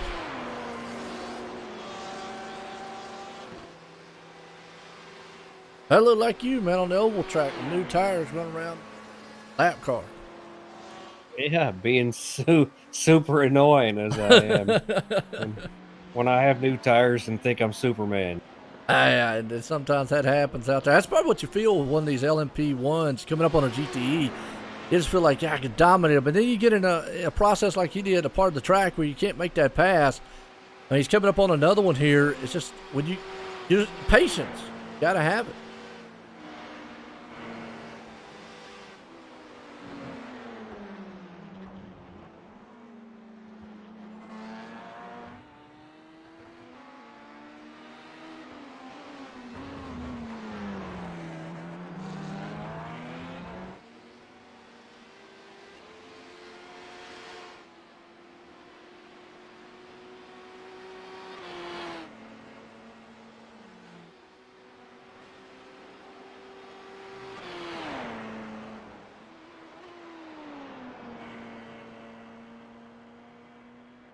All right, folks, I'll tell you what, man, we're going on the 4-hour mark here. We got about 2 hours to go for the broadcast for the first 6 hours here of the majors here from Le Mans. Guys, man, have put on a very, very good show. We're gonna step away, take a quick commercial break. We'll be right back here. We definitely get to see continuous coverage of it. But just give us a few moments, and we'll be right back.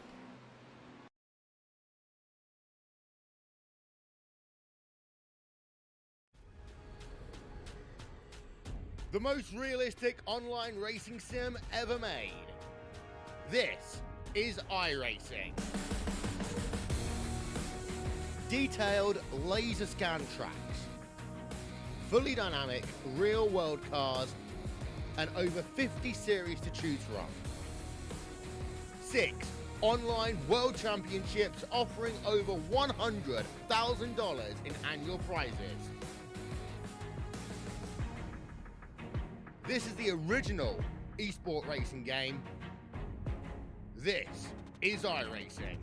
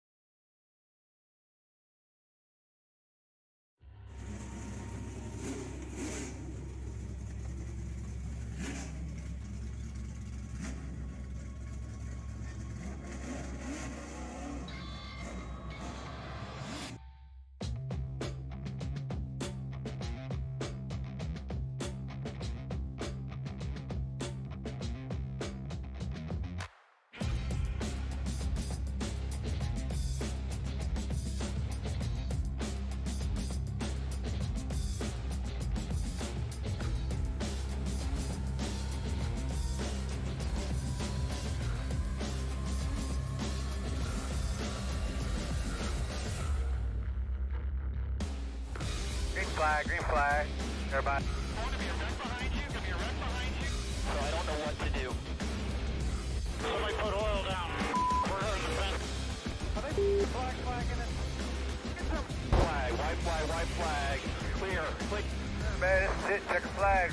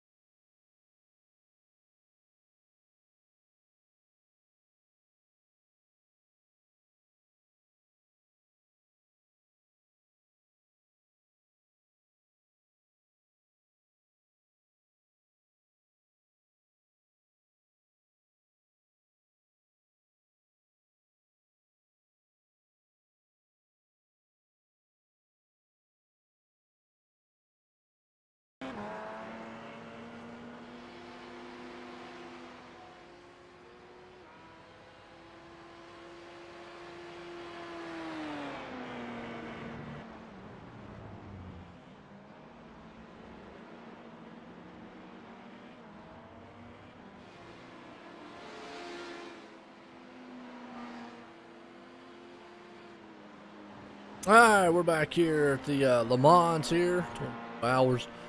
John stepped away just for a few, but hope you're enjoying the coverage here today. We appreciate everybody definitely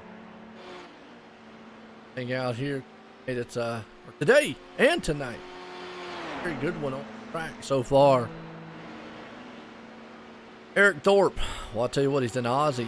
4 a.m. over there. Yeah, that is definitely a good effort by him.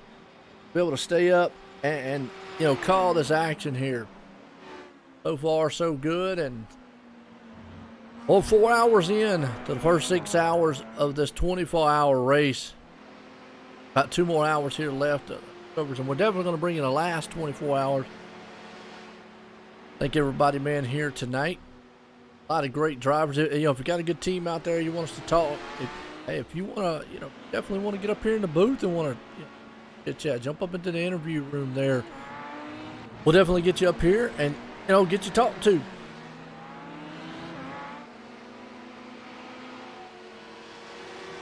Solid run with these guys here.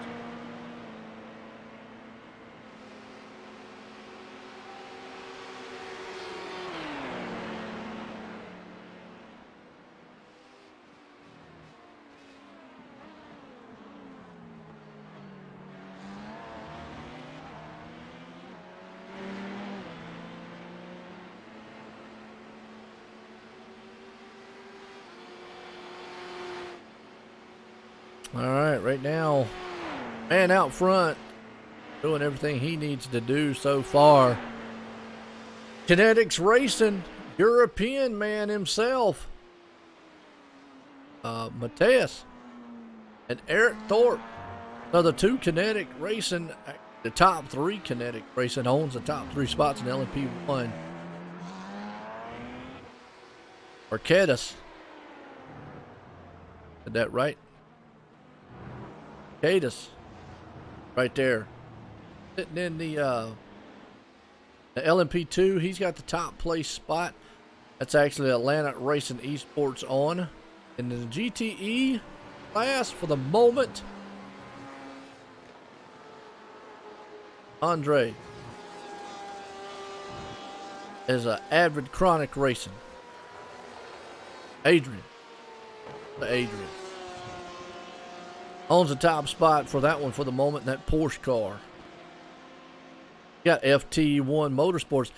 And what John alluded to that a little bit earlier. Those guys in the GTE have done a phenomenal job. They've gained 13 positions, effectively, Porsche cars. Alliance Motorsports right there. 3rd place in the GTE class.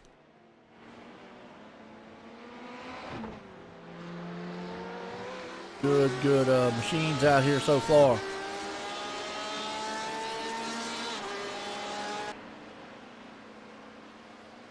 All right, well, a lot of drivers out here throughout the field. If you got your favorite driver, you want us to show them off. Let us know who you got out here, team and so forth. You'll get a kick out of that name of that team right there, Middle Finger Racing. Yeah, there you go. Unique and different. All the same.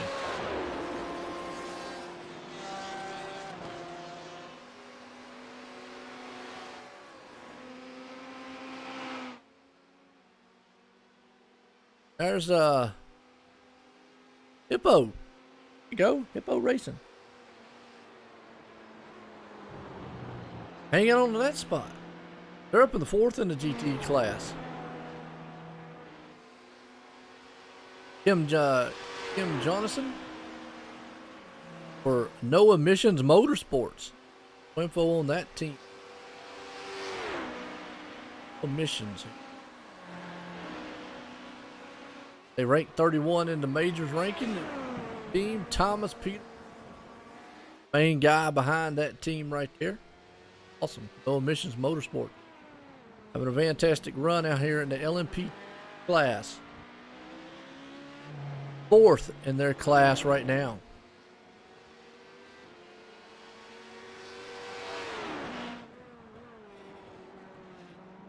Can-Am Racing, Lonnie, having another good, outstanding run in him.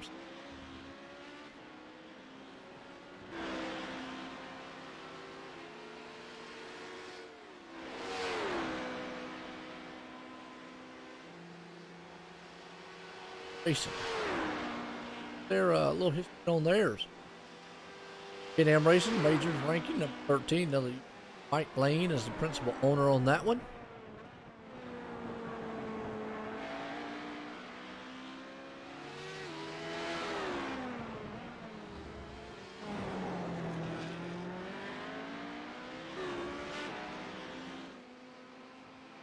Through some of these cars throughout LMP2 guys, they need Cadus. Talking about that earlier. Cadius. He is, huh? Gotcha. So you're back. All right. Yeah, I'm back. I had to make some hot tea for my throat Oh, here. okay. Oh, I understand. Yeah, you've been feeling a little bit under the weather. I understand that. Arcadia is right now still holding that top spot in LMP2. Yeah, definitely. Well, we're getting down here to the final times of the first 6 hours here of this race, and a lot of things that we've learned out here so far. A lot of these drivers, different stints, different strategies amongst teams here. I think we'll see that play out through the whole entire 24 hours. And the track temp is just coming down more and more now, down to 89. So it'll be interesting to see what some of these guys can turn now. It looks like Eric went in for a pit stop a couple laps ago. So we'll see what kind of lap times he can turn now with the temp coming down. He's been just putting it on him out here. As far as time goes, right now running in second place. Yeah. Definitely good run, like you just said there. Yao Valverde, he's just coming off a pit lane now. So Matthias Magnussen steps out of the car, allowing Valverde now to come back in for his second stint here. Yeah, that's some good, good calculating there, because these guys, it's different, stints out there.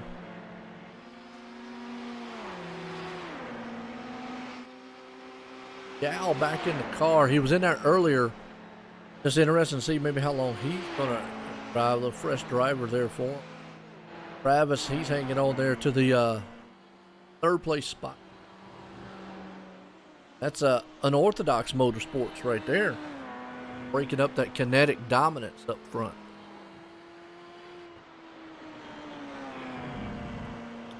Yeah, but you got to give it to the guys at Unorthodox, though, to be surrounded by all those kinetic guys and trying to run them down. They've done a terrific job. Steve Driscoll, Travis Warling been in the car an extremely long time. And still in there right now. So for those two to be the only two in the car so far, they've done a great job. A good showing for them so far. And they've made up for, 4 positions from their start in their class. That's another one right there from the Unorthodox Motorsports team. Like you just said, Travis, the main man, wheeling that machine out there right now. And car, look good. Grizzly Motorsports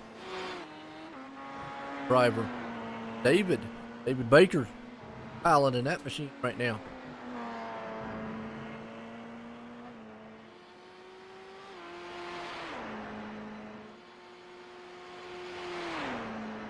Well, amongst the top guys, who do you think maybe is your favorite so far, John? You got to go with one of the kinetic teams. Obviously, they've been back and forth, but I think make sure that I'm saying it right, but I think that the 84 car with Valverde and Magnussen, done a great job just being up there. So it's just going to come down to who can catch up to who and get ahead of them. If they're going to play any pit strategy, try to make up some time later on. But, Kinetic's got them covered up there unless something just crazy happens. Looking pretty good. Well, we got a driver up here, down here. We're with him.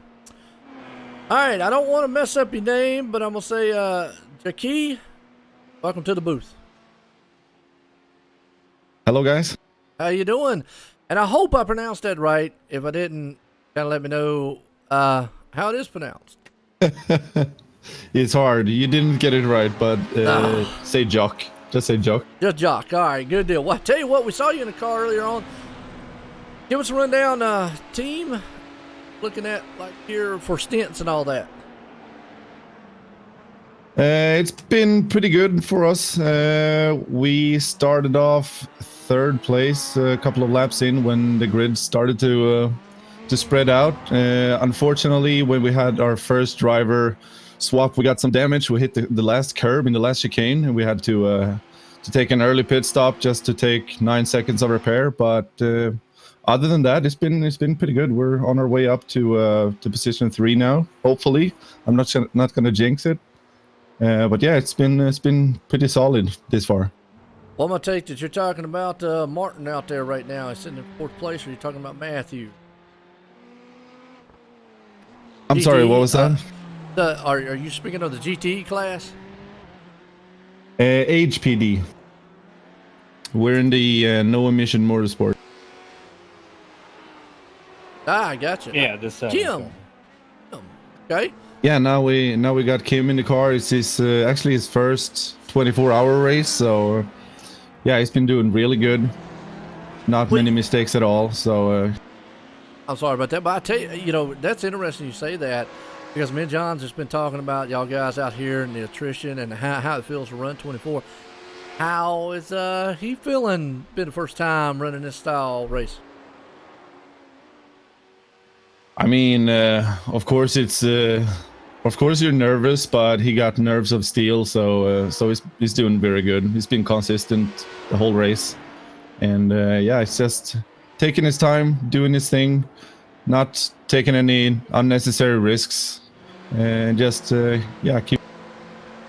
He looks pretty confident out there. Looks pretty good, like you said. He's up there in the LMP2 class. He's running 3rd so far. So got that car rolling, and we noticed you was out there earlier on. How are you feeling? You don't seem as tired. We had some other guys that interviewed earlier. These guys get up here and they seem like they was exhausted. No, I wouldn't say that. No, we're not feeling tired at all. My next stint myself is not until it's about 3 hours away. Oh, even more. So I got some time to rest in between the stints. We're 5 drivers in our car, so yeah, we got some time to rest in between. Wow, that's pretty good. I gotta ask, what do you do in that 3 hours? Do you take a nap? Do you go do other things? I mean, you keep yourself busy, or do you stay with the team? I'm gonna take a nap. We live in Sweden. Our whole team is from Sweden, so I'm gonna have a nap. It's actually more than 3 hours. It's about 5 hours. So yeah, I'm definitely gonna have a nap in between. But now look, we talked about it earlier on. We were asking. We didn't know if it's ever happened in a major series. Someone fall asleep, never wake up, and miss their stint on the racing. So definitely we want to see you back out there, Jock. You was doing pretty good earlier on in the race, man. I tell you, John, you got anything for him? I was watching you when you were out there before as well, doing a great job. But I mean, for your teammate here, Kim, that's never done this type of racing, he's turning very, very consistent lap times. Right now, his last 3 has been at 3:37. Yeah, he's doing really good. He's actually one of our top 3 fastest drivers in the team right now. So he's actually, I think this is actually his first race ever in the HPD as well. He's done a lot of practice, of course, but I think this is the first main event that he actually does in. Well, he's doing a great job for you. It's nice to know that so you can go take a nap. You can sleep a little peacefully. Yeah, I'm just gonna have to drag myself up from the bed. for when it's time.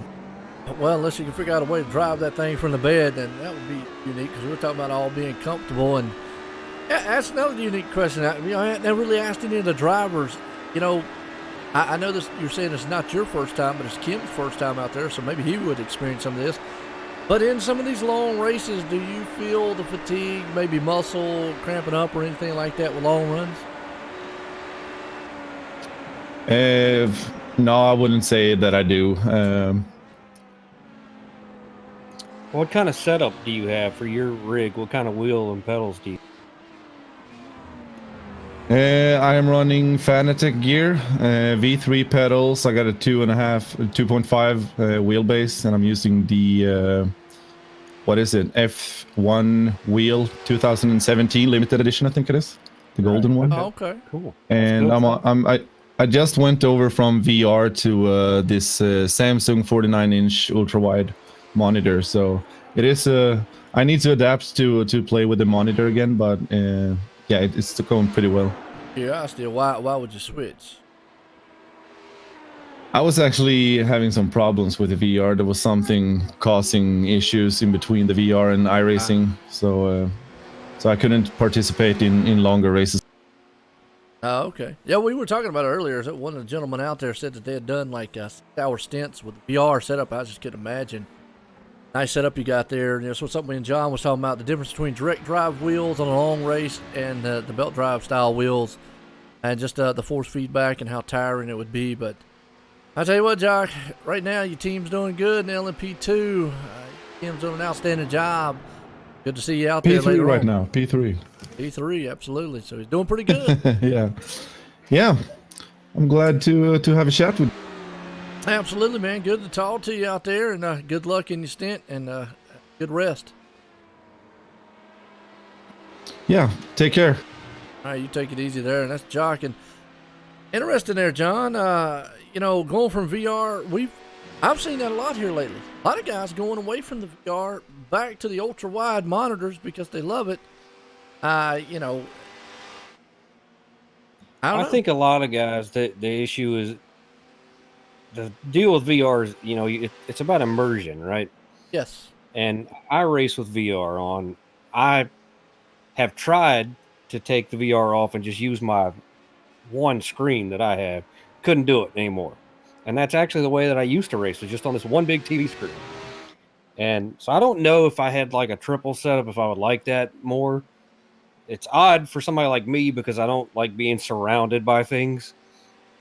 And putting the headset on does kind of make me feel awkward. But like once I get going, I just don't think about it anymore. But I've always wondered, like, if I did have a triple setup, if I would like that better versus the VR. But I don't think I would, because I like the immersion. I think the VR helps me, be able to hit my marks better and be able to see things and look around.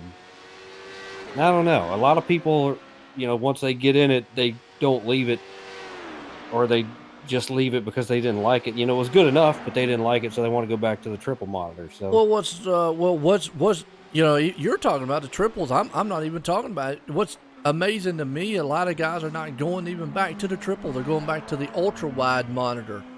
Single one in the middle is like the 49-inch ultra wide, like Samsung has, or some of the other ones Asus.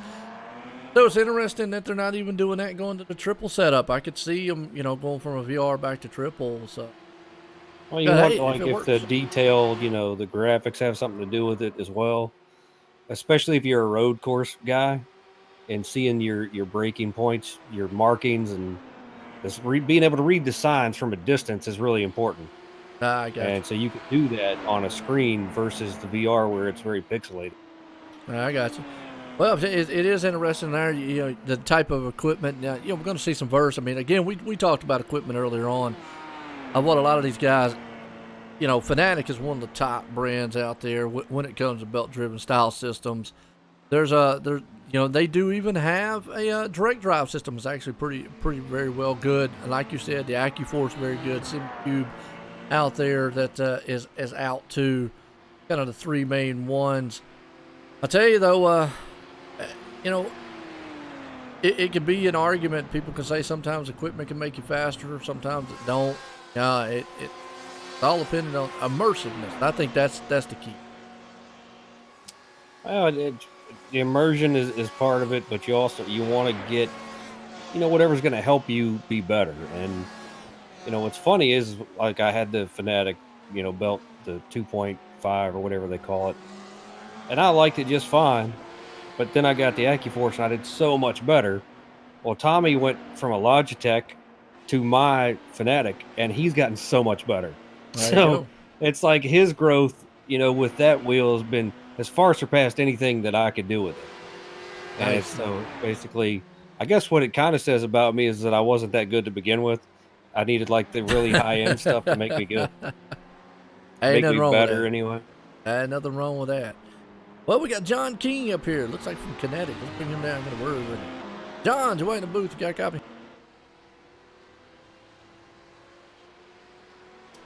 John, you in the booth? You got a copy? John King. I stepped away.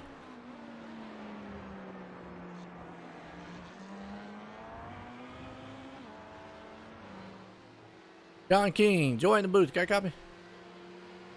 Yeah. Hi, guys. Hey, what's going on? How are you? I tell you what, I noticed you got Kinetic beside your name there. I tell you, Kinetic Racing right now, they're owning the top spot in the LMP ones.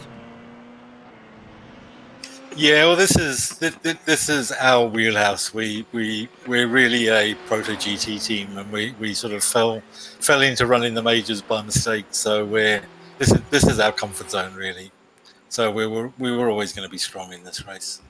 I like that. That a man coming out pure on confidence, and the first thing he says, this is their house, and there's nobody taking it. And so far, I mean, you can't argue with it. Y'all have been the top team out here.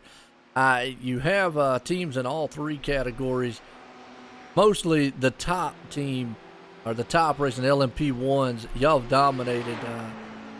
Well, how many drivers you got out here so far that's running in the actual LMP ones? All the guys in our LMP1 cars have driven them before. We ran 2 cars in last year's majors race, and we ran them in some other series as well. So we're pretty experienced with it.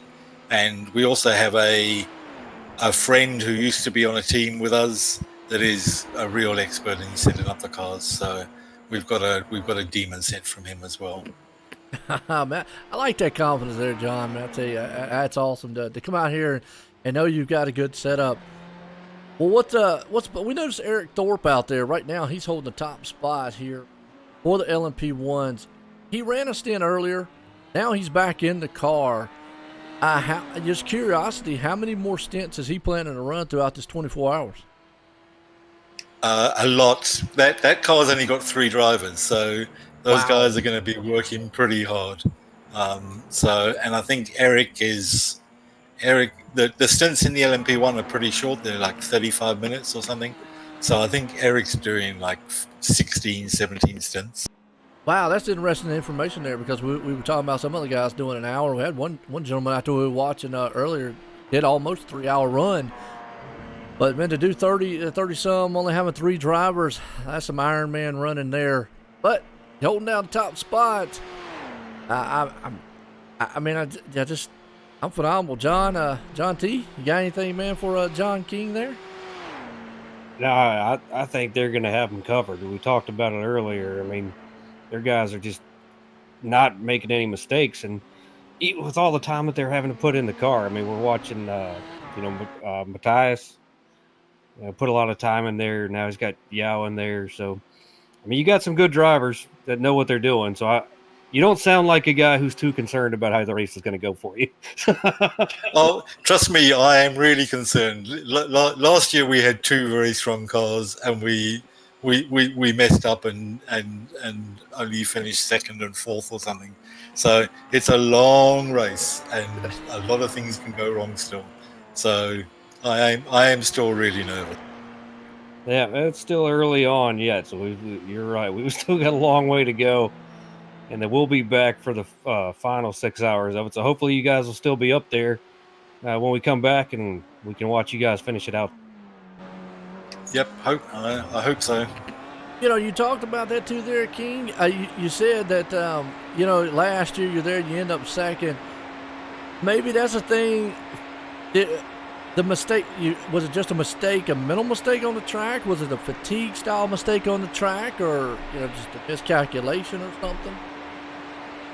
No, we had an incident where a car spun in front of one in front of our car, and the guy that was driving just didn't make the right decision of which way to go. It was a 50-50 shot of should he go left or should he go right, and he chose wrong.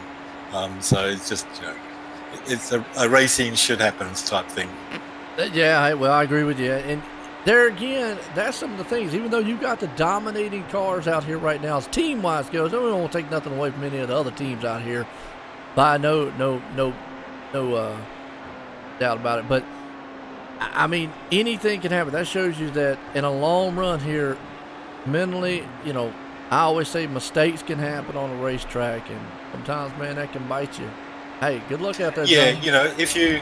if you look at LMP1, unorthodox racing are really strong as well, but they've already had some bad luck. They had one of their drivers drop out while he was driving the car, so they've lost a couple of minutes. Otherwise, they'd be right up there with our cars. I had the same thing in our HPD car. I dropped out once I started driving for my third stint, and we've lost like half a lap or so. So those things, they happen in an instant, and you can lose a stack of time, or someone, no matter how careful you are or how much planning you've done, things can happen on the track. So you just have to be, you have to be as careful as you can, plan as much as you can, and then cross your fingers that you don't have any really bad luck. So far, so good. Y'all got the dominating machines out front right there and looking very good. And your top three guys, good luck out there, John. Thank you, and thanks for doing the broadcast at pretty late notice. It's been awesome to have you guys. Hey, I do appreciate it. It's been fun out here. Right there you go, man. Kinetic Motorsports, John King.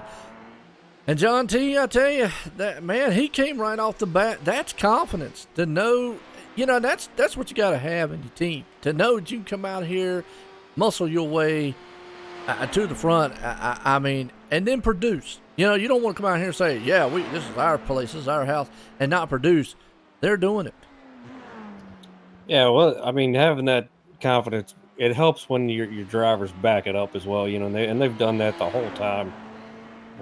All three of their kinetic teams for the LMP1s just out here just completely killing it. So it's like he said, unless something terrible happens, right, it looks like it's going to go to one of their teams, but it's like he says, well, anything can happen. So still got a very long way to go. And they even mentioned it last year's race. They had it under wraps, and then look what happened. They ended up second place due to a mishap. I mean, that's just racing. You never know, even though right now they're holding the top three spots team-wise in the LMP1. Now, he mentioned back in the LMP2 side of things, we're seeing that they're back in Kinetic Racing Surge. In second place, that would be Scott Corbin holding down that mark right now. They also have two cars in there. Excuse me, they have three cars actually in the LMP2 side of thing. Yeah, and then they've got one in GTE. Yes.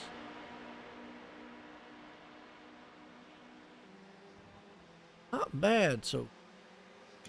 And this is the point of the race here that I don't want to say it gets boring, but everybody knows this is where we're at. This is where we need to be. We just need to maintain and just get through the next, 6 hours. I mean, because quite honestly, that's all you're trying to do anyway. Running your tires off and acting crazy isn't going to do anything for you. The point of it is just to keep going. Hope some guys in front of you make some mistakes, slip up a little bit here and there. You can make up some time. And, in a long race like this, that's the mentality you have to have. There's nothing wrong with, sit back in the seat, turn your laps, just don't make any mistakes. There you go. I mean, I agree with you on that one. That's and you're right. You're getting to the point now. Everybody's kind of settling into what they got. They felt the track out. They've had several driver changes throughout. Most of the teams have, you kind of at this point kind of know what the car is going to give you, what your setup needs to be. Now the track will change over time because you've been talking about weather. We will see that, and we still have the day to night transition. That's going to be huge right there. But at this point, it's kind of the same throughout. You're just kind of hit your marks lap after lap. Yeah, and the other point of that is, as the track gets cooler, and you can turn faster lap times, are you going to be able to push even harder? Can you kind of get out of that rhythm of taking it easy? When you get new tires on, you get them warmed up. Do you really try to go after it and make up some time on somebody? Because the track is just getting cooler and cooler. It's 87 now. So when we started this race, it was 108 degrees out on the track. Now we're down to 87. It's going to get even cooler, and you can go even harder. But if you've been out there turning lap after lap, it's hard to make yourself kind of drive it off in there a little deeper, brake a little less or something. So kind of has to get you out of your rhythm a little bit to find a new one when the track gets cool. There you go. I tell you what, back here looking at this GTE class, and most of the guys, moving on up. One of the drivers there I'm looking at, UDOC's GT team, is Troy Anderson right now. He's moved up 11 spots. Earlier in the race, he had a mishap. Kind of ran off track there and kind of lost it. But he has still been able to bounce back in his class and move that thing up there. Is another one that's been able to come back from having some issues here. We've had some other teams do the same thing, and like we were talking about earlier, a couple guys had connection issues. So you just have to be able to rebound. And the good news is it's a very long race and things happen. So the same thing that happened to you could happen to somebody else. I like what John said earlier on. He right there where he talked about it, he said that most of the other guys, yeah, he had a lot of confidence when it comes to his team, but he talked about unorthodox racing. It's fourth on the LMP1s, but they had a mishap with their driver and got back several laps. And he even noted to himself in the LMP2 that he got off pace, and that's what's put them behind. Yeah, and those things happen, but also you have to be aware of that, be cognizant of that, and if you're a guy that costs your team some time, then you want to be the guy to make that time up. Next time you get your chance in the car, you don't want to be the guy that keeps making those mistakes. You don't want to pull a me. You don't want to be me out there. And then because you don't want to let your team down. If everybody else is executing and you're the guy that jacks up, then you do feel bad about it. You hate losing time. Every second out here, can come down to mean something at the end of the race. I've seen these won by seconds and lost by seconds. And you wonder how after 24 hours it can just get down to a few seconds. But it does happen.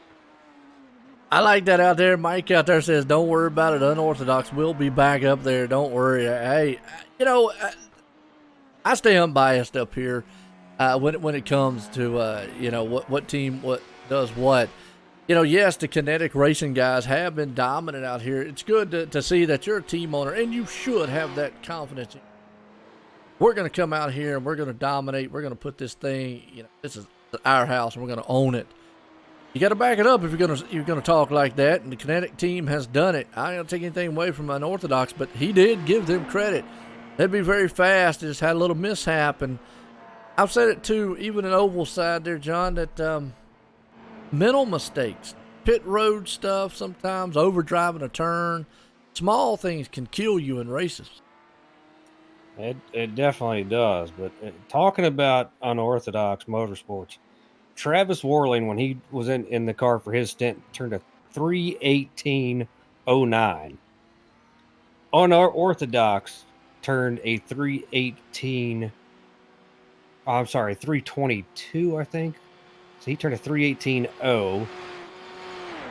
3:18:22. Yes, I did. So, those guys are really turning some. If you're looking at Kinetic and we're see how dominant they are, Orthodox guys are turning some really fast times. Yeah, I just kind of look it up here, and I'm with you. Their best times out there, both in the 3:18s, but it looks like Unorthodox actually pulling a little bit quicker than the Kinetic Swift racing up there in the top spot, and most notably for any of the other Kinetic racing motorsports. So if they weren't so far behind, like we were saying before, they might be able to. And just to give you an idea, folks, of how far they are, Unorthodox.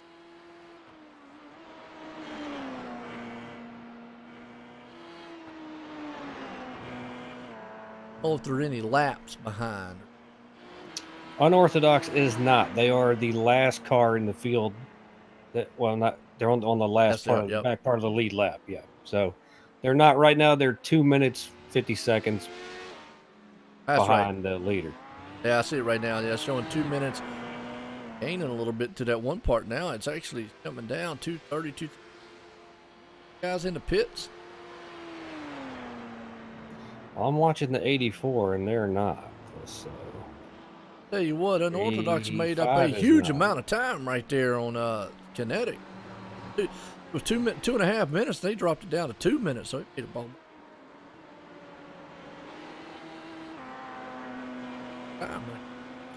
Oh, it's turning 2 second faster lap times. Wow, that's why. That's quick. I mean, well, I'm looking at a different. Yeah, well, that's what I'm laughing about. I just figured it out myself when I went through and cycling through where all the guys were, and I look at the lap times. I'm like, holy cow. Yeah, there you go. Nothing wrong with that. Just so that's it won't take them long at that. If they keep up with that kind of pace, they'll be able to get up there. You're right. So far, but they're maintaining about 2 minutes off. 1 minute 22 seconds right now. It's a 26-second gap between the top two, and you can go back through here and just kind of see, on the broadcast itself, you can see right there on the ticker, just kind of tells you what laps and what kind of gaps in between cars.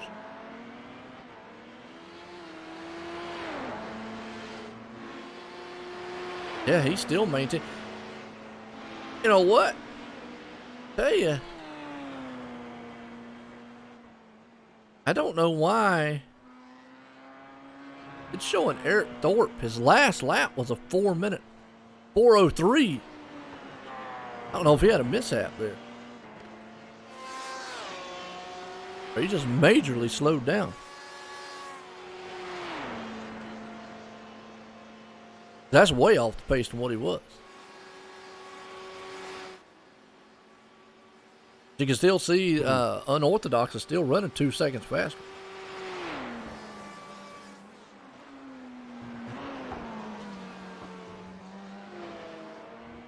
And we talk about setups here, John. This right here might be another thing. The Unorthodox team, they're, running 2 seconds faster. But maybe the track's starting to come into their setup. I think that's got something to do with it as well. But it looks like actually Eric Thorpe had a connection problem. Going back and look, it wasn't in the pit window for that. So I was looking back and going back to him and look, he just disappears for the longest time. Okay, all right, yeah, because he's maintaining. Like John King out there said. Think that we're overestimating his confidence. Well, hey, I mean, when a man comes up here and tells it this is their wheelhouse, that they got this place on lock, I mean, that's confidence. We're not overestimating we're not overestimating your confidence or trying to take it free. We just love when people are confident. Yeah, I absolutely. Enjoy it. I do too. If you're not confident, then you're doing the wrong thing. And there's a difference between being rude and overconfident, Like, I'm the type of guy, I love people who are really confident and say ridiculous things. Like, that's why I'm a Jets fan, because Joe Namath guaranteed a win in the Super Bowl, right? He didn't know that they could really do it. He just said it, being obnoxious. And then they did it. So I love the guy. I love really confident And people. now this year, they're not doing it. Oh, they haven't done anything since. I mean, I understand. I'm just saying, I'm the type of guy, I like that stuff. I love when people are so confident, it's almost cocky. You know what I mean? Well, yeah, Like and you- now I will. Now I'm a little bit of the opposite. I do like the confident side of things. There's nothing wrong with that. When you get overbearing with it, yeah, I'm like, man, look, you go on, you know, whatever. But then if something bad happens to them, I'll be the first to go. Well, I'm in that confidence. I mean, you know, but I can't take it Well, away. it's like say, you like Ric Flair, don't you? Oh yeah, woo!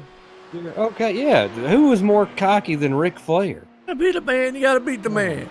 Absolutely. Come on. But I was wrestling, man. It's all fixed. Oh, don't you say that. You're going to start a fight with somebody. Start a fight. Hey, it still hurts. I broke my collarbone doing it. But, I mean, I know in real it hurts, but it's not fake. It's scripted. Let me say it that way. It's scripted. Yeah, you're the reason they have to have the thing beforehand saying, don't try this. Don't try this at home. Yeah. But I went to a school and did it. So but you can get hurt because I know that. You can get hurt in this stuff here or there. Talking about before. Oh man, well, some of the things we come up with, man, it's good. Have fun up here. Talk about a lot of, you know, the drivers and the team owners, and like we said though, I mean, these are the top guys. No matter, you can't take anything away from them. These are the top guys here at the Major Series. They were invited here. So the top LMP guys, the Kinetic Motorsports, Unorthodox, Grizzly, Alliance, Bombshell, and Dog Beer, all those guys right there are the best of the best here that Majors have brought. So you can't take anything away from them. It's just racing in a nutshell, that sometimes, you have a good day, sometimes you have a bad. Yeah, that's very true. Well, yeah, I've seen 83. John. Now let me. No. I've broadcasted a lot of John T's races in oval side of things. We go back to Tim.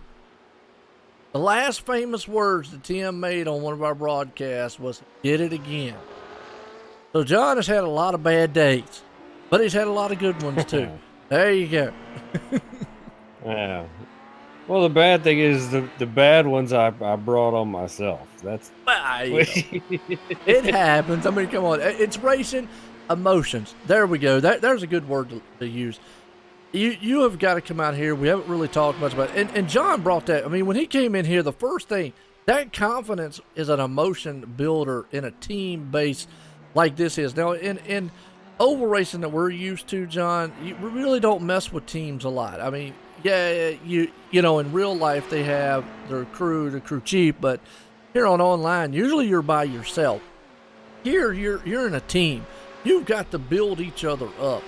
And so emotions run high, especially when you get, like you said, if you mess up or you overdrive or something happens, you got to make that time up. You've got to build those guys up. Yeah, and when you have guys that can drive, you share information. Obviously, like these guys do at Kinetic, you know, it helps a lot to have guys that can kind of lean on each other and get information, learn something here and there. And the Kinetic guys, these drivers right now, they have stepped it up. Their times are starting to improve exponentially, if I can say that. Sure, yeah. You always love those big words. Every once in a while, I'll pull one out of the redneck authority of mine that I have. And learn a lot. I'm a big fan of syllables and junk. Well, I will admit you're a little more educated than I am, probably. I mean, you're past veteran there, and businessman, and not many times, folks, y'all get to hear a millionaire talking booth. There you go. Oh my goodness. He's a celebrity, y'all. Come on.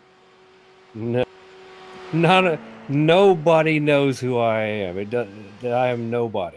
I do. So, I'm somebody in my own mind. That's all. There you go. That's all that matters. Right. You know, you talked about them stepping it up. You're right, because the unorthodox driver there of Kevin Hill has kind of lost the pace a little bit. His last lap was around 321. And it guys up there, a couple of them picked it up in the 318, 319 range. Still, Eric Thorpe, he's got such a huge lead. I got a feeling he's probably out there maybe cruise control, saving little tires, maybe. I don't know. I mean, really, his lap times are not like his other teammates are right now, but he does have a large lead. But let's also say that he did run a 3:18.22 just about 4 or 5 laps ago. So his lap times, falling off a little bit, really not that big of a deal, because it's like he turned it on, backed it down for a bit, turned it back on, backed it down for a bit. So I think he's just trying to maintain right now, maintain the gap he has. We talked earlier, and we touched on this. Could that be a mental thing? I mean, maybe the mental, I don't want to say stress, but maybe mental tiredness coming in? I mean, a little bit could be, here and there. Like he turned a 3:26 one lap and a 21, not that bad, but the 26, and then he could be in traffic. He turned it, I don't know. Yeah, For those guys, this is like all they do. Well, yeah, John King said that. That's all they do. Yeah. For those guys, now I don't believe so. And for somebody like me, I'd be out to lunch by now. So I'm with you on that one. I mean, honestly, it's a lot, man. I know we keep kind of harping on it, but this is a lot on an individual when you get out there. Turning laps, having to downshift, do everything right, hit your marks, not slide your tires, not lock things up, all this junk, get through traffic. It's exhausting. Think about if you take a trip and you drive for 2 or 3 hours in your actual vehicle, how tired you are. You got to stop and stretch out. Imagine doing this. Oh yeah, absolutely. Well, we're talking about the top guys there, and the LMP1, obviously the LMP2 top ones there. The same guy still leading that one, Newman out there. We got a new one here leading the GTE class, the FT1 Motorsports out here. Driver Philip Morton, good little Ferrari out there, so he's been able to knock, I'm going to say Adrian to the back. Number 2 spot in that Porsche. Good one. And he's moved up 14 spots in that GTE also. Yeah, those two teams, the FT1 and Avid, two of the teams that have come the furthest back in the field in that class. I think the other is Big Bone Racing GT. Started 32nd, up to 20th overall right now. What is that, 5th in their class? So 4th in their class, I'm sorry. Something like that. First, second, third, fourth, fifth. I was right the first time. Can't count, but I can talk, say big words. Hey. But I mean, know that. FT1 and Avid are the two teams that they've been up front basically the whole time. Once they worked their way through the field, they haven't gone anywhere. So look to see, them still be there at the end of the race and probably racing each other for the win in the GTE class. Absolutely. I'm not 100% sure on what it's going to come down to or what you have to do strategy-wise to win one of these things. I mean, right now we talk about the Kinetic Motorsports teams up there running in a top spot of the LMP1 class. But, we've seen it change, and right now we actually had a change right here around about the 3rd place spot. But we see a change in the GTE class. What at this point in the race, you probably don't start thinking about it until maybe hour 12 or 14. But what do you got to do to make sure you put yourself in a position to win it? Well, you got to just be flawless here. As we see FT1 Ferrari coming in down pit road, excuse me. But you just have to be flawless in what you're doing. You cannot make mistakes in any class, but let alone the GTE class. I mean, it's so stacked. It's always a lot of cars in it. And that's why those two teams are where they are right now, working their way through traffic and been up front, in that class the whole time because they've got guys that are just wheeling the crap out of the car. And the main guy right there, Philip Morton, who was out front on pit road for FT1 Motorsports. That's another thing you were talking about it, making your pit strategy here is really key. When you make your pit stop, how you make your pit stop, getting in and on and off pit road, changing of the driver. because you can lose so much time. We were talking about it. Obviously, King came up here and said he made a mistake earlier, and some of the unorthodox racing, making a mistake. A lot of that mistake is coming on driver change and pit road stuff. Yeah, or you go in coming off pit road and you got cool tires and you push it a little too hard. You got to let those tires come to you. You got to let them warm up, build a little pressure in them. But honestly, hats off to these guys at FT1, Philip Morton and Aaron Stanley. They're the only two right now turning laps in this car. Yeah, that is a huge task for them. Philip looks like he did first 29 laps, 30 laps. Aaron went from 30 to 60, so they're doing looks like 30 lap stints. That's a lot. I'm with you. I'll give him a hats off. And obviously, when King said that Eric Thorpe out there only has 3 drivers in that car, they're going to change that thing almost 16 times throughout this whole 24-hour stint. That's huge right there, because we're getting up here in hour number 5. We're getting very close, about 9 minutes to go in that. Eric's still holding top spot down. Gal sitting in second, but Kevin Hill has caught and passed the Kinetic Racing American car. He's up to 3rd. That guy's turning up the wick. He is. His lap times are still terrific, right where they need to be. Came off pit road, ran a 22, 20, 20, 21, 21, 20s. So he's doing a great job for what happened to him. And you see the speed they have right now, you kind of wonder where they'd be if they didn't have the disconnect earlier in the race. Yeah, and I got to mention out there. So John, if you're still watching, yeah, what John T just said right there. If they hadn't had the mishap on pit road, I think Mr. King might have come up here and, all right, we're a little worried. I think it'd be a close race. I would definitely say they're still, concerned there, and he did mention them as very strong competitors, and not writing them off by any means, but from what he was saying. So I think they know that they're right there, and they've made up really just a ton of time. Absolutely. I mean, it's almost a minute. Yeah, that's huge. That means they're definitely hitting their marks, going through the field, and absolutely definitely doing what they need to do on the track there, the unorthodox guys. Grizzly Motorsports kind of at a stalemate, sitting there in about the 6th place spot. Got Michael Sherlock, I'm going to say that's how you... Grizzly Motorsports team actually are the champions here at the Major Series. Well, folks, it's been a good one so far. Some great racing out here for the Majors, 24 hours of Le Mans. Check out PacificMajors.com for all the information, the leagues, and what these guys do here. And just get they got a world of information on their website there. I appreciate them. I hope everybody's enjoying the coverage here. OnlineSimRacingNetwork.com. Check us out at OSR Network on Facebook and YouTube. Hit that like out there. Hit a share if you like what you see. Definitely a good one. If everything sounds and looks good, hey, let me know. I always got to appreciate John T coming up here in the booth with me.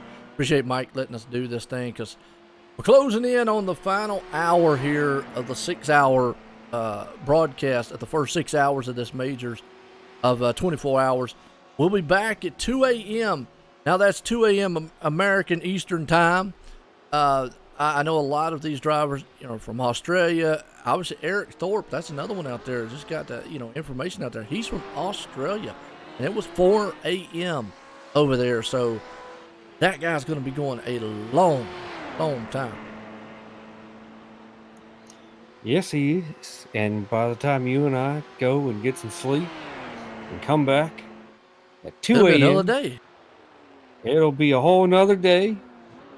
And these guys are still going to be making right and left-hand turns. And every once in a while, we're going to hear you break out your radio voice.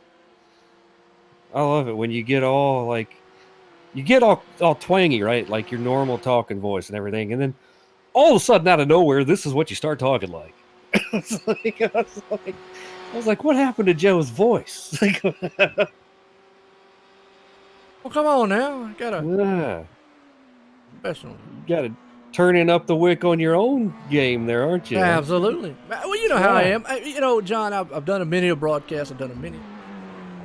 I love doing this stuff, man. A lot of people don't know me, and John does. He's, I appreciate everything, him helping me in the past in the booth. I've done a lot of broadcasts with him, racing, different leagues and so forth. I love what I do here. I truly, truly enjoy it. I like watching these drivers out here. I like interacting with the crowd out here. Love, man, you guys out here talking. It's just something I enjoy doing. Yeah, now this is a little different for me. I've had to pace myself because and I know, John, I can get pretty excited sometimes up here in the booth. Yeah, and that's when one of two things happen. You get loud and twangy or loud and radio-y. It's like... Well, there you go. Well, now I love the radio side of things because that's MRN. That's NASCAR side of things. I love, grew up listening to those. I love how they do a lot of that stuff. And, I've said before, and I'll go admit it, I'm not the best up here behind this mic. I just totally, totally enjoy it and love bringing the coverage. And love, man, for these drivers out here to see themselves. I love getting their sponsors out. Love getting their paint jobs out here. And talking about the teams and talking about what's going on, and to me, actually, this racing here is actually kind of exciting. I mean, this is exciting to do. It really is. Yeah, well, you and I have been talking for a while now about this, and said it's going to be exciting. We like it. I've always liked this style of racing. It's the endurance races, that type of deal. That I'm into that. And I like that a lot. It's hard for me to be all into road course racing every day because it's just not my thing, but the endurance races, I love it. I think it's great. Yeah. It's so much on each individual driver, to come in and do their job, and you have to rely on each other. You got to work a lot on your setups, and you got to have a team that's helpful, or you're just not going to be successful with this. No, you're not. Right now, though, you're seeing a pretty good battle going on here in the GTE class. That's actually back in the 25th, 26th overall position, and a pass. Darrell going to let him go by. Shane's going to make that pass on him in that Porsche. John out there said he's still worried, by the way. Oh, he should be. And, but these guys know what they're doing, too. I mean, they know what they've got to do to get it done, and guys that are unorthodox know what they've got to do now. And so far, their plan was to make up time. They've done that. They're doing everything they could do. You can't help little disconnects and things like that, but you can help how you deal with the adversity that is offered to you by Absolutely. a computer or a server or whatever the problem is sometimes. Nothing wrong It's with like, that. oh, you weren't expecting a problem. Guess what?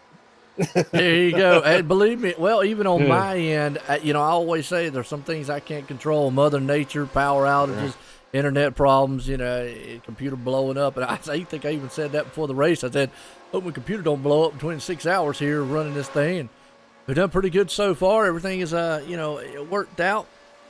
And I've enjoyed it, man, calling this thing. And John, he loves to pick it on me. That's all. That's why I like John. I just enjoy having a good time. I like talking about racing. I make terrible jokes or whatever, but it is what it is. Well, my youngest, I went last night and I got all my stuff squared away. I got in their Discord. I wanted to get everything done right. I was like, I get up in the morning, we're gonna get connected, everything's gonna go well. I get up this morning and iRacing says no connection for you. Yeah. And took me a while, so you can have everything planned out. There's still something gonna happen. So. Well, I'll tell you what, Gabriel out there in the chat says he's pumped up to get into the car right now. And I tell you, Gabriel, who you going to get? Who's your team out there? Who you driving for? What you jumping into? We'll definitely get a showcase on you here. It's awesome. But you're right, John. I with you try to get a head start on everything here. Get up and excited. Sometimes things you just don't know, but fun's what it's about, and enjoying it. And I know a lot of these drivers are enjoying it. We also got a pass up there. Looks like Kevin Hill, he's on pit road. He's on pit road, yeah. Okay. Think they're going to do a driver change, or Kevin's going to stay in the car?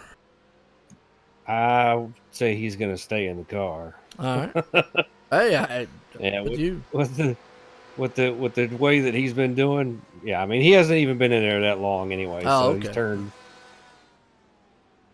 8, 9, 10 laps maybe. So he hasn't.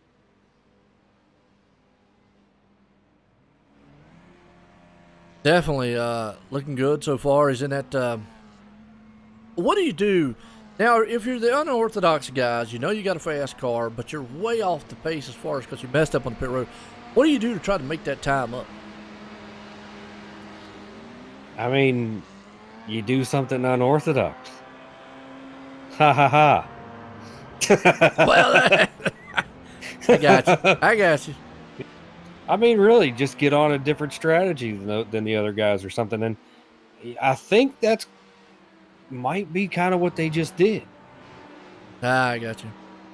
Well, unfortunately, Pedro out there said Atlanta's GTE had to retire. Just damaged the car too much and was losing too much time out there. So hate to see that, man, in anybody. But there's the attrition. You know, 5 hours into it, some things can happen. You know, get into a wreck, anything can go. But Gabriel says he's going to get into the Kinetic Racing European. That's his car.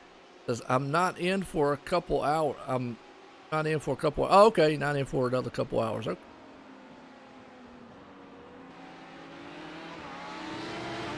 Well, we know what he's doing. He's getting pumped up and excited, man, to get into the ride.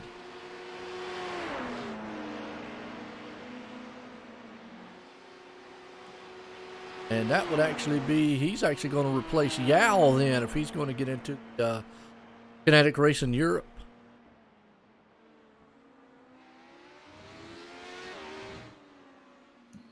You got some big shoes to fill. They've been doing a good job, so. Absolutely.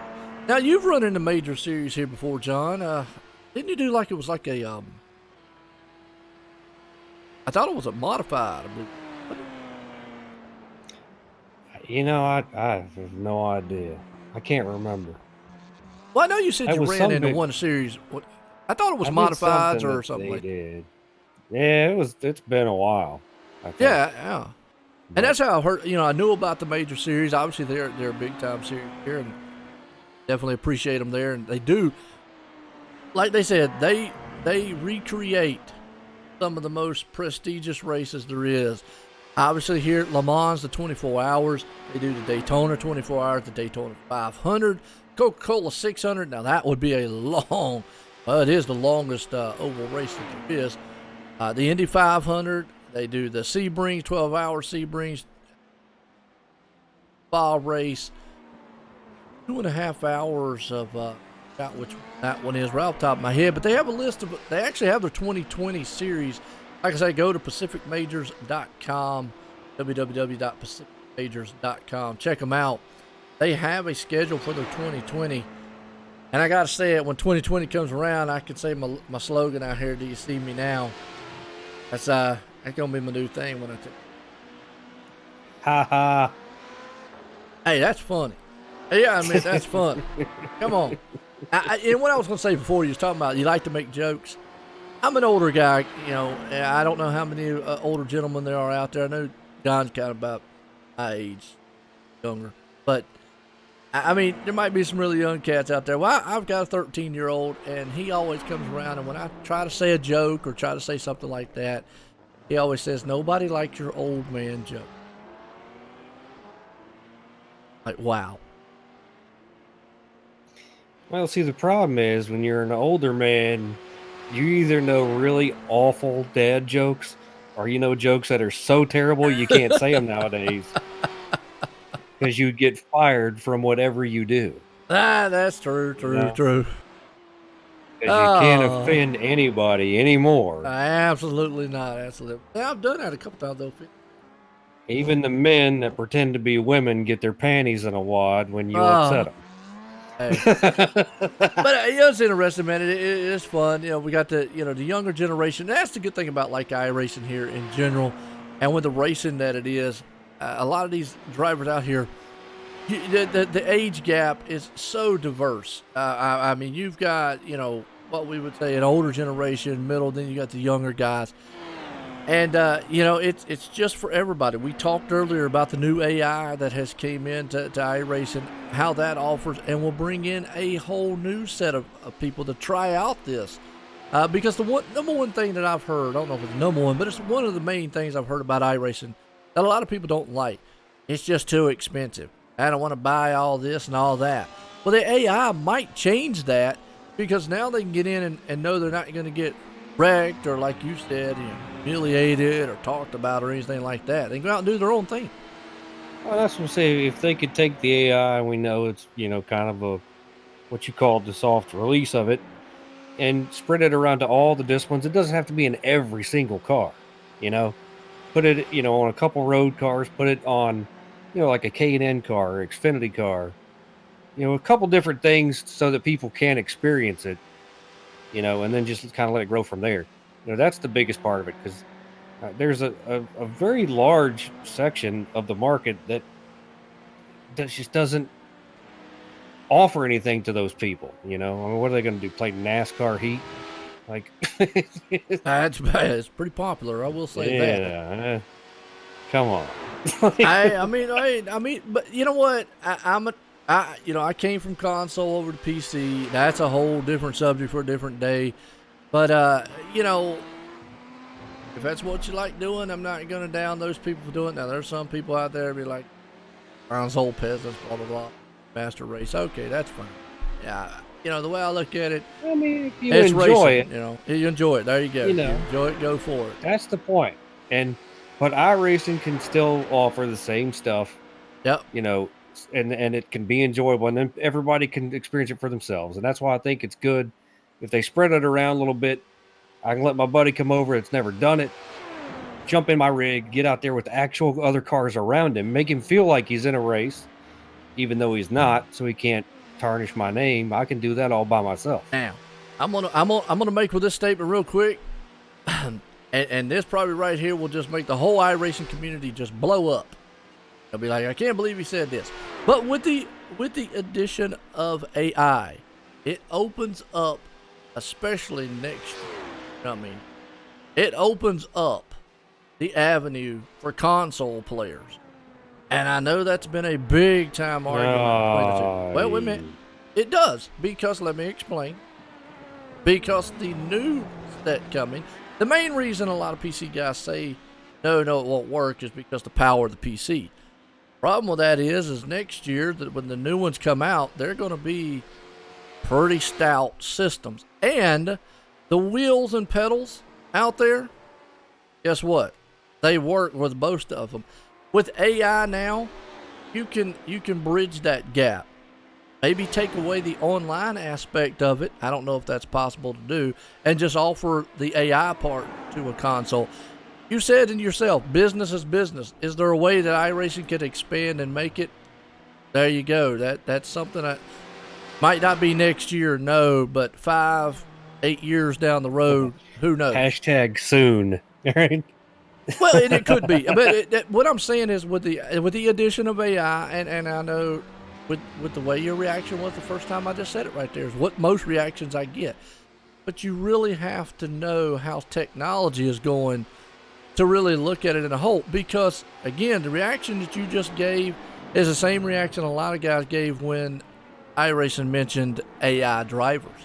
Oh, no. Yeah, and see, I don't understand why anybody would be upset about that. If you're planning to run this race, it's great practice. It's a great way to get started. Right. We've talked about guys in this race that haven't really done this before. So it's a great way to practice. Now, the argument of console stuff and controllers and all that, yeah, that's totally... You do know controllers.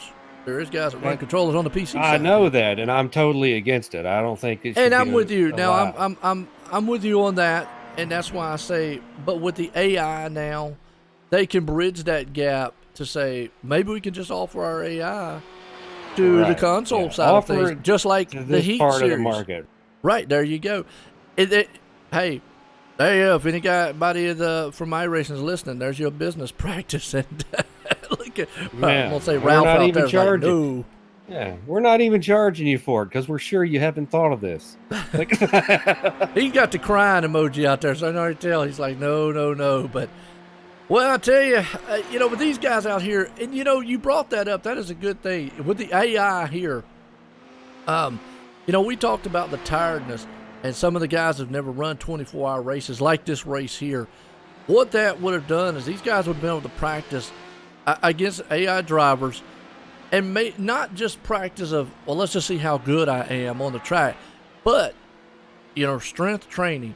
The longevity, get an idea of what it's going to feel like to go 4 and 5 hours or 24 hours for that matter in your stint in this race, and get yourself, pumped up and hyped up for this kind of race. Yeah, I mean, you've got to be, in some sort of shape to do this. I don't care who you are. I mean, you can, be the tiny, skinny little dude, or you can love to eat ribs every day, but you still have to be, you still have to be in somewhat racing form shape to do this. You can't just jump in here with no experience or anything and expect to be able to pull off all these stints and do it without getting exhausted. It's tiring. Even if you're sitting in your, air-conditioned home or heated home, wherever you live, whatever the temperature is. I would use the AI if I was going to run. Even thinking about running a long endurance race, I would love to use the AI to just see, practice of the endurance part of the racing. So something to think about out there to throw out. And most notably, look at this Kinetic Racing Surge there in the LMP2. They moved up in the second place slot, 5 positions in their class so far.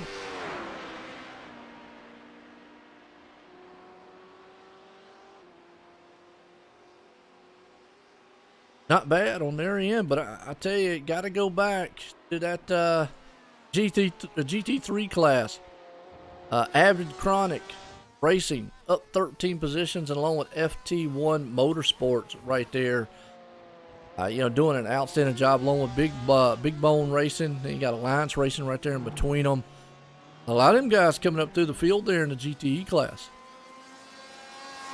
Yeah, Alliance has been right there, at second, third place in the GTE class. We've had FT1 and Avid first and second. So, and now you got Big Bones in fourth, GTE. So they've come up as well. So pretty strong GTE field. And then the other funny part is 3 of those top 4, made up a ton of spots to get where they are. Absolutely, they have. So it's definitely looking good in their GT3 class right there. Right now, it's been dominated by a Porsche up front. I'm not saying now the whole class is mostly dominated by Ferraris in the GTE, but they just cannot. It seems like they can get the top spot for a little bit, but then one of those Porsche drivers comes up there and just snags it away from them. So, this track here is kind of, for the moment, alluding to the Porsche guys here. Got it set up right. How you doing, Sam? How you doing out there?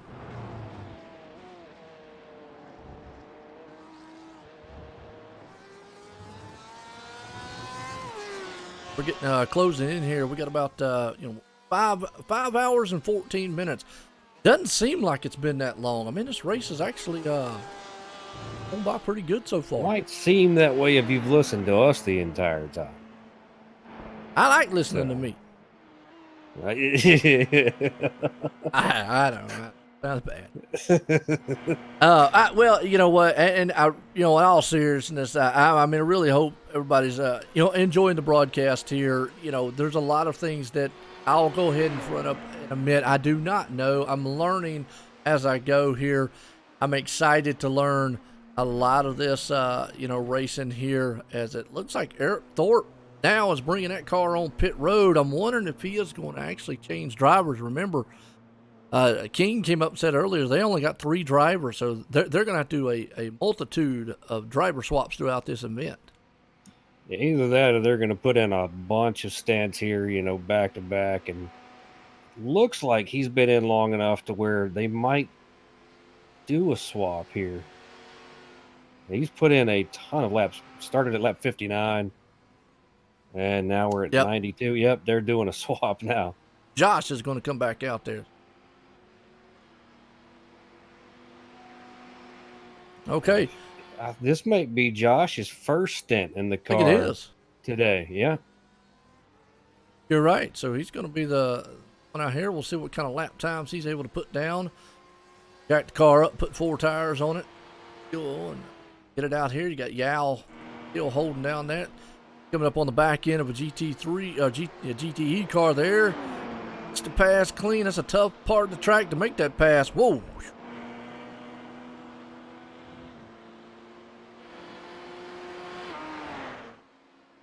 But I take it back to what I was saying before is, I'm learning.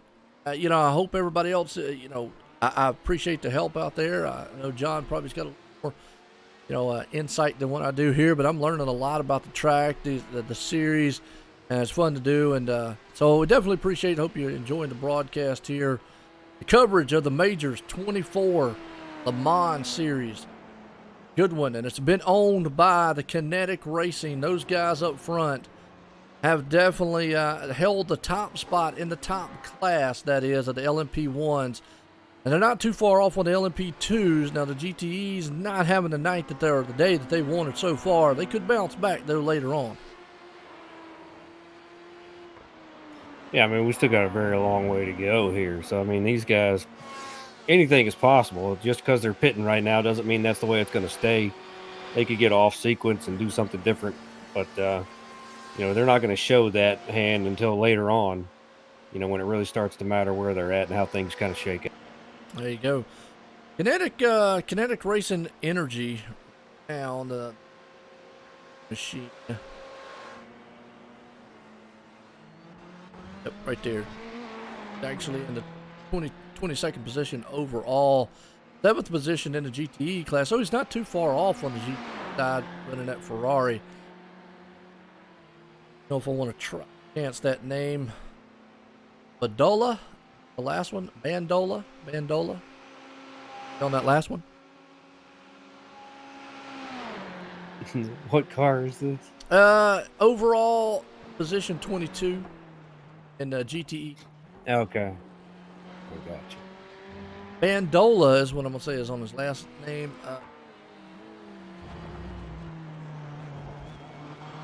I don't want to mess up. I'll make fun of me if I'm...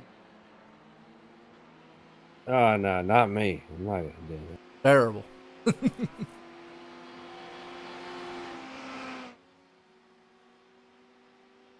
But I thought they were a little bit further off the pace than what they were. They're only sitting 7th in the GT class, so they actually could, make some moves up to the front side there. Is it Matus? Yeah, you're probably right. Matus. Bandola is what I'm gonna go with on the last name. And don't want to. And hey, look who's you in. Think that's what it is? Well, I mean, you got to give me credit. Captain Obvious. You got to give me credit here now. Give me credit. I think that says Ferrari on the windshield. No, that's a Porsche. I know. No, that's a Ferrari. I got a cheat sheet on. Look who's actually in the car for Elite West Racing. Remember earlier we were talking about it? The main guy himself there, Richard Hearn. Richard Hearn. And he's out there running. He's in the car himself. Then he's in the 21st overall, 6th overall in the GTE class.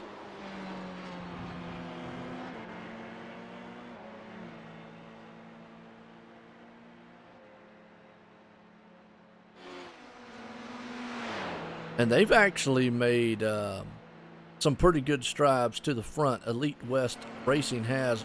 They've moved up 12 positions so far. Yeah, started 33rd on the field, running 21st overall. So 3, 4, 5, 6th place in GTE right now. So, and yes, you just heard me count. I know how to count. There you go.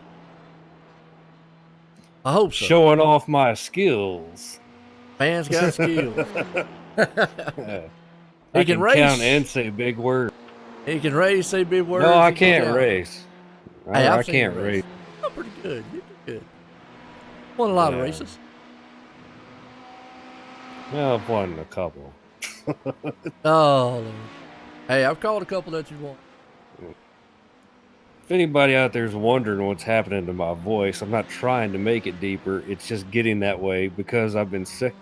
So, I don't want anybody out there like he's trying to do something with his voice now. No, I'm not. Yeah, he's talked about me getting a radio set. Yeah, it's starting to go.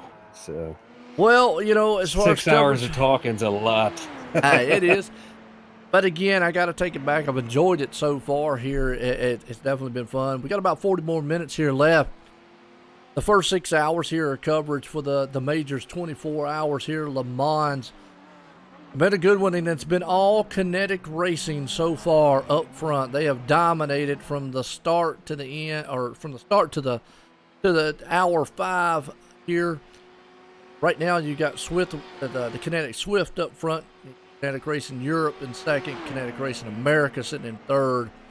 But Unorthodox Motorsports, they have had some flashes out there. They messed up a little earlier on pit road. You kind of got them in a box here, and they're down. But they got a lot of time they can bounce back. If they can ever get something going right, maybe get the turn around, or if Kinetic guys have some trouble up front. Lap traffic is the biggest thing, and it could happen very easily. Well, and, you know, the Kinetic guys could have the same problem. Somebody gets, you know, disconnected or has an issue or anything, you know, man, we got such a long way to go. That's, you know, these guys can't get down on themselves or what's happened to them because it's so early, you know. Right. And I'm impressed with the time that they've been able to make up. You know, I think they were almost a little over 3 minutes, you know, back off of these guys now. They've made it up, you know, to about 1.5 or so now, I think. So yep. They've done a terrific job so far, and there's still such a long way to go. And another thing to bring that up is by the time we come back tonight, folks, actually be very early morning, for the last 6 hours of this could be a total different race, because there's going to be a time frame in there of 12 hours that, you know, you're not going to see unless you're spectating and looking at it. But when we come back onto the broadcast side of things, this whole outcome of this race could change. And, you know, right now, for the first 5.5 hours or so, Kinetic Motorsports has dominated. But again, anything could change. We still got to go through the day-night transition. And when we get into the nighttime, the one thing about here, and you're going to see it when we bring the broadcast up again, it's going to be unique for us because a lot of stuff you're not going to be able to see. We're going to do a lot of there's going to be a lot of more like on-board style shots and so forth and so on, because this track is and some parts of it is very, very dark. Most notably, that long back stretch back there, very dark part of the track, and then some of the further back parts, some of the sharp turns, very dark on this track. Not like, you know, the Daytona 24 hours where it's pretty lit right there in a lot of the areas. But here, you've got a lot of dark spots. You can miss your marks very easily. So right now, Kinetic dominating. But then again, when we get in that nighttime, that's where it's going to be crucial. The concentration has to play a factor. Yeah, it could be a totally different race. Could be a totally different broadcast. Who knows? By tonight, I might sound like Sam Elliott and already done 4 Dodge commercials. Well, I mean, if you sell 4 Dodges, there you go. I just want to sound like him so I can do commercials. I don't even know who he is. Sam Elliott? Yes, you do. I mean, it sounds like it. I mean, yeah, probably if I heard him, I knew. You ever seen the movie Tombstone? Oh, yeah. All right, so he's one of Wyatt's brothers, the one with the real deep voice. He sells Dodge. You know yeah, with the mustache. Yeah. He plays on the ranch. I guess if that's something you watch, show. Well, if you like him, you'd love him in that show, man. Watch it. It's Netflix. I mean, yeah, check it out. It's called The Ranch. I mean, cool. We just plugged a show. Hey, I'm all for it. You know, there you go. All right, right up the bill. Right up the bill. Absolutely. Well, there's no Dodges in the field here. A bunch of, got some, a bunch of Porsches, the Ferraris, Hondas are out here too, and BMWs. And the BMWs have not had the day, especially notably in the GTE, I would have thought they would have been more dominant. What's wrong? I think Kevin Hill from Unorthodox. Oh, he lost his connection for a bit. Now he's back. Oh, okay. We were sitting there watching. I was watching him. He just went off the screen there for a little bit. Wait and see if they come back. Yeah, he's back on there because I've still got the camera on him for the moment. So. I kind of pulled the Tim again. I went, oh no! Yeah. Like, you'll be all right. What happened? No, what happened? Yeah, a lot of times he would do that on me. He'd be like, "Oh," and I'd be like, "Are you all right? What happened on the track?" Showing a battle for the lead. I was watching these people back in 20th. Yeah, guy on pit road. Okay. Guy slid his tires on the pit entry. Oh my goodness, really? Yeah. Appreciate that. Right now, GTE class has been dominated by the Porsches. Adrian right there of Avid Chronic Racing out front in this one, but a slew of Ferraris right behind him. I was mentioning earlier, the BMWs just not having, they don't look like they've got the pace here. I don't know if it's, set up or what, but it just does not look like they've got the speed or this track is just kind of built for, that car. I don't know what it is. The top team in the BMW is Dog Bear GT Racing right now, and been off the pace. Yeah, honestly, with all the racing that I have seen, I've never seen anybody really dominate with that car. I don't know what it is about it. So, but there are people who love it. So I like it. I mean, I really do. I'm a BMW fan. Now, there's certain that's tracks a nice looking car. But. I think there's certain tracks that it benefits. Unfortunately, here today, it just seems like it's not. A lot of people love the Ferrari, which, don't get me wrong, the Ferrari does look very, very slick as a car, the GT style. And the Porsche. Now, I would favor the Ferrari over the Porsche, but we mentioned earlier, speed versus handling. That Porsche here, for some reason, has this track down as far as when it comes to handling. But you can see the Ferrari machines run them down on the straights. There's just not enough of them for them to get there, because by the time they get there, they get into the more technical style turns, the S turns, and that's where the Porsche kind of just walks away from them. I mean, the speed versus handling is what you're weighing here. In a track like this where there's a ton of speed involved, I think that, it really is more conducive to the Ferrari, and for their style race. I just don't think the BMW has the speed. Right. They got the really wide stance and all that going on for them, so it makes the handling better, but I just don't think that they just don't have the speed built into the car at all. I don't care what setup you use at this track. I heard some good information out there. Said iRacing tried to help the BMW. They reduced its weight and added weight to the Ferrari. Well, now here's my thing. A heavier car, to an extent. Now, obviously, if it's a dump truck, but I mean, a little bit more weight to a car usually can mean a little bit better handling. It usually a tight car. But then again, it's quite opposite. A lighter car, definitely, more nimble. I don't know. The Ferraris right now, man, are showing, maybe that's why they're having a hard time getting around these turns. Is if they added weight to that car, it might be hindering them because they have so much power to them. But the BMW, obviously reducing weight, that car might have, remember, that's a powerhouse car in itself. And if they reduce the weight, sometimes reduce weight, more power, it actually can hurt you instead of helping. Yeah, well, I know with the Ferrari, it kind of seems like when you go through a lot of turns or like S's and so forth, or like the bus stop, like what you and I know is a bus stop type turn, you kind of feel like it's seat of your pants type driving. It's not. I don't feel a huge connection to the track, is I guess what I'm trying to say. I got you.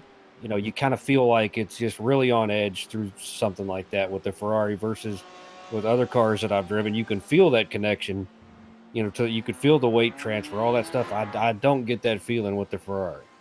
Okay. And I think that's what we're seeing out here too. A lot of these guys just are not getting to those parts of the track. Definitely the straights, but the Porsche, man, that car is glued just as good as the Porsche LMP ones that we're seeing that are very, very smooth. And right now, some pit stops for Mateus back out on the track.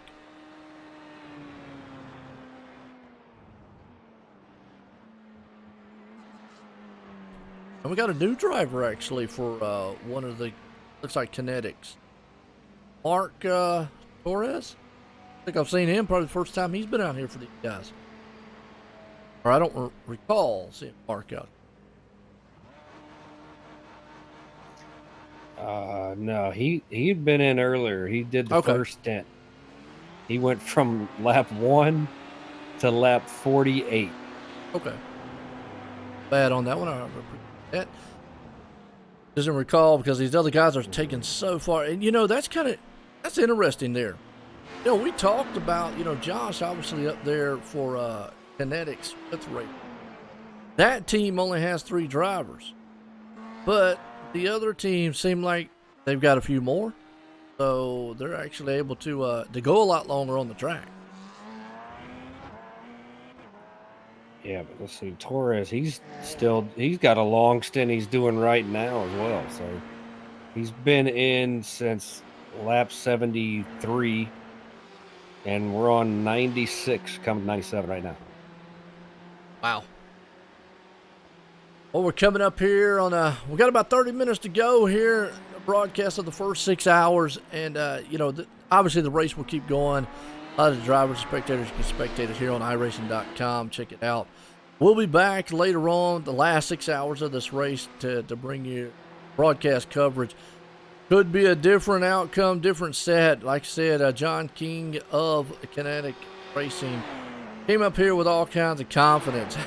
Just gotta love it. I mean, he came in, he said they were built for this. This is their wheelhouse, and this is what they do.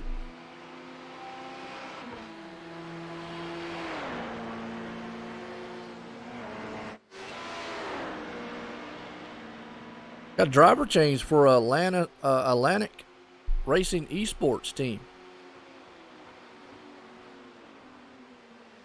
Like we got Arsene. That's the LMP2.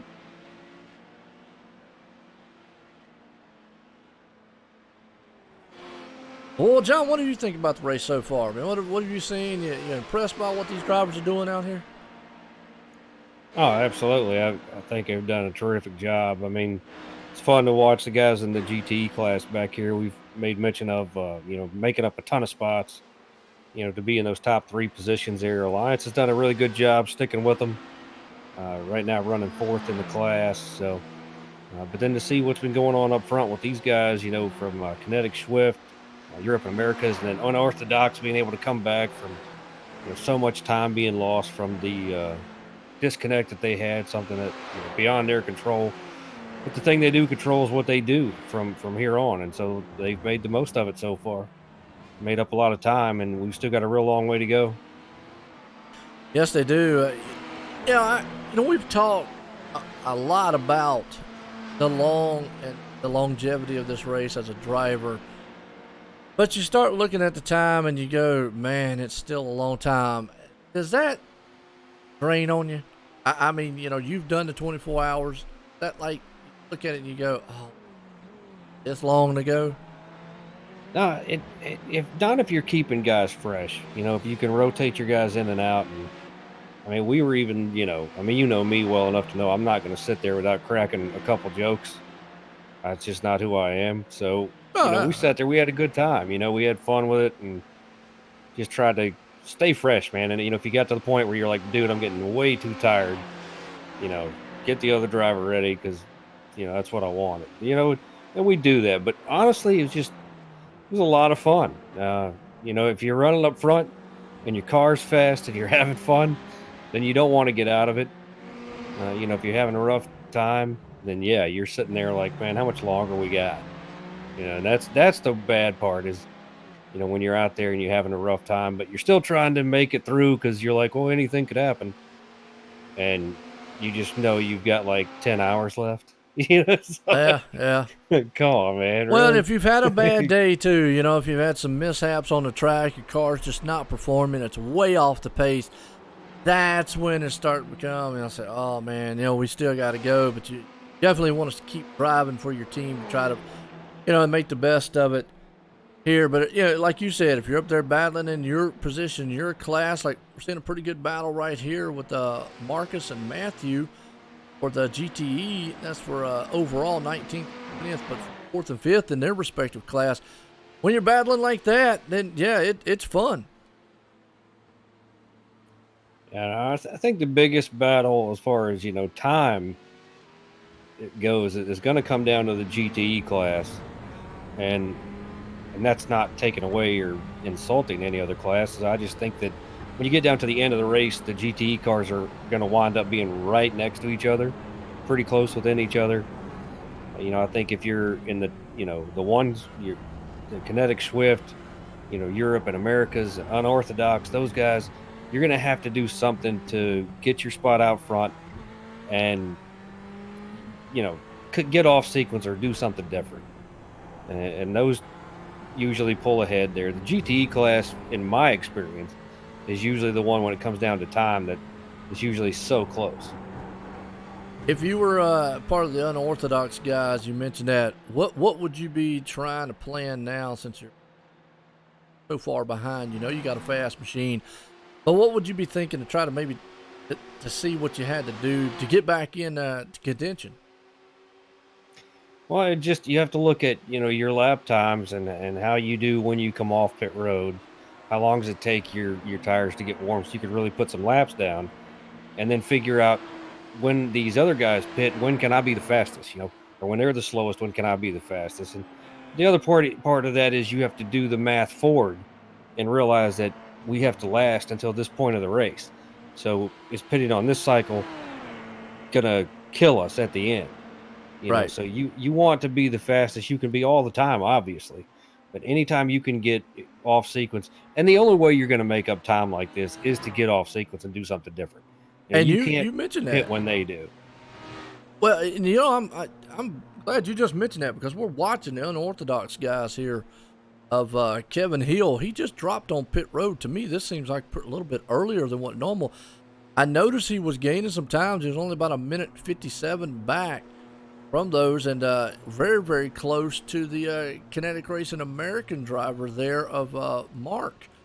But you're right.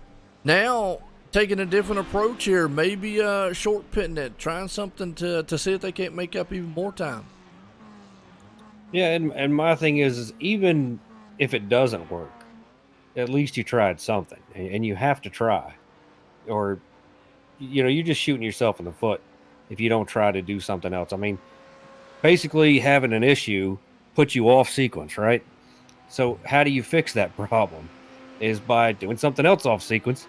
You know, put yourself in a different situation to catch up to those guys or make you faster when they're the slowest or at their slowest point that they could be at. You know, even if you slowly make up time, I mean, we have how many hours left of this race? You know what I'm saying? Like, quite a few. You could continue to slowly make up time and be right there on them at the end. I see where the, you know, obviously the short pitting, if he did right there, different strategy of pitting, puts in a different tires, and he could definitely make up the time. Now he's, you know, an orthodox driver there, Kevin Hill, out. He's about 2.47, about 2 minutes 47 seconds back from the top guy of Josh, who was leading it. But he's not that far back from the second, third place drivers. And remember, now he's got a lot newer tires than those. So let's see what kind of time he can make up over the course of this run. And you see, he kind of runs into traffic there coming off a turn. So, I mean, that's the kind of thing you don't want. If you're these guys right now, if you're unorthodox, you want clean track as much as possible. You don't want anything slowing you down. Now, if you want the other guys to be in traffic, but you just don't want. Oh, yeah, absolutely. And you know, most notably, Tessie right there. second, and Mark's in the third, Josh up in the first. They're kind of spread out.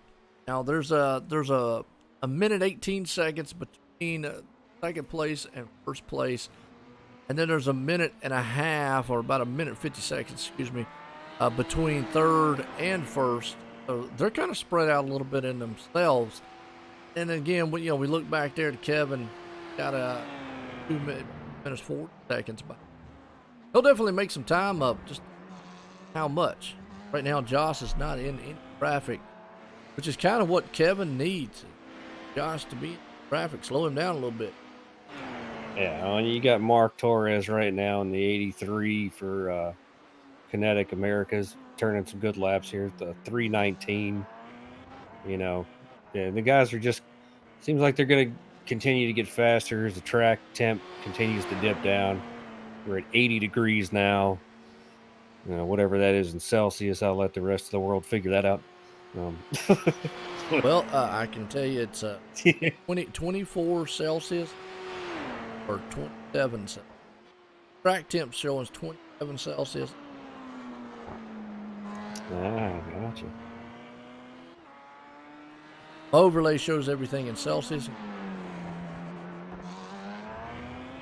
Oh, okay. I knew you didn't figure that out all by yourself. Yeah, I did. I was like, wait a minute, Colin. Yeah. I want to see if he was paying attention. Yeah. I think I didn't figure it out. all by yourself? Absolutely. Math genius. I really smartest man alive. There you go. There you go. Well, we're winding down here in the first 6 hours of the race here for the majors, the 24 hours of Le Mans. Guys definitely are, they're up for the task, and got to talk to a few of the teams out here, a few of the drivers, and, viewers out there, it been a good one here, but it's been all Kinetic Racing up front. And Josh, man, who was holding down the top spot. Tess, man, sitting in second, and Mark right there in third spot. We're talking about Unorthodox Racing, Kevin Hill. Travis Henderson on pit road. He's got Grizzly Motorsports. He's back out there driving for him as he comes off pit road. We got Chris, he's hanging on to the 6th place spot, driving for Illusion Motorsports there.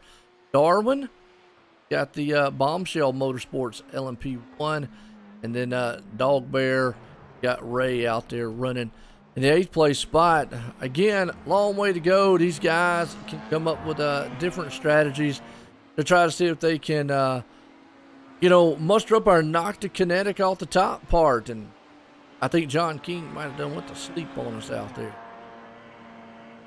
Well, it's going to take something, because right now, Josh in the Kinetic Swift up front, he just ran a 3:18.45. That's their second fastest time of the day. So Eric, that drove before him, put down a 3:18.22. I see that. That's wow. They're picking the pace up there. Running 3:18s and 3:19s. What's up, John Marine? How you doing? Coming up here in the last part. Bonjour. Okay, you want to say that? Yeah.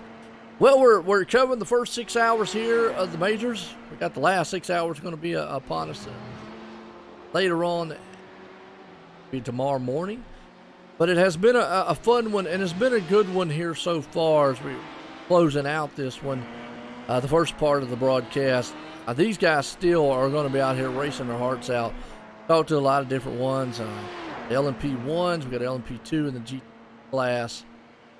See what so far. The LMP1s, you've still got Atlantic Racing Sports team holding down the top spot there. Oh, Mark Torres in the 3rd position right now for Kinetic Americas, lays down a 3:18.07.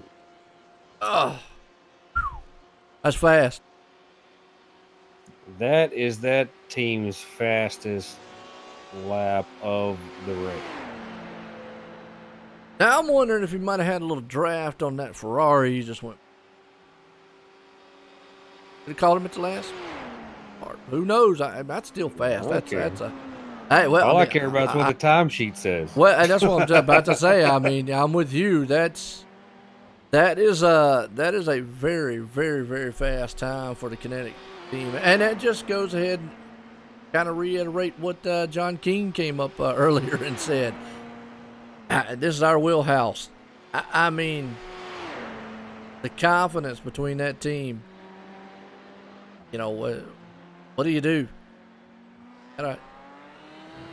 Hopefully, you don't get into any trouble. Well, you just have to keep doing what they're doing, man. You just stick with it. You know, keep making your small changes that you're making to stay with the track, and let these guys just keep wheeling the heck out of it. I mean, that's all you can do is hoping it works out.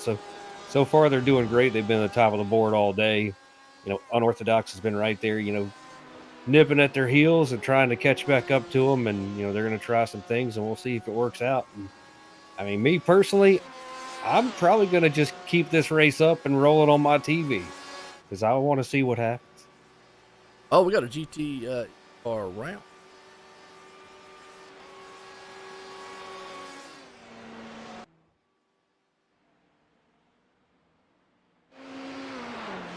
That was.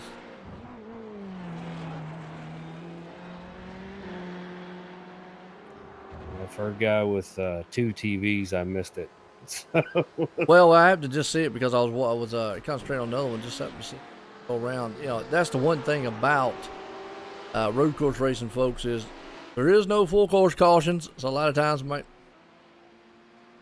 here and there, but yeah, I mean, it's going to be interesting to see when we come back live at 2 in the morning. What this race and the outcome, what the picture's going to look like. Will Kinetic still be dominating the top class? Will right now FT1 Motorsports and the GTE and Avid, will they be up there? And then obviously will Atlanta Racing Esports, who have been up there, and no emissions and so forth. Well, those guys in LMP2, will they still be dominating their respective classes when we come back? Because it'll be a whole different scenario. We're going to be in huge nighttime, atmosphere. Be hard to see. A lot of this track is very dark.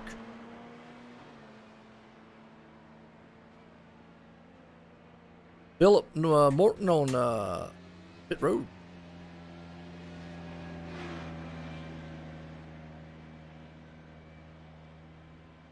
Well, I do appreciate that out there, John.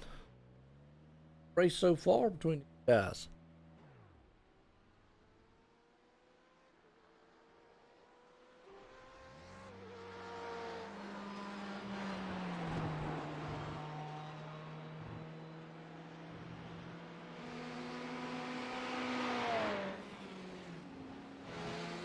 All right, Josh still holding down that top spot up there.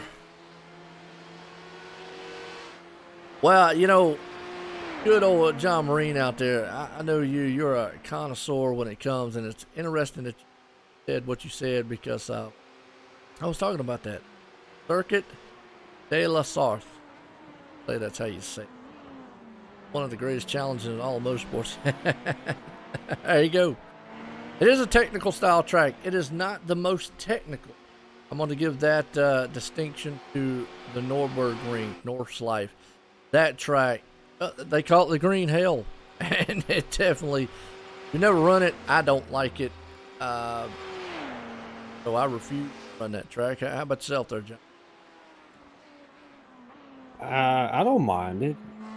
I'll run anything. I don't care. You like Nordschleife, really? I'll do anything, dude. I don't care. Nah. One track I refuse. Anything is a challenge. I don't care what it is. Well, like even on the dirt side, when they come out with stuff, you try that. I messed around on Fairbury Speedway a little bit last night, a little tiny track. All right, my thing about dirt is I have a hard enough time trying to walk straight rather than try to drive sideways. And folks, it that's could, no lie. it can be a lot of fun though. So it's Oh, absolutely. I enjoy it, but I like the challenge of it. I mean, even with this, turning laps around here yesterday, I kept finding myself getting irritated, going, "Man, you've done this 3 times now. You've messed up 3 times. Go try it again." And I kept trying and kept trying. Finally, by the time I got done, I was like sweating and everything. I was like, "What the heck is this?" And then And you I just look at gave the up, clock. I know. I looked at the clock. I had been practicing on this track for 2 hours. Wow. Well, and I'm with you. When I ran league races, I remember the time where we ran at Martinsville, and I was having an awful time with brake chatter going into the turns. That's the thing. I think I probably turned 800 laps around that place, just trying to get everything set up and trying to hit the mark right. You just don't know when you get into kind of a zone and practice. Time can go by, and it's almost the same way with these guys running in this race. Time just kind of whisked by here, and you saw right there. We were talking about the headlights earlier, blinking and flashing. We're on Josh. Josh kind of flashed his lights at one of the GTE guys, and we said earlier, if you're on the highway in real life, you flash your lights at somebody, you probably get shot, run over, or an unseen or both, or a bad gesture that you really don't want to see. Get told you're number one. Yeah, number one. But in this racing, blinking the lights basically means move. I'm faster than you are. Get out the way. It's a gentleman style of racing, and that's really what road racing is built around and all about. It's more of a gentleman style. We've heard it many times. I guess that's why I really, really like road racing. That and the fact that there is no full course cautions here. Usually, a lot of times you get into trouble. You get into trouble, but yeah, I mean, usually it is gentlemen. Now, towards the end, you mentioned it before there, John. The GT cars probably going to be a lot closer. Those guys might take a little chances on some passing, more so than maybe an LMP. And right now, looks like Josh is on pit road.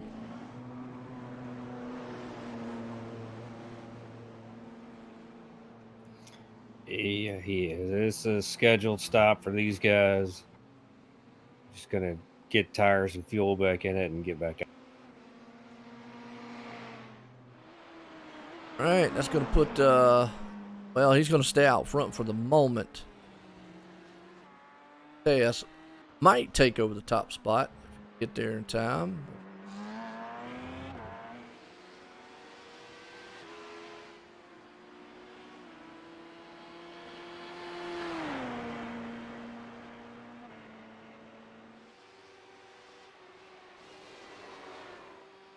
Oh, okay. Cool. Well, there you go. Inside the majors. I'm going to take over the broadcast with some minimum commentary at the top of the hour on the Inside the Majors podcast channel. There you go. Back over here to 6 hours. Oh, there. If you want to keep coverage on what's going on, what kind of minimum style of, commentating and whatnot, there you go. At least kind of keep up with what's happening on the track itself. There's a way to actually look at it. Check it out.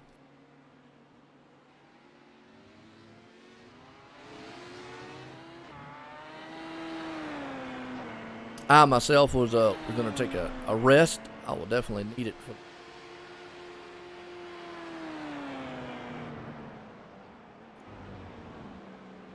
I'll be one of those to take a nap. Yeah, I don't know what I'm going to do. I'll take a nap. I'll probably keep watching their race. I wouldn't be able to stay up that long. I wouldn't be able to stay up till 8 o'clock the next morning. There. I'll probably take a little short nap at some point. Gotta do something to get my throat ready, get back in shape here. So falling asleep doesn't help. It's not conducive to recovery because I'm one of those weird mouth breathers. So oh, okay. Never heard it put that way. Yeah, supposedly there's a new study out that said if you are a big mouth breather in your sleep that you're supposedly a psychopath or something. I don't know. Well, there you go, folks. I looked that one up on Google. I'm not 100% sure or recollect on that one, but hey. I saw it. Somebody sent it to me, and it explains everything. There you go. V-Race, from my understanding, wasn't sure that they were going to do it, but it says Inside the Majors podcast channel. I guess if you just take that, maybe type it into YouTube, might bring up their channel. Not 100% sure.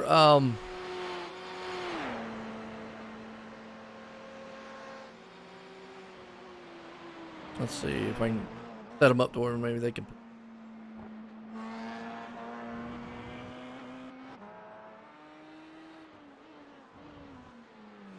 There you go. They should be able to, Inside the Majors, y'all should be able to type a link out there to where people maybe can watch continued coverage of this race here for the Majors 24 Hours of Le Mans, the major series here.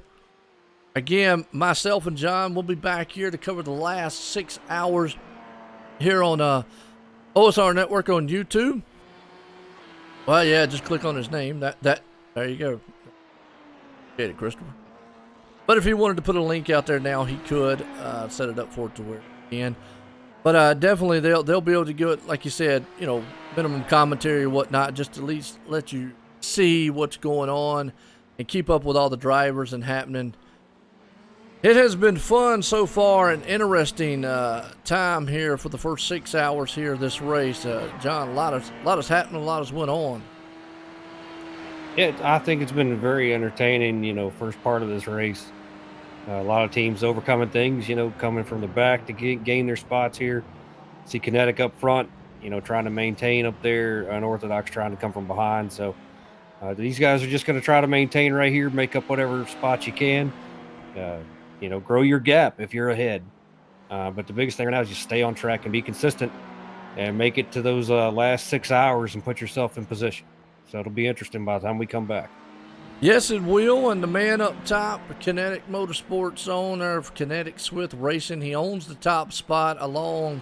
That's Josh out there, driver running. You got Kinetic Racing Europe team running in the second. Tess right there, he's in the car for the moment. Mark hanging on to the third place in LMP1 of Kinetic Racing America. Don't count out there, sitting in the back, Kevin Hill of Unorthodox Motorsports. And then you got Illusion Motorsports sitting in the fifth place spot, sixth place drivers there in Grizzly Motorsports. Bombshell Motorsports, that team hanging on the 7th and 8th, rounding out the LMP1s here. Dog Bear Racing. Then you got to look back at the LMP2s, the top man right there.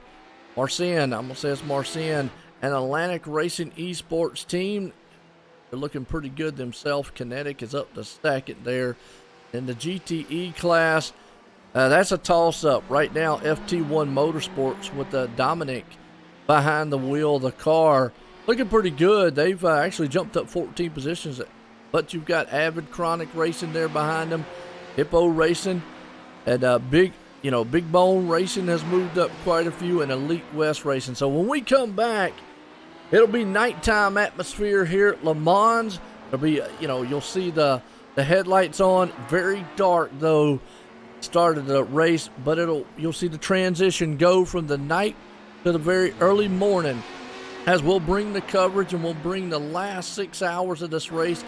It's been a pleasure. It has been fun for this first 6 hours out here. Now, I've had a blast. John, you got any final words here for this first 6 hours of the run? Well, I've just been really excited.